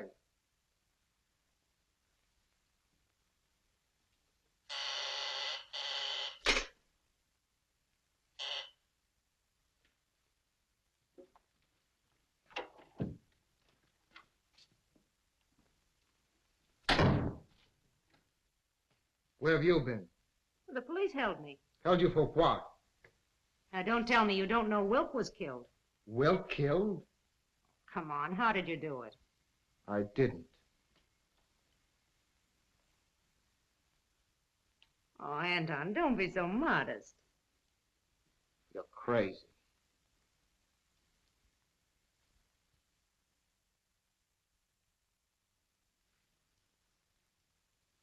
That leaves two of them. Two?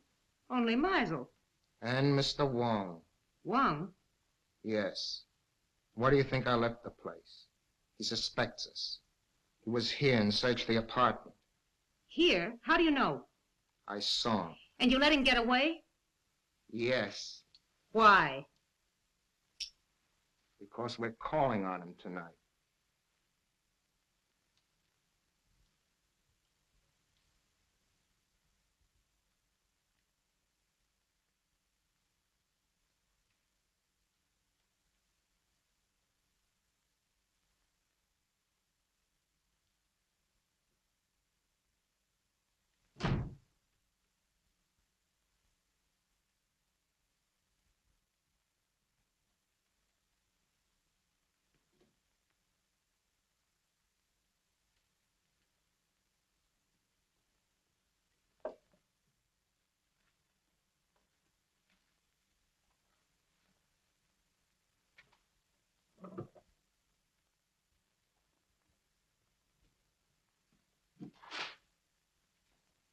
Good evening, Mr. Russell. You found what you were looking for? Yes, I did. Would it by any chance have anything to do with your employer's death? Oh, no, of course not. It's my contract. You see, I had a personal contract with Mr. Dayton. I was afraid the successor may not live up to its terms. But why in the dark? I was afraid my life might be in danger. And tomorrow might be too late. You see, I understand the authorities are taking all Mr. Dayton's effects tomorrow. That's true. You were very close to your employer, weren't you? Oh, very close. He's more than an employer to me. He's my best friend. Would you really like to help? I would, of course. Then go home and stay home, and I'll have one less person to bother about.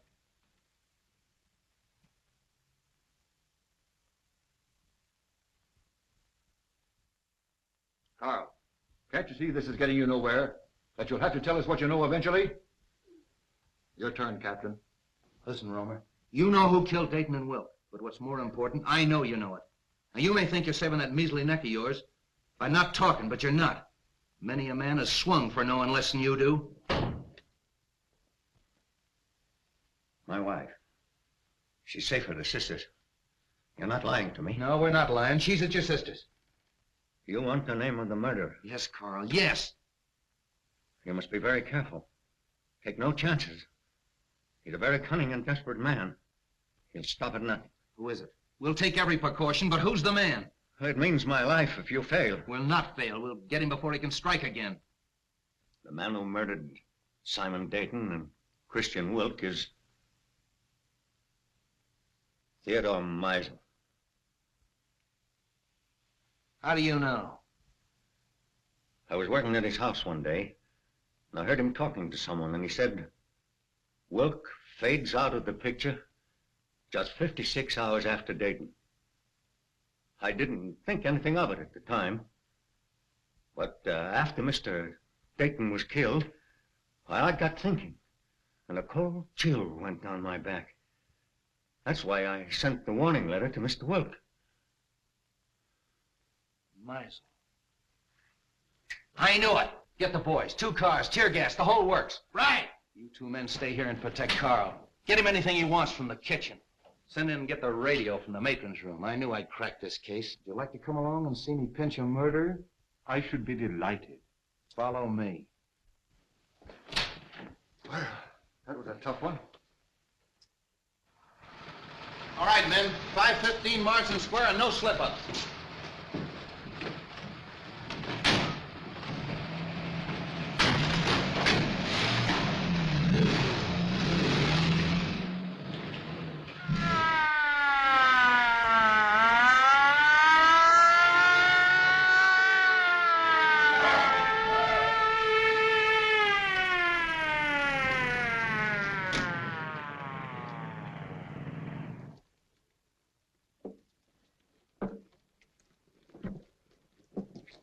All right, Harry, take the back. Devlin, take that side.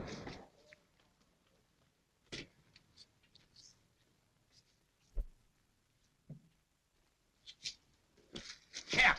Somebody out cold in there. Break in.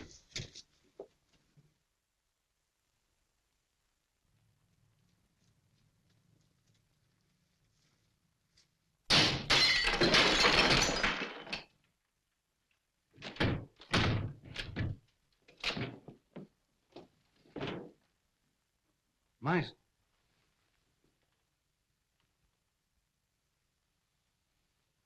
Well, he found out the house was surrounded and took the easy way out.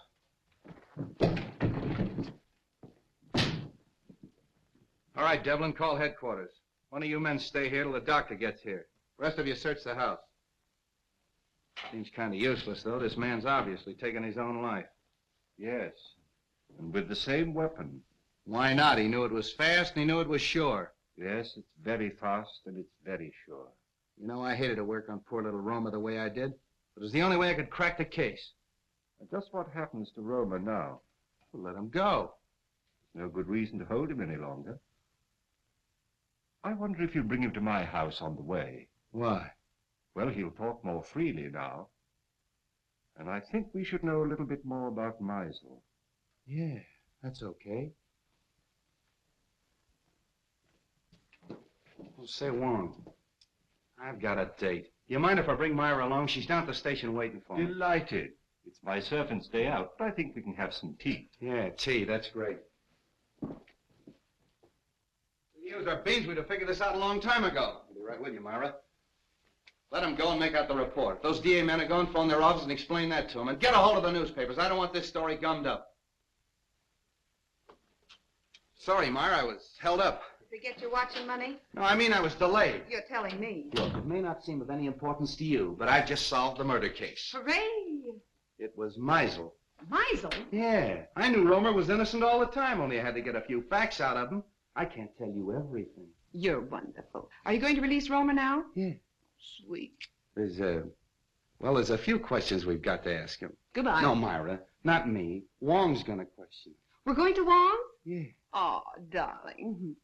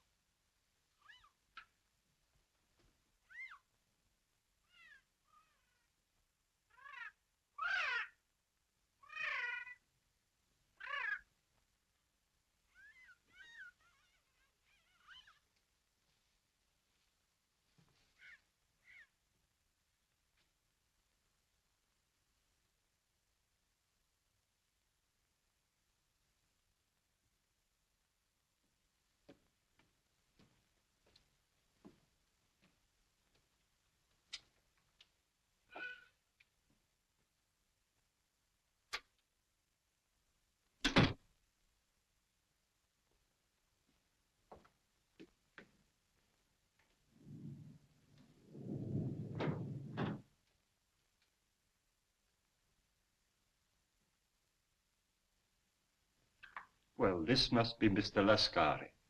I don't think we've met before. How do you do? And the Baron.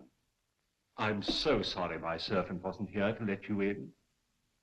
Good evening, Countess. Really, your presence in my poor house gives me more honor than I can reasonably bear. Let the phone alone. My dear Baron, I was only going to turn on the light. Is there any reason why we should have no light? That's better. Do sit down. You sit down. With your permission, Countess.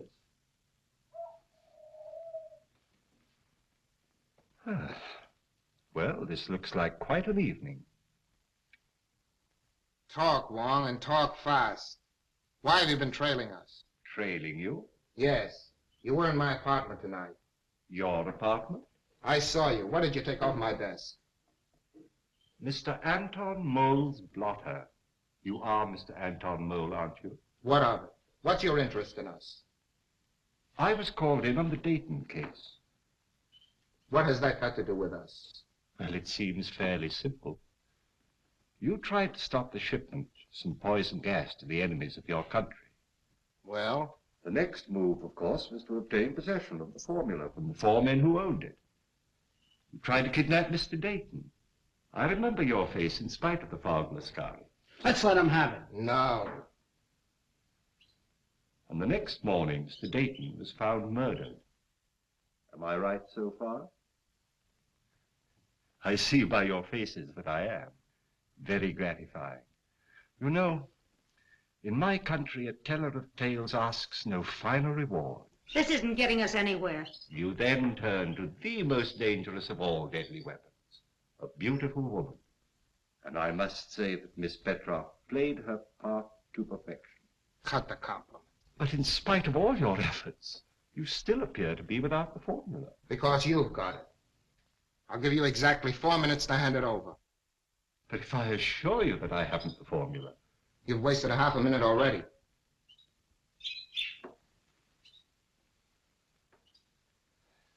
You drive a very hard bargain, Mr. Mole. I have no choice but to accept.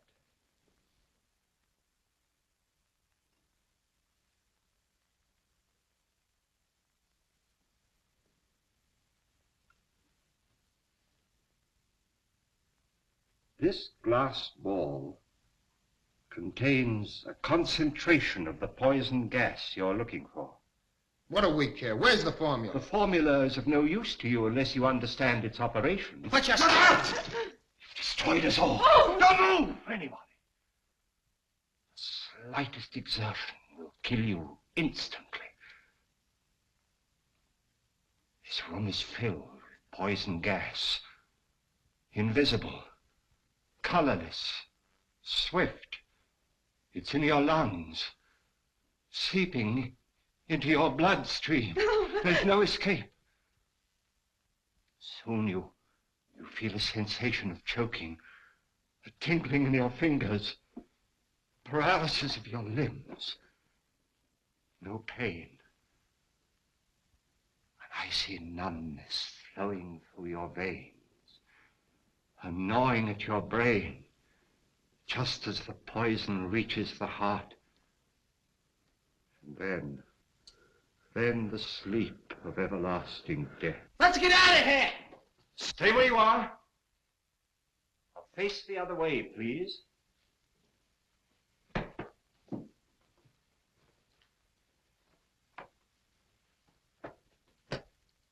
Wong! Come in. Just in time, Street. But not for tea, I guess. Ah, the Countess. Allow me to present the Countess Dubois, Miss Olga Petroff, originally Miss Sophie Doane of Brooklyn, Captain Anton Mole, who has been cashiered from at least 3 armies, and our good friend Lascari, who was born without a conscience. Are they mixed up in this? Only indirectly. In this particular case, they haven't killed anyone. But I assure you they gave me a most uncomfortable 4 minutes. If you call your men, please. All right, over there.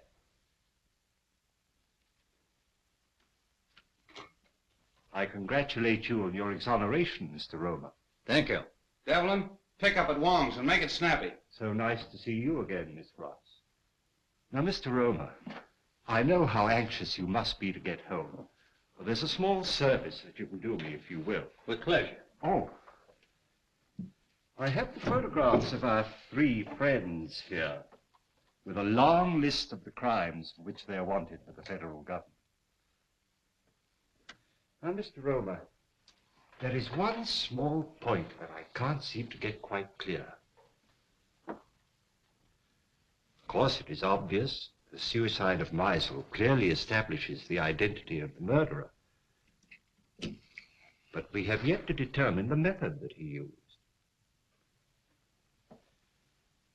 Now, you no doubt have experimented from time to time, as we all have, with vibrations of sound, and used those vibrations to shatter tubes or globes of glass.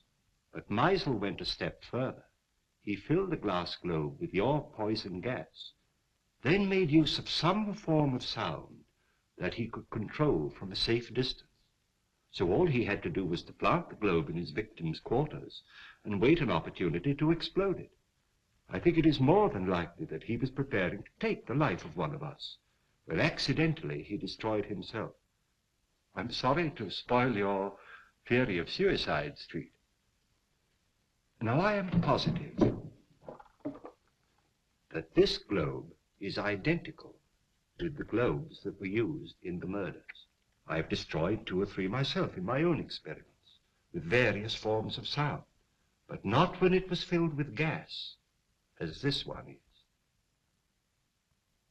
So tonight, if you will help me, I'm going to try radio. I have a sending set. If it succeeds, all we have to do is to look for one in Meisel's home. Needless to say, we'll operate it from an adjoining room. But I assure you there's enough poison in this. Oh, excuse me. Your carriage approaches. So sorry you can't stay. When you're at liberty, do call again. What's that?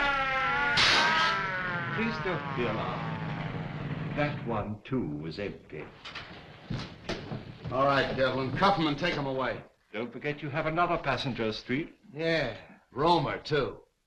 So you always arrange to have your victims call the police themselves, and the sound of the siren exploded the globe. Clever. Very clever, Romer. Well, let's start moving. That goes for you, too, sister. Moving right along, Charlie. Well, that's off the slate. I knew it all the time. It was Romer. I hope you're convinced. Oh, I am, thanks to Mr. Wong. You're very clever, but I don't see how you figured out... Look, Myra, Mr. Wong is tired and I'm tired, and we have a date. Oh, have we? Yes, for supper and a show. Oh, so nice of you to remind me at midnight. We'll probably wind up in a lunch wagon. Well, you know what you were doing when you started running around with a detective. Oh, you admit it. What? That you're a detective. Good night, Mr. Wong. I do hope we meet again sometime. Good night, Miss Ross. Good night, Wong. That's a fine crack to make in front of Mr. Wong. Sam, don't act so silly. Lovebirds.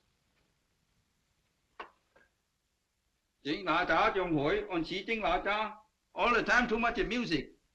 Have a nice day. A very nice day. You like something to eat? Chicken noodle? No. Pork chop? No. What do you like? Just a cup of tea. 一杯茶。好嘞，一杯茶。好啦。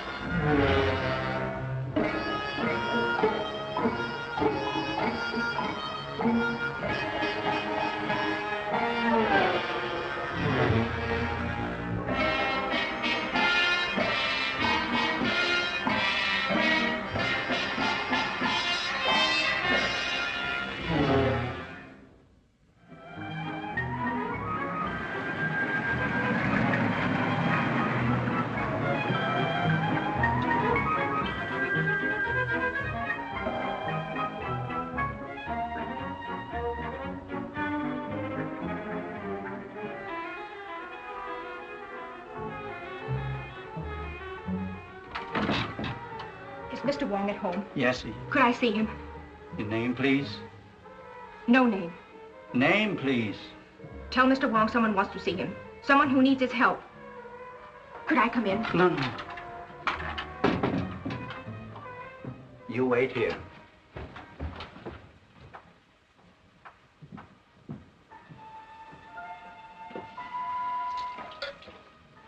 A lady to see you. A lady? Very important, he said. Oh. Say I'll be right in. Mr. Wong comes soon.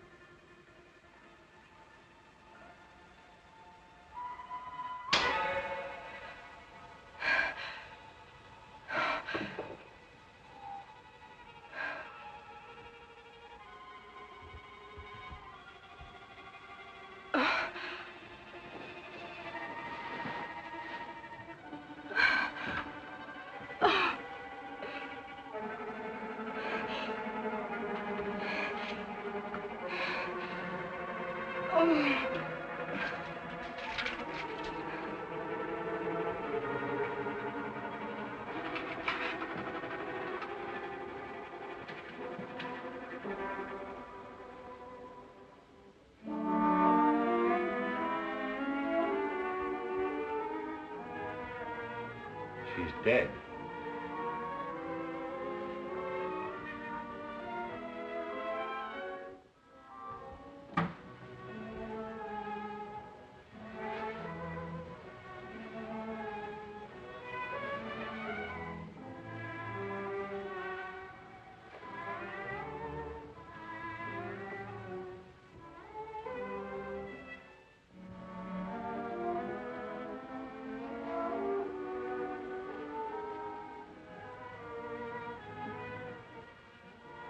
She be sitting here? Yes. You call Inspector Street.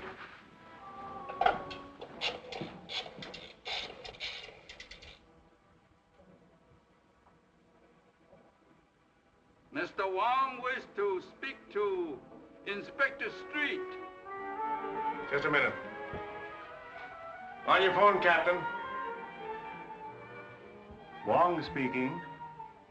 There's been a murder in my house, Street. What? I'll be right out. Get a squad car, Jerry.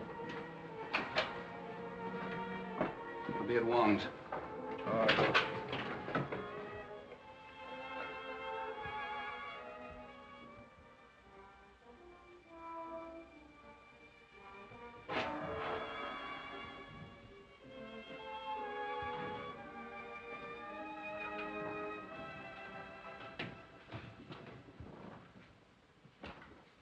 Hello, Wong. Well, this is the payoff. Murder in the house of Mr. Wong. Now we've seen everything. Who is she? I haven't the least idea. But the crest on her ring belongs to the Sen Wang Ti family. She's evidently a person of high degree. Where were you when this happened? I was in the laboratory when she arrived. She told Willie that she had to see me. But then when I came in, she was dead. She just had time to scribble this. Captain J. Captain J, huh? Hey, what's that? I suspect it's a poison dart that was fired right from that window. Oh, a blowgun. Dacoits. You know, South American jungle. No, that dart's too heavy for that. That was fired from a Chinese sleeve gun. I have one in my room. I'll show it to you.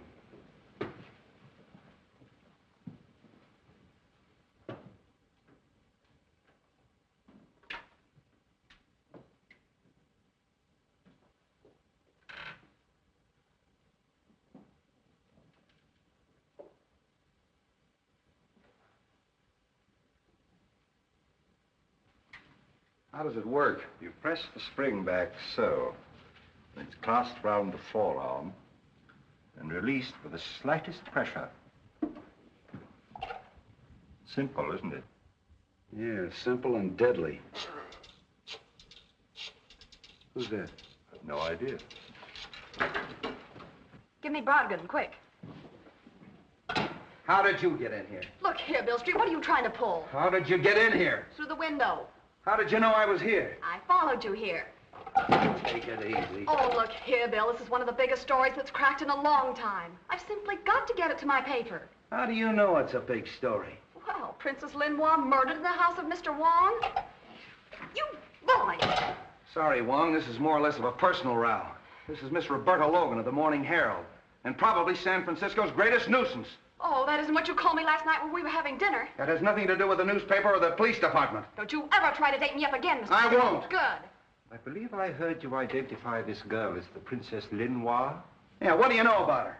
Oh, I'd be a bright little girl, wouldn't I, to help out your half-witted department after being treated in this fashion. Look, Bobby, I'll see that you get a break on this. Won't you please help us, Miss Logan? For a gentleman, yes.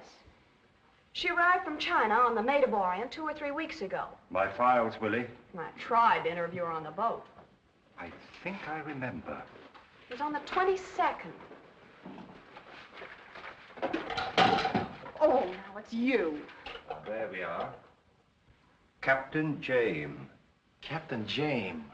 Captain J. That's the last thing she wrote before she died. Say, the sooner we see this bird, the better. Yes, I'd very much like to interview this Captain James. Oh, Miss Logan, by any chance did you know where the princess lived? Yes, she had an apartment in Chinatown. 1432 Grand Avenue. Thank you. That's our next stop. Come on, Wong. Oh, you're not going. Get Jim. Gonna do?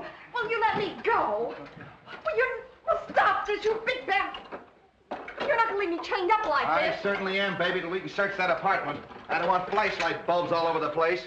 Get the coroner and the photographers up here, and don't let her near a phone till you hear from me. Come on, Wong. Bill Street, you're the most loathsome human being I've ever encountered. You big bad bone. Yeah!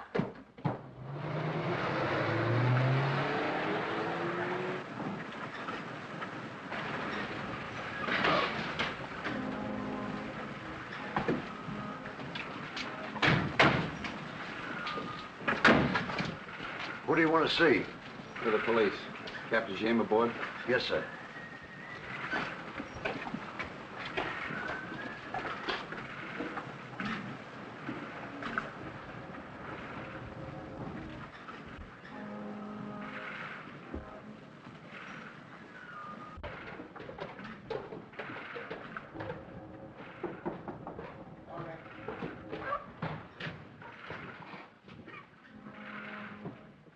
I'm Captain Street of the San Francisco Police. This is Mr. James Lee Wong. How do you do, gentlemen?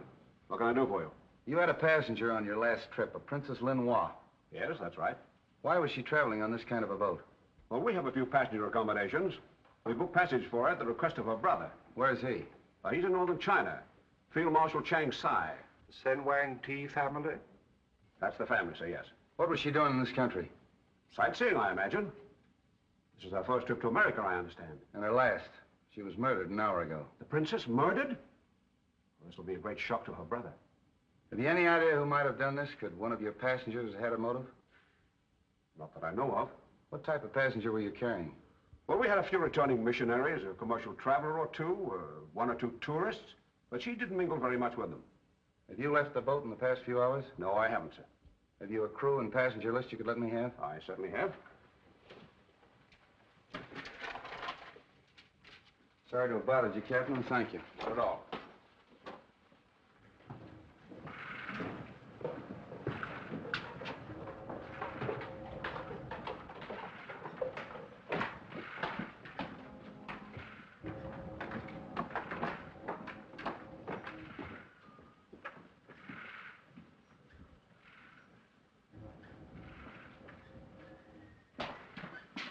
He never batted an eye, did he? We'll check up on him at headquarters.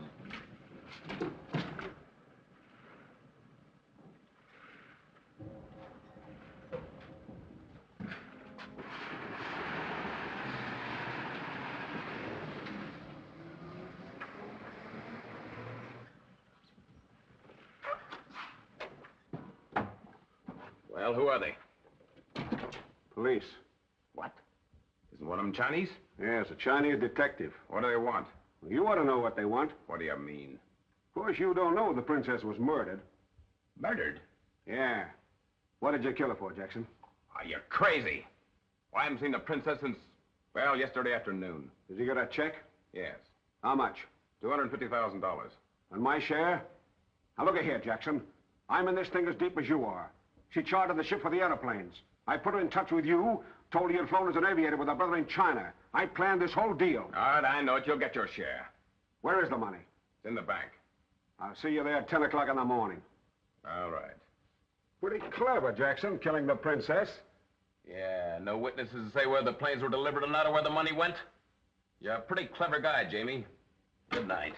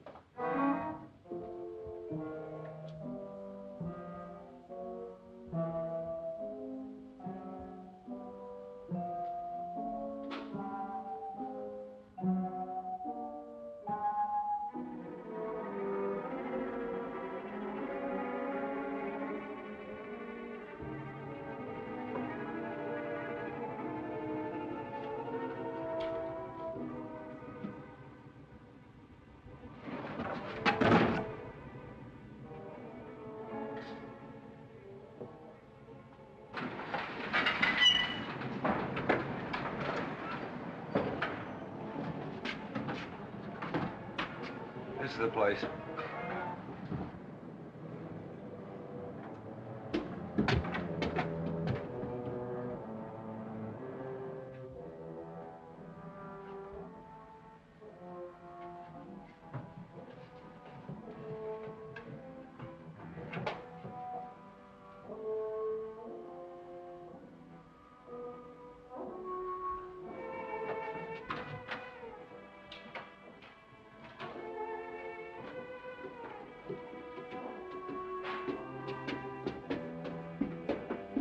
Check those apartments, Jerry. Yes. I think this one is open street.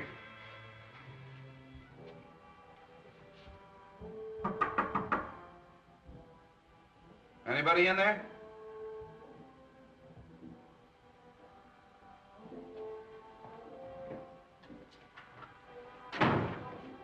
See if you can find anything with the princess's name on it.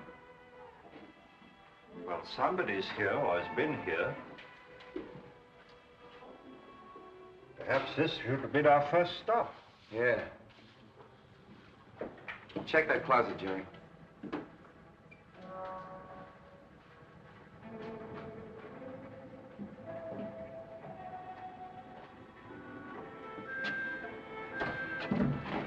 Wong!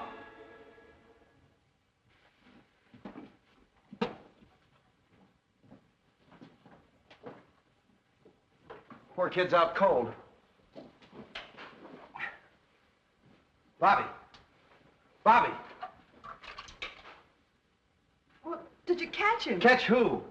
Well, the man that slugged me. Say, if somebody slugged you, I'd give him a medal. A suitcase fell on your head. Oh. How'd you get loose? The nice man that you left to guard me went to get me a drink of water. Wasn't that sweet of him? Arm of the chair came off easy. How did you get in here? Took the key out of the princess's purse. I'm afraid, Street, we must accept the inevitable. Yeah. What were you doing in the closet? Well, there was a man in here. A man? Well, sure, he was searching the desk. What did he look like? He was masked. That's our murderer. Can't you give us any kind of a description? Well, he was fairly tall, looked athletic, and he wore dark glasses. Wonderful. That's a help. Did you see where he went? How could I when I was knocked out? Street.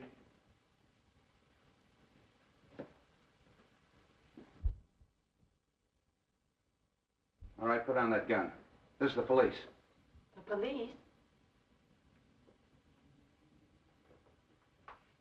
What do you want? Don't be alarmed. We just want to ask you a few questions. Who are you? Oh, come on. What's your name? I know her. Oh.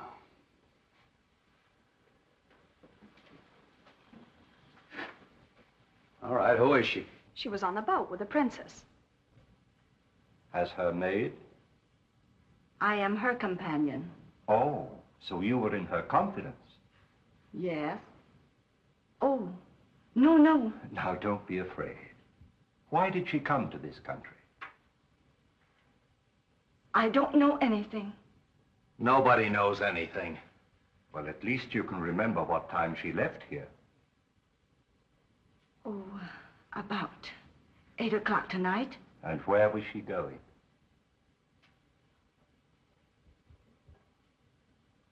What has happened to her? Oh, you expect something to happen to her, huh? You knew something was going to happen. No. Tell me, please. She's dead. Murdered.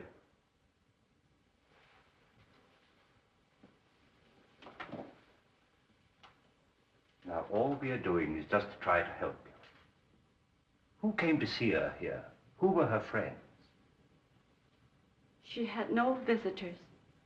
She made appointments. They were always downtown. You mean nobody came here to see her? No one, except...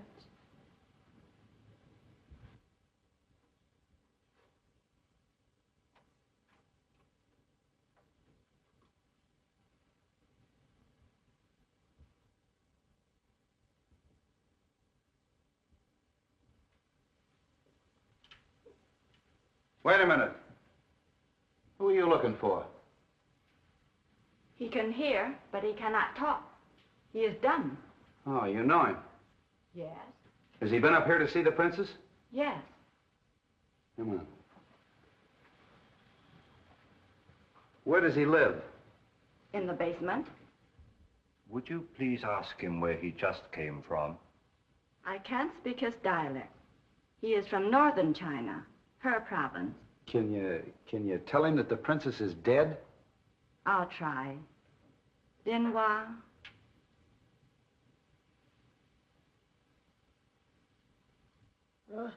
Well,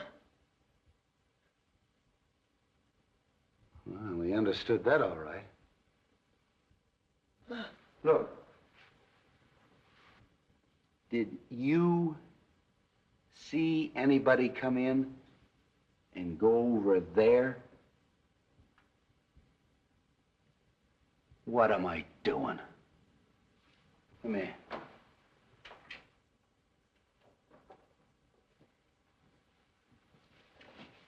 Did you do that?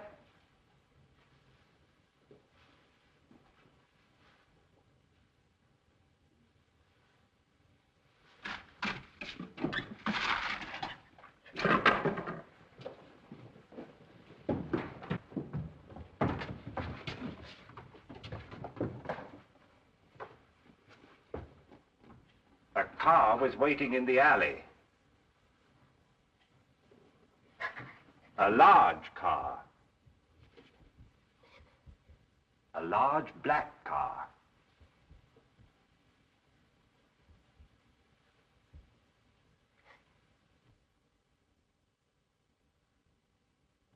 Hey, what is this? Wait a minute, Street.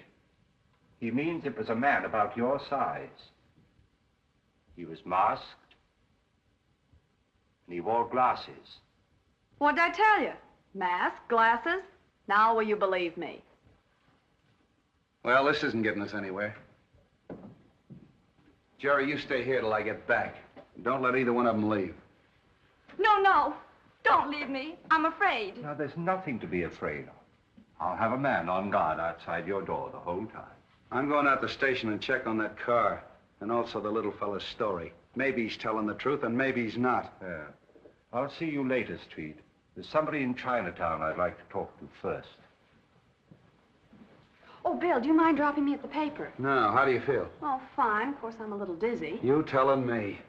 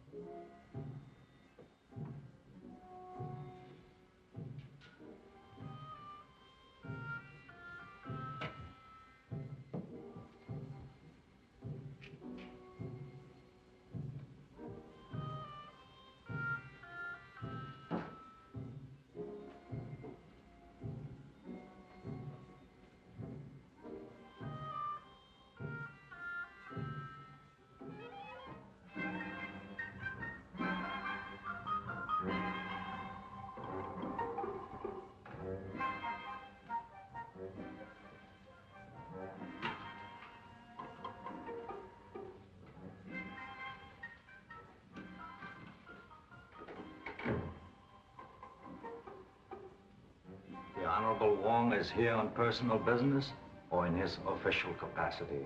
I am here on behalf of the police.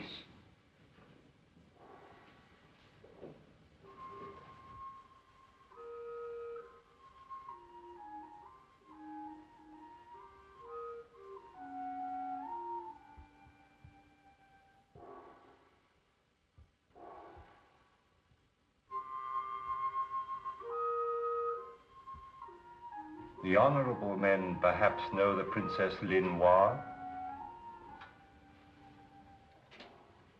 She was murdered an hour ago.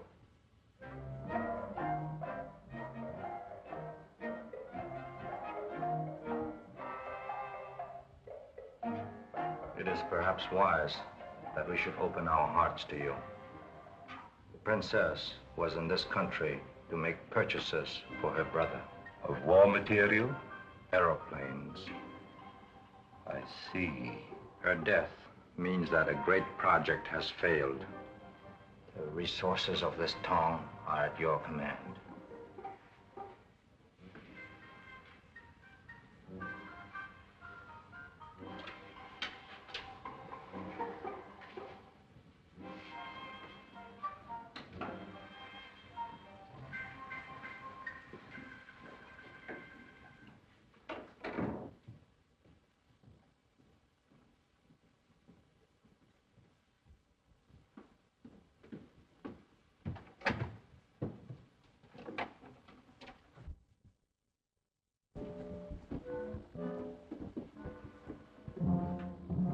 Jerry? Anything to report? No, sir. Everything's as quiet as a mouse. Good.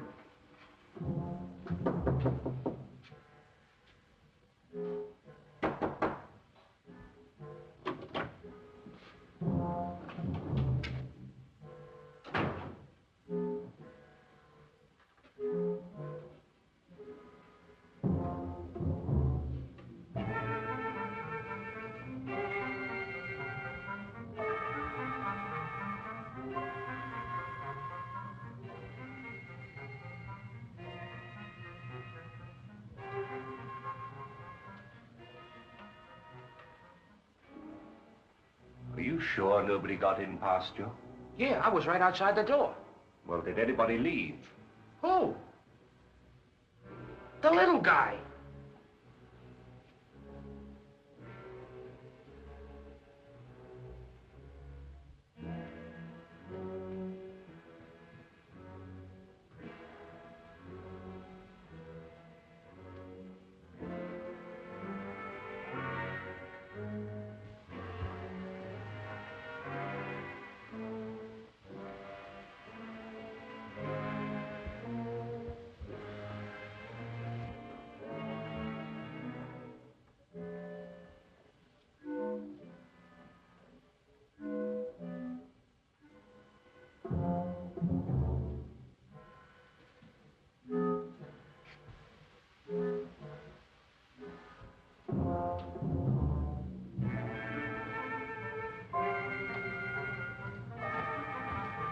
Not a sign of him. Send for Street at once.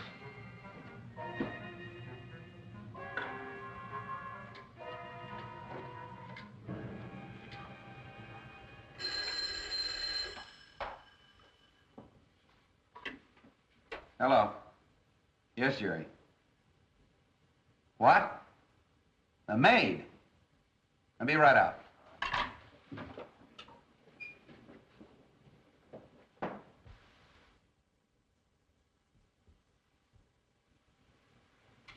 Death was instantaneous. Same as the princess. And by the same hand. That must be a powerful poison. We weren't able to identify it in the other case, but after I've made this autopsy, we may know. Good night, gentlemen.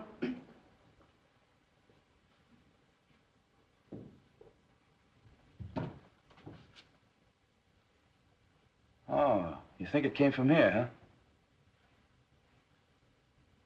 This is where he said the car was. Hey, the little guy's footprints. Well, get this. Certainly it came from here. Nobody but the little fella or a monkey could go down that drain pipe. He's our man. You may have been making it possible for somebody else. Oh, why get involved? Let's check his room in the basement. Jerry. Have Forbes get a cast of that print. Yes, sir.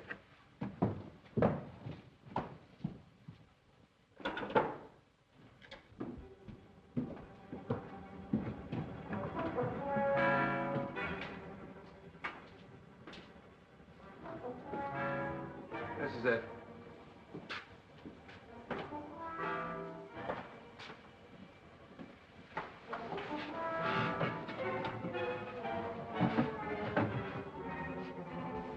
Where'd you get that? There. Well, that cinches it. That pins it on the little guy definitely. What are we waiting for? Just a minute, Street. He may be the killer, but I found out tonight that the princess was here buying airplanes that would have to be smuggled out of the country. Yeah? Oh, and the Maid of the Orient. More than likely. I think we'd better talk to Captain James again. Sure, sure. I'll talk to him the first thing in the morning. But you'll have to admit that the little fella couldn't smuggle airplanes. But he could climb up on a window and use a sleeve gun. And he's just the kind of a guy they'd hire to do their killing. They're not fooling me. Furthermore, I think that dumb act is a gag.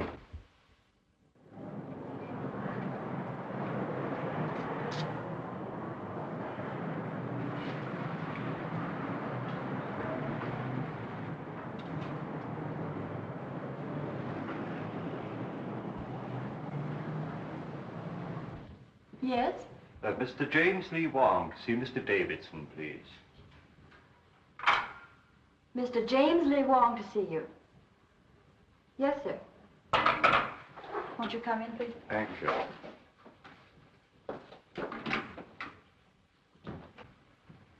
How do you do, Mr. Wong? Now, what can I do for you? I'm investigating the murder of the Princess Linoir. Oh, yes, I read about it. I was hoping you could be of some assistance to me. I'd be perfectly willing to do anything I can. Won't you sit down? Thank you so much. I understand that she was a depositor in your bank. Quite a large depositor. A large depositor? Yes. When the princess arrived from the Orient, she carried with her drafts on the Exchange Bank of Hancock for almost $1 million. She has cashed those drafts. Really? The first sum I recall she withdrew was a day or so after she arrived. It was for $250,000, a cashier's check. That check, of course, can be traced. Yes. It was drawn in the favor of a Captain Jackson, who identified himself as the San Francisco representative of the Phelps Aviation Company of Los Angeles.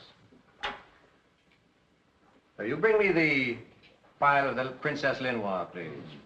This Captain Jackson, did he cash the check himself? No, as a matter of fact, after he identified himself, he opened an account and deposited the check to his own credit. Thank you.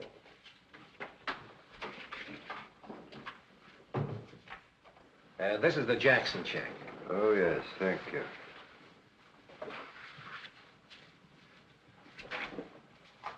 Oh, evidently his office is in the Bronson building on Broad Street. I understand it is. Perhaps he could be of some assistance to you. No doubt. I take it from this that she still has a considerable sum of money on deposit with you. Well, her canceled checks that she signed in English and Chinese show that she drew out large amounts almost daily till she had about $38,000 left. That balance she drew out yesterday in cash and left here with the money. Extraordinary proceeding. Do you know if she had any dealings with anybody else besides Captain Jackson? Well, nothing she ever said would indicate that she had any negotiations of any kind. Of course, I guessed that the princess wasn't engaged in sightseeing. That's obvious. Have you the original draft that she presented? Yes, I think I have. Yes, here it is. Oh, yes. Also signed in English and in Chinese. Yes. Well, thank you. Oh, by the way, her file would be available to the police department in the event that they should want to... Oh, in a criminal case like this, the police have access to the records of the bank at all times. Thank you so much. Not at all. I may call on you later. At any time, Mr. Wong. Good day. Good day, sir.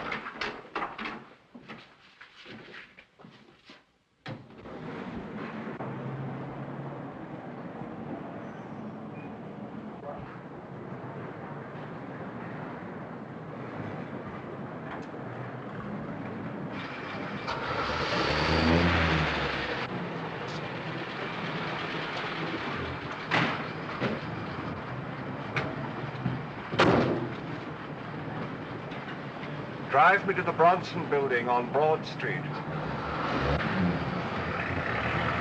Follow that cab.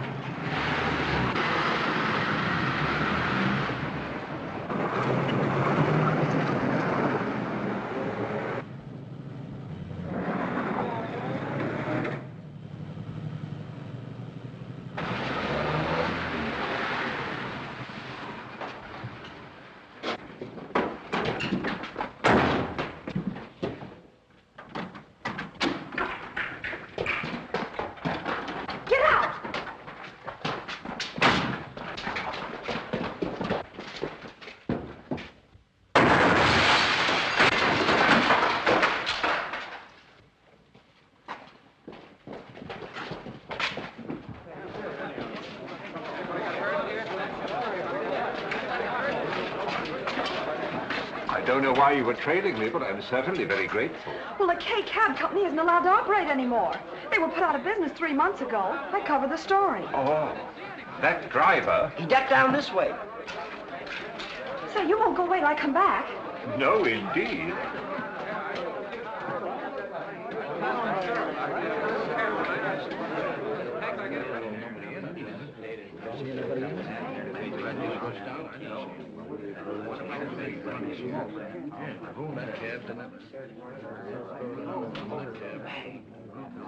Hello? City desk?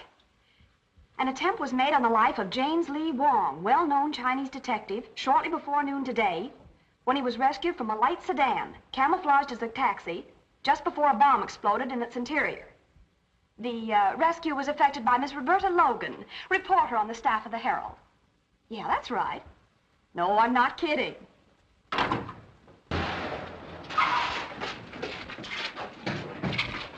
What's the matter here? Oh, hello, Wong. What happened? Evidently somebody arranged a little surprise for me. Certainly looks like it. That's the real thing. And if it hadn't been for Miss Logan here, I'd have been... You certainly would have. The driver ran down the alley. He's blocks away now. Get on it, Steve. Come on, folks, that's all.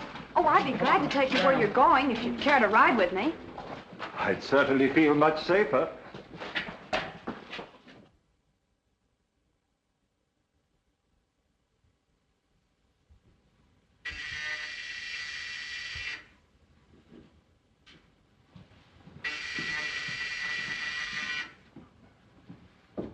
Yes? Mr. Wong to see you. Who? Mr. James Lee Wong. Oh. Well, send him in just a moment. I'll buzz you.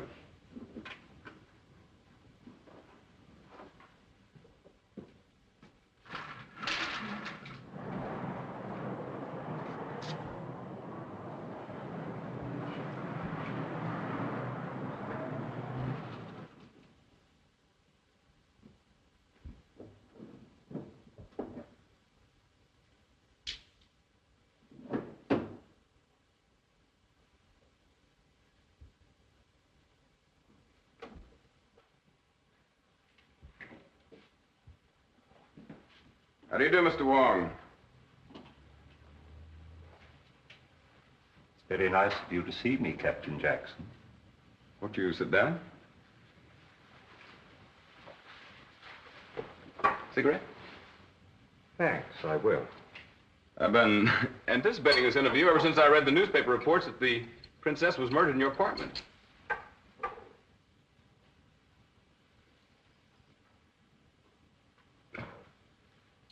You realized, of course, that we would trace the check. Oh, we were engaged in some rather delicate negotiations. The sale of some airplanes, I believe. She would naturally come to me. Her brother, Chang Sai, head of an army of one of the 5 provinces, was one of the best friends I ever had. I flew a plane his last campaign. Really? Yes. I met the princess at the boat. Mr. Wong, I'd just as well make a clean breast of the whole thing. We were to secretly ship some airplanes to China. On the Maid of Orient?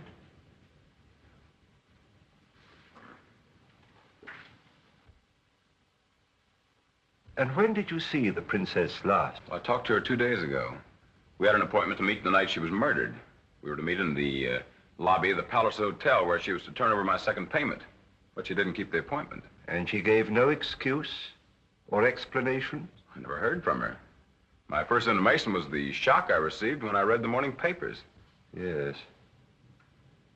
It had occurred to me, you know, that the cause of her death could be found in the fact that she was secretly buying airplanes. Well, I thought of that too, Mr. Wong. You see, the cause of Chang Sai has many enemies. His safety is threatened not only by other powers, but by many other army leaders. And of course, San Francisco is filled with their agents. Naturally. As you can imagine, this situation is distinctly embarrassing to me. I'd made commitments for a great deal of airplane equipment. And to put it bluntly, I am left holding the bag. Well, I'm obliged to you, Captain Jackson. Goodbye, Mr. Wong. I'll be delighted to help you in any way that I can. Thank you.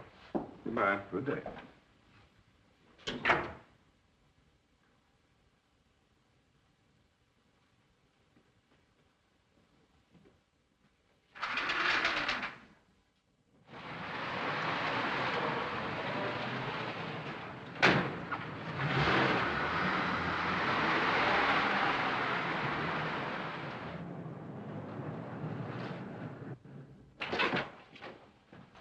Anything new? I left a report on your desk. What's this report? Well, get this, Jerry. An attempt on Wong's life. Taxi. Bomb exploded. Hauled out a cab by Roberta Logan of the Herald. Anything can happen with that Logan around. Where's Wong now? He took the girl and drove away in a cab. Well, if he's with her, you better drag the bay.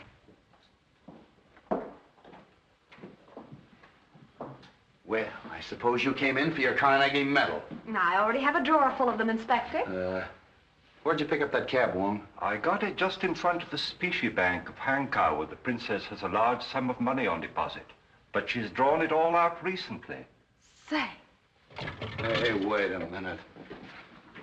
There's a phone in the drugstore. Will you give me a nickel? Gladly. Thank you. Well, now that we've gotten rid of her, what's the real lowdown? Well, let's hear your news first, Street. Well, not much. I've picked up half the suspicious characters in Chinatown. Oh, the little fella, I haven't got him yet, but I'll have my hands on him any minute. Splendid, Street. Now, in the meantime, I'd like you to get me a report on the Phelps Aviation Company from the Los Angeles department. Oh, that's a cinch. I'll have it out to your house tonight. Thank you, Street. See you then. Yeah. Hello, Bailey. Get me the Los Angeles Police Department. Yeah. Hold it. Wait a minute. I'll call you back. What's the idea of busting in here? Will you lend me another nickel? I just gave you one. What'd you do with it? Apple Annie. Apple Annie. Here. All right. What did you want with the Los Angeles Police Department? You'll never know. Oh, now look here, Bill. Why don't you play fair with me? You'd be in a pretty pickle right now if it weren't for me. Wong murdered. What would the chief and the commissioner say? They'd want to know why you didn't have him tailed, protected. That's what I was doing. I thought of that. Where did you get that idea? Oh, it was just a hunch. Look here, Logan. Are you holding out on me? Do you know something that I don't know? That wouldn't have to be much. Why, you little shrimp. Scram. All right, get me Bailey again.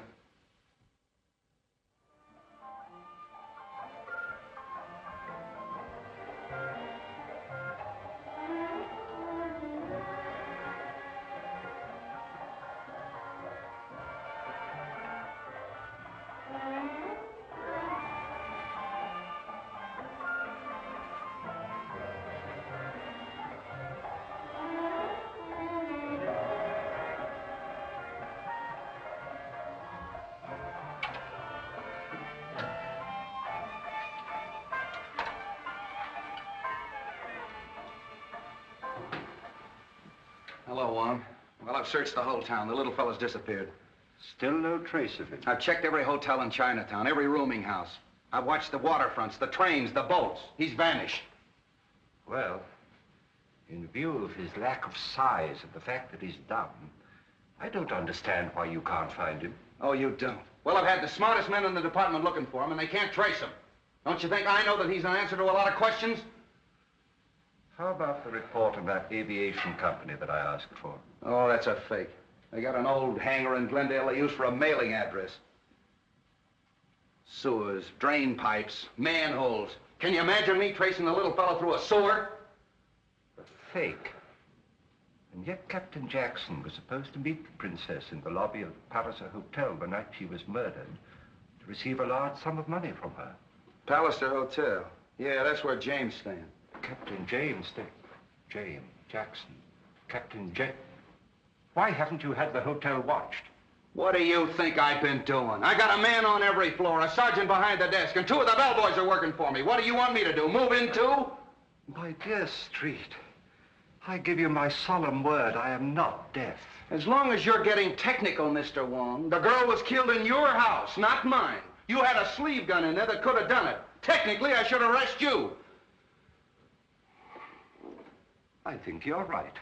Oh, cut it out, Wong. I'm only kidding. I'm all in. I've been up for 2 days and 2 nights and no sleep. The commissioner's on my neck and that girl's in my hair. I'm just getting punchy. Punchy. Yeah, that's it. That's the only place I haven't looked for the little fella, in a punchboard hole. Willie, a cup of tea for the inspector, quickly. Tea! That's all I need. Good night.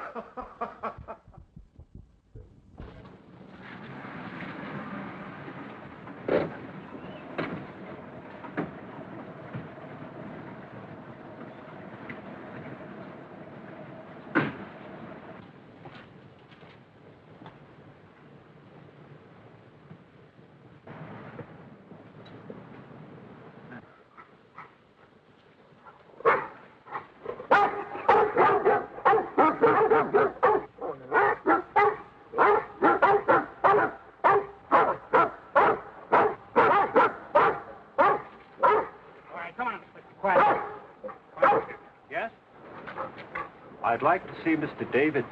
What is his name, please? James Lee Wong. James Lee Wong to see Mr. Davidson. All right. Okay.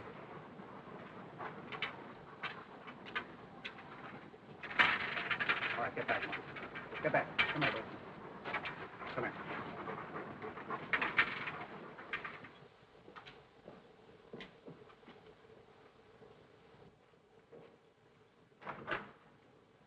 Come in, sir. Right in here, Mr. Wong.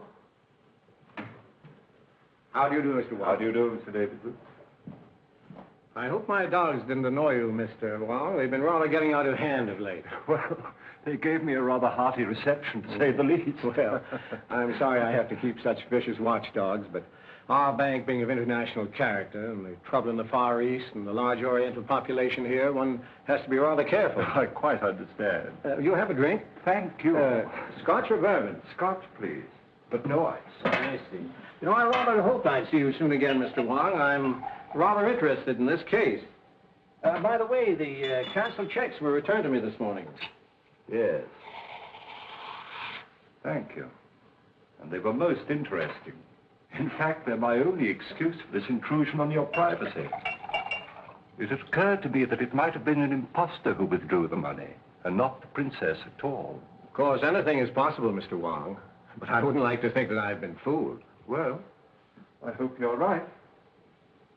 What did you find out from Captain Jackson? He was negotiating with the princess for the sale of some airplanes. I suspected that much. You know, her brother's army is notoriously shy in air power. By the way, where are the airplanes? What's happened to them? That I don't know.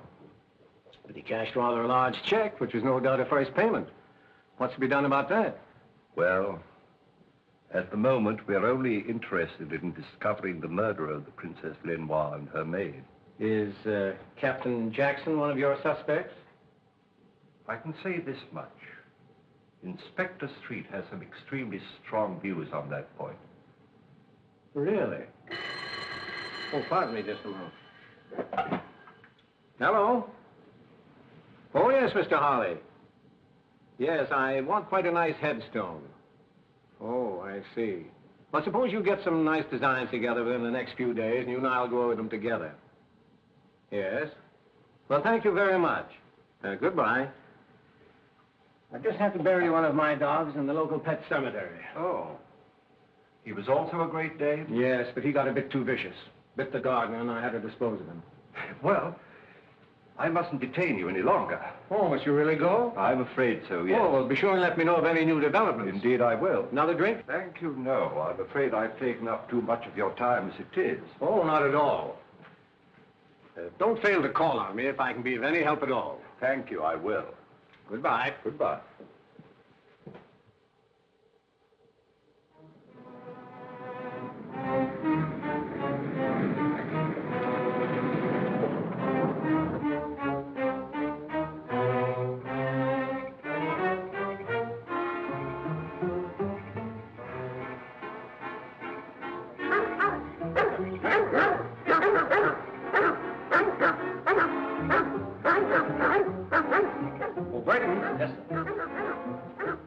Hear those dogs? Yes, sir. Tell John to turn them loose. Yes, sir.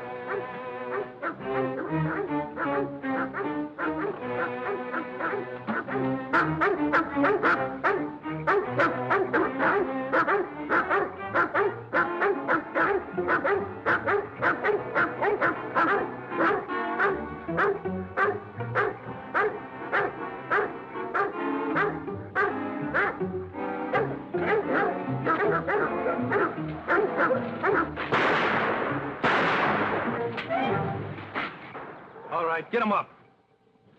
All right, turn around. Get going.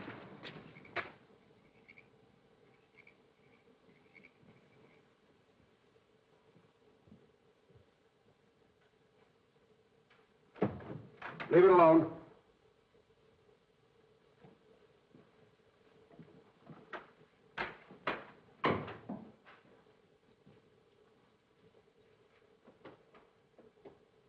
Now talk and talk fast. Where's the rest of the princess's money? She drew it out. Quit stalling. Well, there's a large check drawn to Jackson's account. I know Sure that. there is. But where's the rest of it? Wong, the detective, examined all the canceled checks. Why don't you ask him about it? It's a good suggestion. Where's your telephone?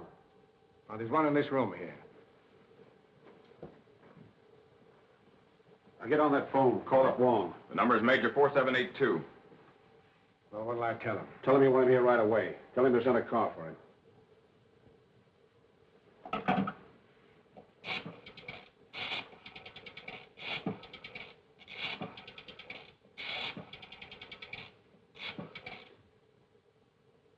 Oh, Mr. Wong? This is Davidson talking. Could you possibly come and see me this evening? Why, of course, Mr. Davidson. I should be delighted to come. It's very kind of you. How soon will the car be here? Thank you so much. Mr. Davidson, something terrible has happened. The dog. Stay where you are. Who's this man? My butler. What's Davidson?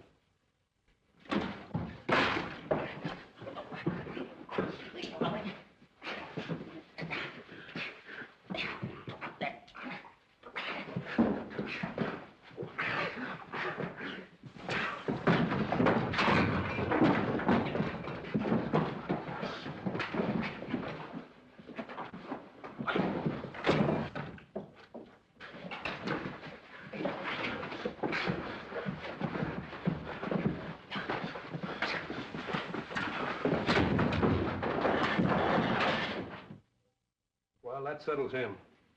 I took care of the dogs and locked their keeper in the garage. Good. Now go down and pick up Wong. We made Davidson phone him. He's expecting you. Okay, Gil. Hello, Bill. What's new? I need a story for the Bulldog edition. I've got nothing. Don't tell me that. Did you hear from Wong? No, I've been trying to get him myself all day. Hello. Oh, the commissioner? Okay, Brady. All right, scram. Get out of here. The commissioner's on his way in. Well, let me stay. I said get out. Well, hello, Miss Logan. How are you, Commissioner? Let me congratulate you on that smart piece of work with regard to Mr. Wong. If it hadn't been for you, we'd be minus the services of our Chinese friend. Oh, thank you, sir. I hope the department has been properly appreciative of the service you rendered them. I imagine the members of this force don't fully recognize the aid and assistance they get from the newspapers of the city. Oh, that's really awfully kind of you. Well, if you ever decide to quit the newspaper game, we can use brains like yours. Oh, thank you, sir.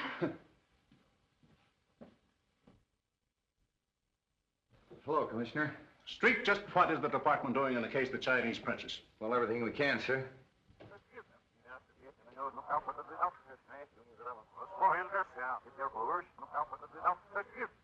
I'm sure we'll break the case in a couple of hours. I certainly hope so.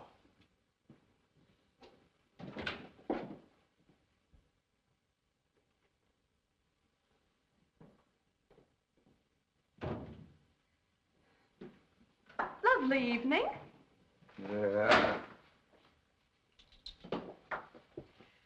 We certainly could use brains like yours. Beat it. Nice man, the commissioner. Beat it, I said. Get out of here. Jealous, huh?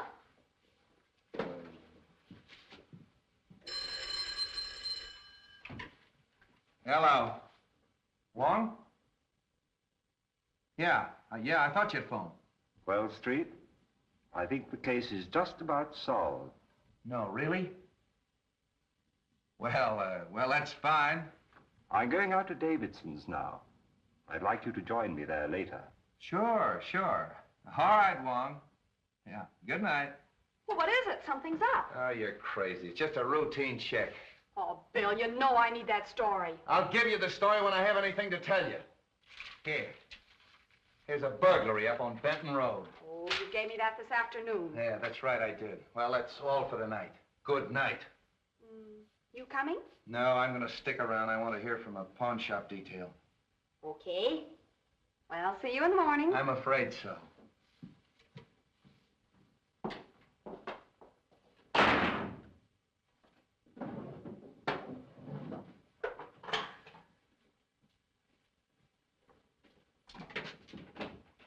My car out front? No, it's in the alley.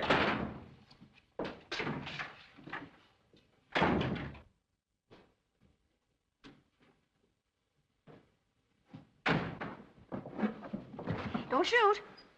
Why not? You're not putting anything over on me, Bill Street. What a pest.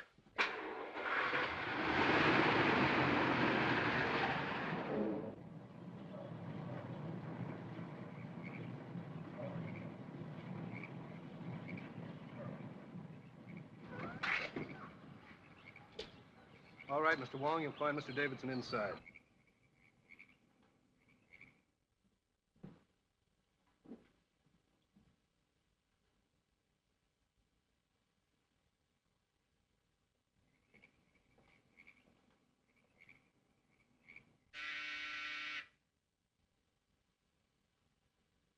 Come right in, Mr. Wong. Steady. Over there, Wong. That sounds like Jackson's voice. That's right, Mr. Wong. Well, Davidson, I see you have an escort, too. Good evening, Captain James. Hiya. This is not my doing, Mr. Wong. Oh, I gather that. I find the walk from the car a trifle fatiguing. If you gentlemen don't mind, I'll sit down. Well, now, just what is on your mind? We're not satisfied with Davis's statement about the money. We're either going to get the facts from him or from you. Well, I assure you that I haven't got the money. This is no joke, Wong. You happen to have seen those canceled checks. What do you know about them? Obviously forgeries. As yet, I haven't quite made up my mind as to the identity of the forger. We'll help you make up your mind. On my boat. On your boat? Yes, we're taking a sea voyage. Well, I'm not very partial to the ocean. I hope you're a better sailor than I am, Davidson.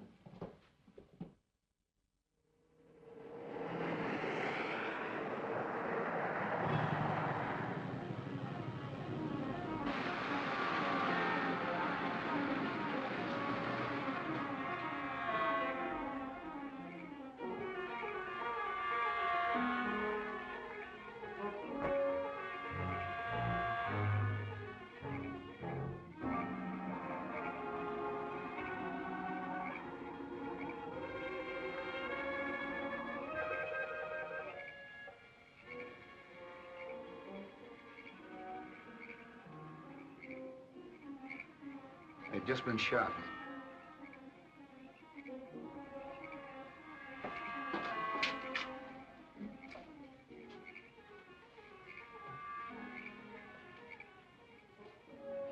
Bill, I see somebody in there. Yeah, it's me. Oh. What do you know?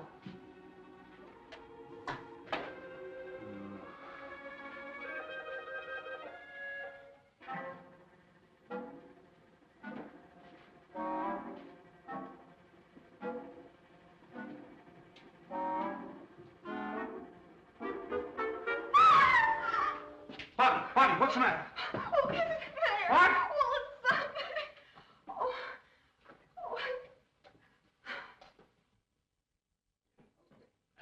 Oh, well, Bill, is he hurt? Oh, it's all right. Who are you? Mr. Davidson's butler. Where's Wong? I haven't seen him. Well, what happened to you? Mr. Davidson and I were set upon by two men. Could you identify him? Well, maybe. I'm a little hazy right now. Where's the phone? In there. Hey, wait a minute. That's Wong's umbrella. Can't you give me some sort of a description of those fellas? Well, now, there was one big husky chap with a mustache, I remember. I only got a glimpse of the other fellow. Will you stop that? Could you describe their features a little? Well, if I saw the big fellow again, I'm sure. What is that? Something I picked up. Where? Over there. Well, why didn't you tell me? Oh. Palliser Hotel.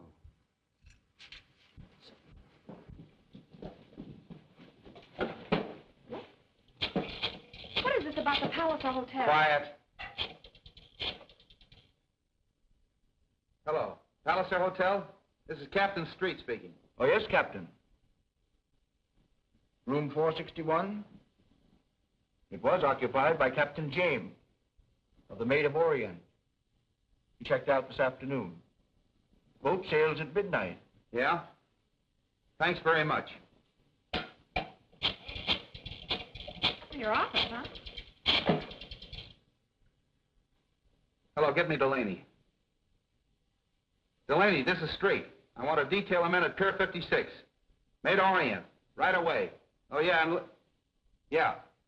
The butler at Davidson's house has been slugged. Take care of it.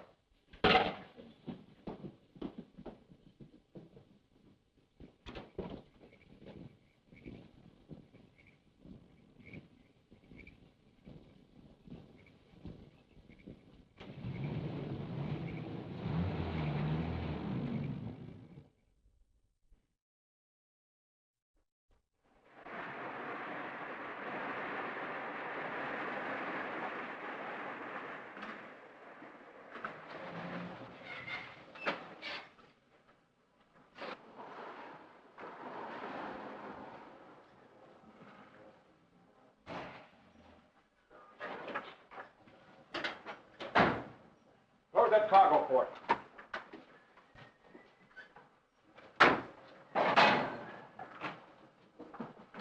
Now, give us a hand here.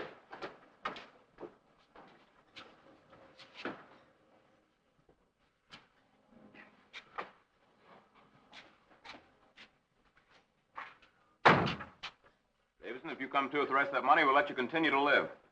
As a matter of curiosity, just what do you intend to do with me? When we get 1,000 miles at sea, we'll let you swim home. Splendid. Come on. Oh, Bernie. Keep an eye on him. Aye, aye. You got a gun? This'll do. Take a good look at it. Okay.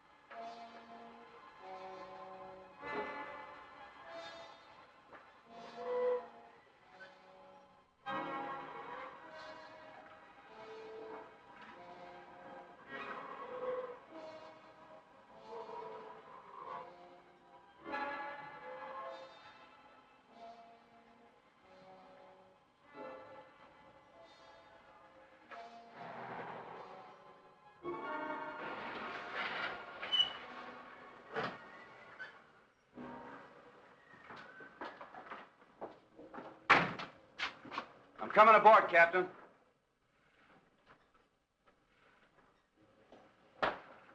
You stay here.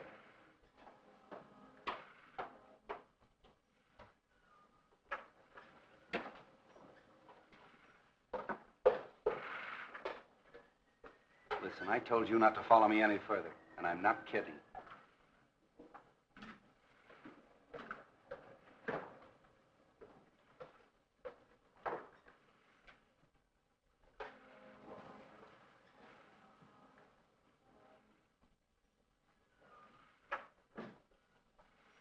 How'd you do? Why? Well, you're the man in the window. Captain Jackson.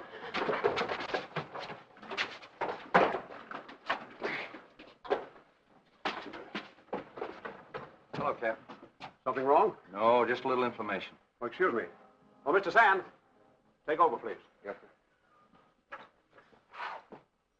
Recognize that key? Oh, yes, my hotel key. I missed it when I checked out. Any idea where you lost it? No. Where did you get it? Davidson's home. Oh, that's where I dropped it. Yeah, you called on him. Yes. Our firm does a lot of business with Mr. Davidson's bank. I went there to get some papers signed. You didn't see a butler slug, did you? Butler slug? I know. See anything of Wong? Wong? No. Why? He called on Davidson and he's disappeared. Disappeared? When were you there? When were you there? About 5 o'clock. I finished my business, had a whiskey and soda, and left. Very funny. Davidson disappeared, too. Davidson? Well, he was all right when I left. I'm awfully sorry I can't be of some assistance to you. So am I. Thanks. Well, it's too bad about all this trouble. I hope you come to the bottom of it all right. Looks like you're about ready to shove off. Just waiting for you to get ashore. I see.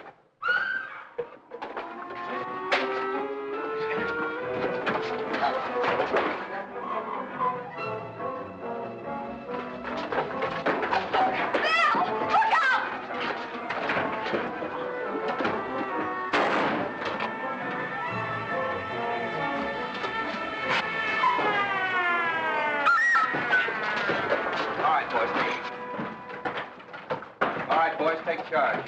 Round up the crew and nobody goes ashore. I'm an officer. Yeah, get him over there. A bit high-handed, aren't you, Street? You think so?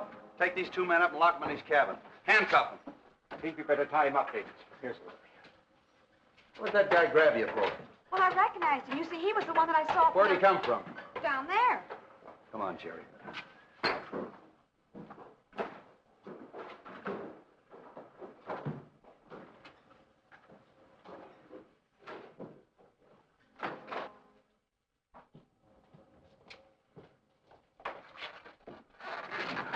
Wong, I knew Captain James was lying. What happened? He and Jackson kidnapped us and brought us down in that car. Oh, kidnapping too, huh? Who's this? As you see, he was left here to guard us. Take care of him, Jerry. I've got them both up in the cabin. Good thing you came when you did, Street.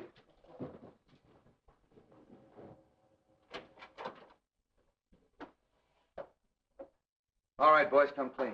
Why'd you Shanghai Davidson? To find out what became of the balance of the princess's money. What'd you bring Wong along for? I'm afraid that was my fault. I told them that Mr. Wong had examined all the canceled checks and to ask him about them. I admitted there was one check drawn to my favor, but who signed the rest of them? Who did it, you? No. It's a forgery of the princess's signature. Oh, then somebody's working with you. No. All right, if nobody's working with you, which one of you killed the princess? We never killed the princess. We had a deal to sell her some airplanes. You haven't got anything on us at all. No, just kidnap him. Take him down and book him. And an attempt on my life, eh, Jackson? I'm sorry I wasn't successful.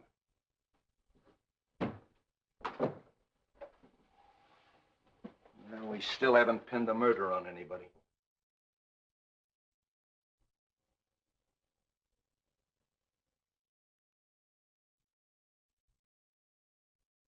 So when you discovered that the aviation company was a fraud, you saw your chance to cover the shortage at your bank with her funds. What do you mean? You forged those checks, Davidson. Don't be absurd. Those signatures were in Chinese. Which you learned when you worked for the bank in China. Also the use of a sleeve gun.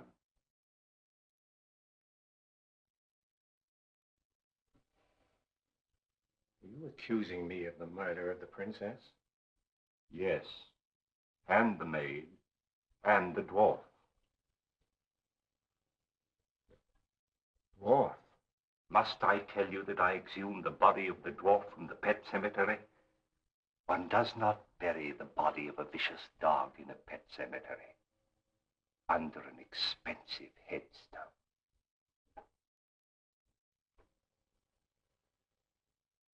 You're a very clever man, Mr. Wong. I congratulate you. All right, Davidson. Captain Street? Hey, grab him, Jerry!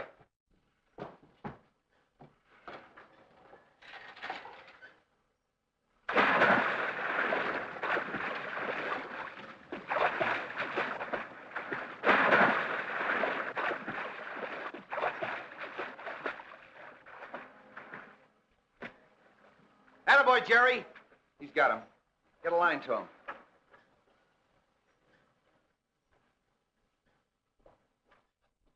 Jerry picked him up. When did you exhume that body? I didn't.